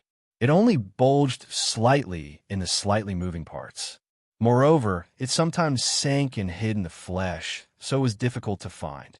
Qin Xin saw the goo worm moving little by little under the flesh. When it reached the arm, she began to tie it up with a strip of cloth. As the strip of cloth tightened, the goo worm bulged more and more and could be seen more clearly. Feng Jiu pressed it with one hand. When the goo worm reached her lower arm, she instantly cut her arm with the dagger in her hand. At the same time, she flicked the tip of the dagger and a golden goo worm flew out. Whoosh! A silver needle shot out, piercing the goo worm and nailing it to the wall. Glancing at the goo worm, Feng Jiu raised his hand and used the power of the green lotus to heal the wound on her arm. The wound healed at a speed visible to the naked eye. Feng Jiu fed her another medicinal pill and then said to Qin Xin, "Disperse the smell of blood in this room. She should wake up at night. Keep an eye on her." "Yes," Qin Xin responded and cleaned up the room. She opened the window to disperse the smell of blood in the room. She saw her master take out the silver needle that was nailed to the wall and stared at the cup bug. "Master, is the goo poison in her body considered cured?" "Yes, she'll be fine once the goblet is taken out. However, her body is still weak, so she needs to rest for a few days." Feng Jiu put away the bug and threw it into the space. He told Qin Xin to take care of Qingsheng and then left. Because Mose had woken up, everyone in the main courtyard gathered to chat. The arrival of Hun Yuan made the atmosphere even livelier. However, when Feng Jiu returned, everyone had already gone to the garden. After all, Mose had just woken up and no one wanted to disturb his rest. Therefore, when Feng Jiu returned to the main courtyard, only Leng Hua, Leng Shuang, and Hui Lang were there. "Mose, are you tired? Do you want to rest first?" Feng Jiu came in and asked. His gaze fell on him in the courtyard. "No need. My body is gradually recovering. It's fine," he said and reached out his hand. Feng Jiu reached out and held his hand. He let him sit down in the courtyard. The others automatically retreated to the courtyard door to guard. "When do you plan to go back to the Feng family's old residence?" he asked. Chapter 51:17. "Okay, then we'll set off in a few days. Now that I'm awake, you don't have to worry about things here. However, if people in the immortal realm know that you're here, I'm afraid they'll cause trouble." Xinyuan Mo said, "Don't worry, it'll be fine. I've already arranged everything when I came down. However, when I go up this time, I'll have to settle some accounts with some people." Her voice was calm, but one could hear the killing intent in her words. "You can also wait for me to go up before you settle accounts with those people," he said. "I'm currently suppressing my ascension, but with the tempering of the heavenly lightning last time, it should be much easier this time. Do you need me to stay with you?" Feng Jiu held his hand and asked. Hearing this, Xinyuan Mose's lips curled up. He He looked at her and said, "Don't worry. This time, I won't make you worry." He could feel the powerful force hidden in his body. It was stronger than before. "When the time comes, let's leave Chi Kong and the others behind. We can't all leave. We have to leave them here to guard. First, they can protect the Feng family's old residence. Second, they can guard the various realms and prevent others from taking advantage of the situation." Hearing this, Feng Jiu nodded. "Yes, that's what I plan to do." The two chatted in the courtyard and talked about their plans for the future. At night, everyone gathered together for dinner. Feng Jiu looked at Zhuo Junyue, who was sitting next to Han Yuan, and asked, "Junyue, you still don't have plans to get married? Do you have a girl you like?" Zhuo Junyue was drinking wine. After hearing her words, he paused and said, "No, you're a taciturn gourd. Your brain isn't bright at all." Han Yuan glanced at him and chuckled. He said to Feng Jiu, "Little Feng, there are many beautiful and capable girls around you. Why don't you matchmake him?" Hearing this, the people present couldn't help but glance at each other. For a moment, their eyes fell on Qin Xian and Leng Shuang. Qin Cheng and Fei Fei hadn't fully recovered from their injuries, so they didn't come tonight. "Who do you have your eyes on? Where are the people around me?" Feng Jiu glanced at Zhuo Junyue with a faint smile. When he saw that Zhuo Junyue was just drinking his wine, his smile deepened. "Ha! Who doesn't know that the girls around you are the best? I wonder who will be lucky enough to marry them." Han Yuan laughed. Feng Jiu took a sip of wine and said, "I don't randomly choose Mandarin ducks. They have to be willing. If anyone has the ability to make them agree, not only will I not stop them, I will also give them a big gift and let them marry grandly. Sigh, it's a pity that this old man is too old. I'm no longer as handsome as I was back then." Han Yuan sighed and stroked his beard. Feng Jiu almost spat out the wine in her mouth when she heard that he was no longer as handsome as he was back then. She coughed lightly and put down her wine cup. She smiled and said, "It's a pity that I can't see you as handsome as you were back then." When she said this, everyone couldn't help but laugh. That night, everyone laughed and fooled around. It wasn't until late at night that they returned to their courtyards to rest. Chapter 51:18. This time, Feng Jiu only brought Du Fan, Leng Hua, and Leng Shuang with her. The others stayed behind. For example, Qi Kong and the other leaders of the 8 Phoenix Guards had to stay behind to guard, so they couldn't go with her. On the other hand, Qin Xin and Fan Lin were a couple that everyone had a tacit understanding of. Naturally, she would not allow them to ascend to the immortal world. As for Bai Qing Cheng and Yi Fei Fei, she felt that it was better for them to remain in the lower realm with their strength and cultivation. Moreover, she also had a selfish motive. She hoped that they could spend more time with Qi Kong and the others. If they liked each other, they could become a couple. She was going to take Feng Yi and Zhao Yang to the immortal world, but she didn't know if her grandfather and the others would agree, so she let them go with her. Her brother, Guan Shilin, naturally went back with them. As for the people who were left behind, they were a little depressed when they saw them leave, especially by Qin Qing and Yi Fei Fei. They also wanted to stay by their master's side, but their master made them stay. Even so, they unconditionally obeyed their master's decision and acted according to her orders. This time, when they went back, they first went to see Xianyuan Mose's father, and then went straight to the Feng family's old mansion. If it was a usual flying sword or flying ship, it would take at least half a month. But this time, because of Feng Jiu, they only took a few days to return to the Feng family's old mansion. Because they didn't want to cause too much commotion and didn't want to alarm the people in the city, they waited until nightfall to quietly go to the Feng family's old mansion. "Jiu, do you think we should just climb over the wall and go in? Or knock on the door?" Feng Yi asked with a pair of peach blossom eyes with a smile, looking at Feng Jiu beside him. Feng Jiu glanced at him and said, "Go back to your own home and climb over the wall. Go knock on the door." Okay, Feng Yi said. He was about to go up and knock on the door, but he suddenly stopped. He saw that on the wall of the Feng family's gate, there was a sudden sound of something jumping on the wall. In the night, Feng Yi looked over and saw a green chicken flapping its wings and stretching its neck. It stared at Feng Jiu with a pair of eyes. The next moment, it screamed, "Ah, Master is back! Master is back! Am I seeing things? Master is back!" That sharp voice was filled with excitement and surprise. It stood on the wall and shouted while flapping its wings. Green? Feng Jiu was slightly stunned. She stared at the green-feathered chicken that had been raised to become very fat. Only then did she realize that not only was it fat, but it was also much bigger. Ah, Master is calling. Master, Master, I almost forgot, I have such a master. Green excitedly flapped its wings on the wall. Just when Feng Jiu thought it was going to jump down, he saw it turn around and jump into the inner courtyard. He could faintly hear the sound of it running and the screams coming from its mouth. Master's mother, Master's father, Master's grandfather, Green's master is back. She's back. Come and see. Hearing the voice coming from inside, Feng Jiu's mouth twitched. This time, there was no need to report. The whole family probably knew she was back. Who was it in the middle of the night? The gatekeeper's voice came from inside. There was a hint of sleepiness in his voice. Perhaps he was woken up by Green, or perhaps he heard the commotion outside. Chapter 51:19. Eldest young miss. The gatekeeper was so excited that his voice stuttered. He was an old member of the Feng family.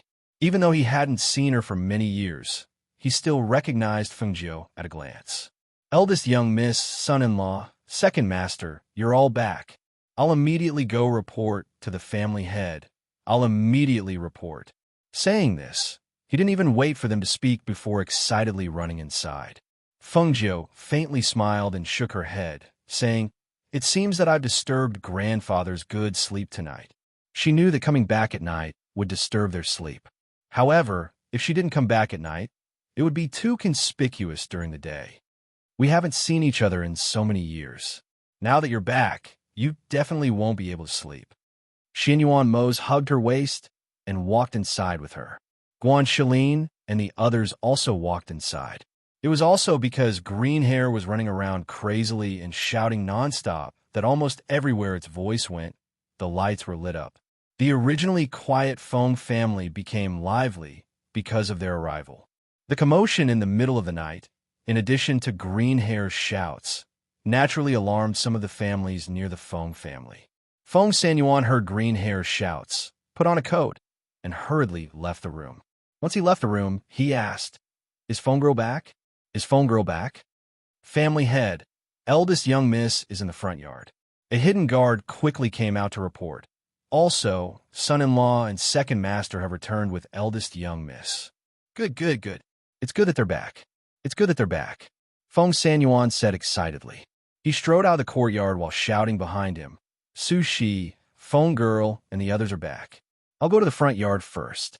Su Shi finished putting on her clothes and came out. Her face was still a bit sleepy, but when she heard that Feng Jiu and the others had returned, she was happy and quickly went to the front yard. She ordered the servant girl beside her, Go to the main yard and see if the family head and the others know. Inform them. Yes. The maidservant hurriedly responded and quickly walked towards the main courtyard. Feng Xiao and his wife also got up after hearing Green Hair's words. Feng Xiao put on his clothes and said excitedly, Did you hear that? They said Xiao Jiu is back. I haven't seen her in so many years. It's good that she's back. It's good that she's back. Shangwan Wanru's voice was slightly choked. She hurriedly put on her clothes and went to the front yard with him. The entire residence was brightly lit, and the sound of servants moving about could be heard. They were busy serving tea and water. The secret guards and bodyguards could not help but come to the front courtyard, wanting to see Feng Jiu. At this time, Feng Sanyuan walked over with large strides. Before he arrived, his voice had already reached the front yard. Little Feng? Grandpa. When Feng Jiu saw him, she was slightly surprised, because with the increase in his strength, his appearance had already recovered to his peak. However, seeing him this time, he was the familiar white-bearded grandpa. Grandpa, I missed you so much. She went up and hugged him. Only when she saw them did she feel the warmth of a family member. Grandpa missed you too. You girl, how many years have you been gone? Grandpa often missed you and hoped that you would come back to see Grandpa. Feng Sanyuan sighed and patted her back, saying, It's good that you're back. It's good that you're back. Chapter 51:20. Ha ha ha. When Feng Sanyuan heard this, he stroked his beard and laughed, saying, "Now, your grandfather's state of mind can't be compared to back then. At this level, I can change my appearance as I wish." As he said this, he patted her shoulder and sighed in distress. "AI, phone girl, you don't know. Your grandfather is too young. Last time, someone even mistook me for your father's son." When Feng Jiu heard this, he couldn't help but laugh. Even the others in the hall couldn't help but laugh when they heard this. That's right, Feng Xiao had a strong and sturdy appearance. Moreover, he had always maintained his appearance even when he was middle-aged. On the other hand, after the old man's strength advanced and his appearance became younger, people who didn't know would really mistake the two of them when they stood together. "Father, with your current appearance, people who don't know would think you're my grandfather," Feng Yi said with a grin. "You brat, you still know how to go home? If Feng girl didn't bring you back, who knows where you'd be going crazy?" Feng Sanyuan snorted and scolded in a bad mood. When he heard this, Feng Yi rubbed his nose and retreated to his mother's side. "Mother, your son missed you." As he said this, he hugged her. When Feng Sanyuan saw this, he glared at him and stepped forward to pull him out of Su Shi's embrace. "How old are you already? You're still burrowing into your mother's embrace. Aren't you ashamed?" Ha ha ha ha. When Guan Shilin saw this scene, he couldn't help but laugh loudly. On his side, everyone's faces also revealed smiles as they looked at Feng Sanyuan and the others with interest. Su Shi also smiled and patted Feng Ye's hand. Then, she looked at Feng Jiu and Xinyuan Mose and warmly said, "Mose, has your body recovered? Why didn't you tell me you were coming back? You must be tired from the journey, right?" "My body is already recovered. Coming back so late, I didn't let you all sleep well," Xinyuan Mose said. "It's good that you're back. Come, have a seat." Feng Sanyuan gestured and walked towards the main seat. He saw Feng Xiao and Shangwan Wanru walking over together. He smiled at Feng Jiu and said, "Your parents are here." "Xiao Jiu," Feng Xiao called out loudly, holding Shangwan Wanru's hand as the two of them walked in with large strides. "Father, mother." Feng Jiu greeted him, but when she saw the clothes her father was wearing, she couldn't help but be stunned for a moment. Then, she pursed her lips into a smile. "Feng Xiao, you're already over 50 years old. Why are you still wearing your clothes inside out?" Feng Sanyuan stroked his beard and stared at him with a smile. At this time, Feng Xiao and Shangwan Wanru finally reacted. They glanced at their clothes and realized that they had indeed worn their outerwear inside out. Shangwan Wanru said softly, "It's all my fault. Once I heard that Xiao Jiu was back, I didn't help him look after his clothes." The two of them left in a hurry. It's fine. We'll just change back when we get back. I didn't notice." Feng Xiao laughed loudly and didn't mind. Instead, he looked at his daughter in front of him and said, "Xiao Jiu, how did you come back? Didn't you ascend? How can you still come back? Sit down and talk. Sit down and talk." Feng Sanyuan shouted, indicating for them to sit down. Chapter 51-21. Guan Shilin lived next door and often saw them, unlike them who left for a few years, so he just stood aside and looked at them. Okay, we're all family. There's no need to be so formal." Feng Sanyuan waved his hand and said, "Xiao Jiu, tell us about what happened to you in the past few years. And Mose, it's been a few years since his accident. Is his body fully recovered now?" Feng Xiao asked. "Mose's body has recovered, and his soul has become even stronger. You don't have to worry about him. As for the past few years in the immortal realm," Feng Jiu said slowly. He knew that they were concerned about what happened to him in the past few years, so he gave them a rough explanation to make them feel at ease. They chatted until the sky gradually brightened.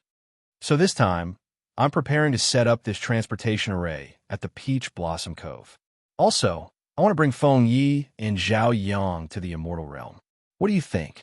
Feng Jiu looked at them and said. Hearing this, Feng Xiao and Shangwan Wanru didn't say anything. Feng Sanyuan and Su Shi looked at each other and pondered for a while. "Dad, Mom, Jiu said that we can go to the immortal realm. We also want to go and broaden our horizons. Let's go." Feng Yi looked at the two of them and said with anticipation in his eyes, "What do you think?" Feng Sanyuan looked at Su Shi and asked. He naturally doted on Feng Yi, who was born in old age, especially since this child didn't always stay by their side. If he wasn't cultivating in the mountains, he would travel around. Now that he said that he wanted to go to the immortal realm, to be honest, he was still a little worried. "I'll listen to you. You could decide," Sushi said with a gentle smile on her face. She trusted him wholeheartedly. "Then go." As Feng Sanyuan spoke, he glanced at Feng Yi and Zhao Yang, then said to Feng Jiu, "It's good to let them go up and broaden their horizons. However, you can't let them use your reputation to run amok outside." Feng Jiu smiled, glanced at Feng Yi's Zhao Yang, and said, "Grandpa, don't worry. I know. I'm going to send them to the sect for a few years." "That's great." Feng Yi smiled and said, "But do we still need to go to the sect? Actually, it's fine for us to travel and cultivate by ourselves. Listen to Feng Girl's arrangements. Otherwise, I won't let you go." Feng Sanyuan glared at him and said. Feng Yi moved his mouth, looked at his father, and then looked at Feng Jiu. He sighed and said faintly, "I really don't have any dignity as a little uncle.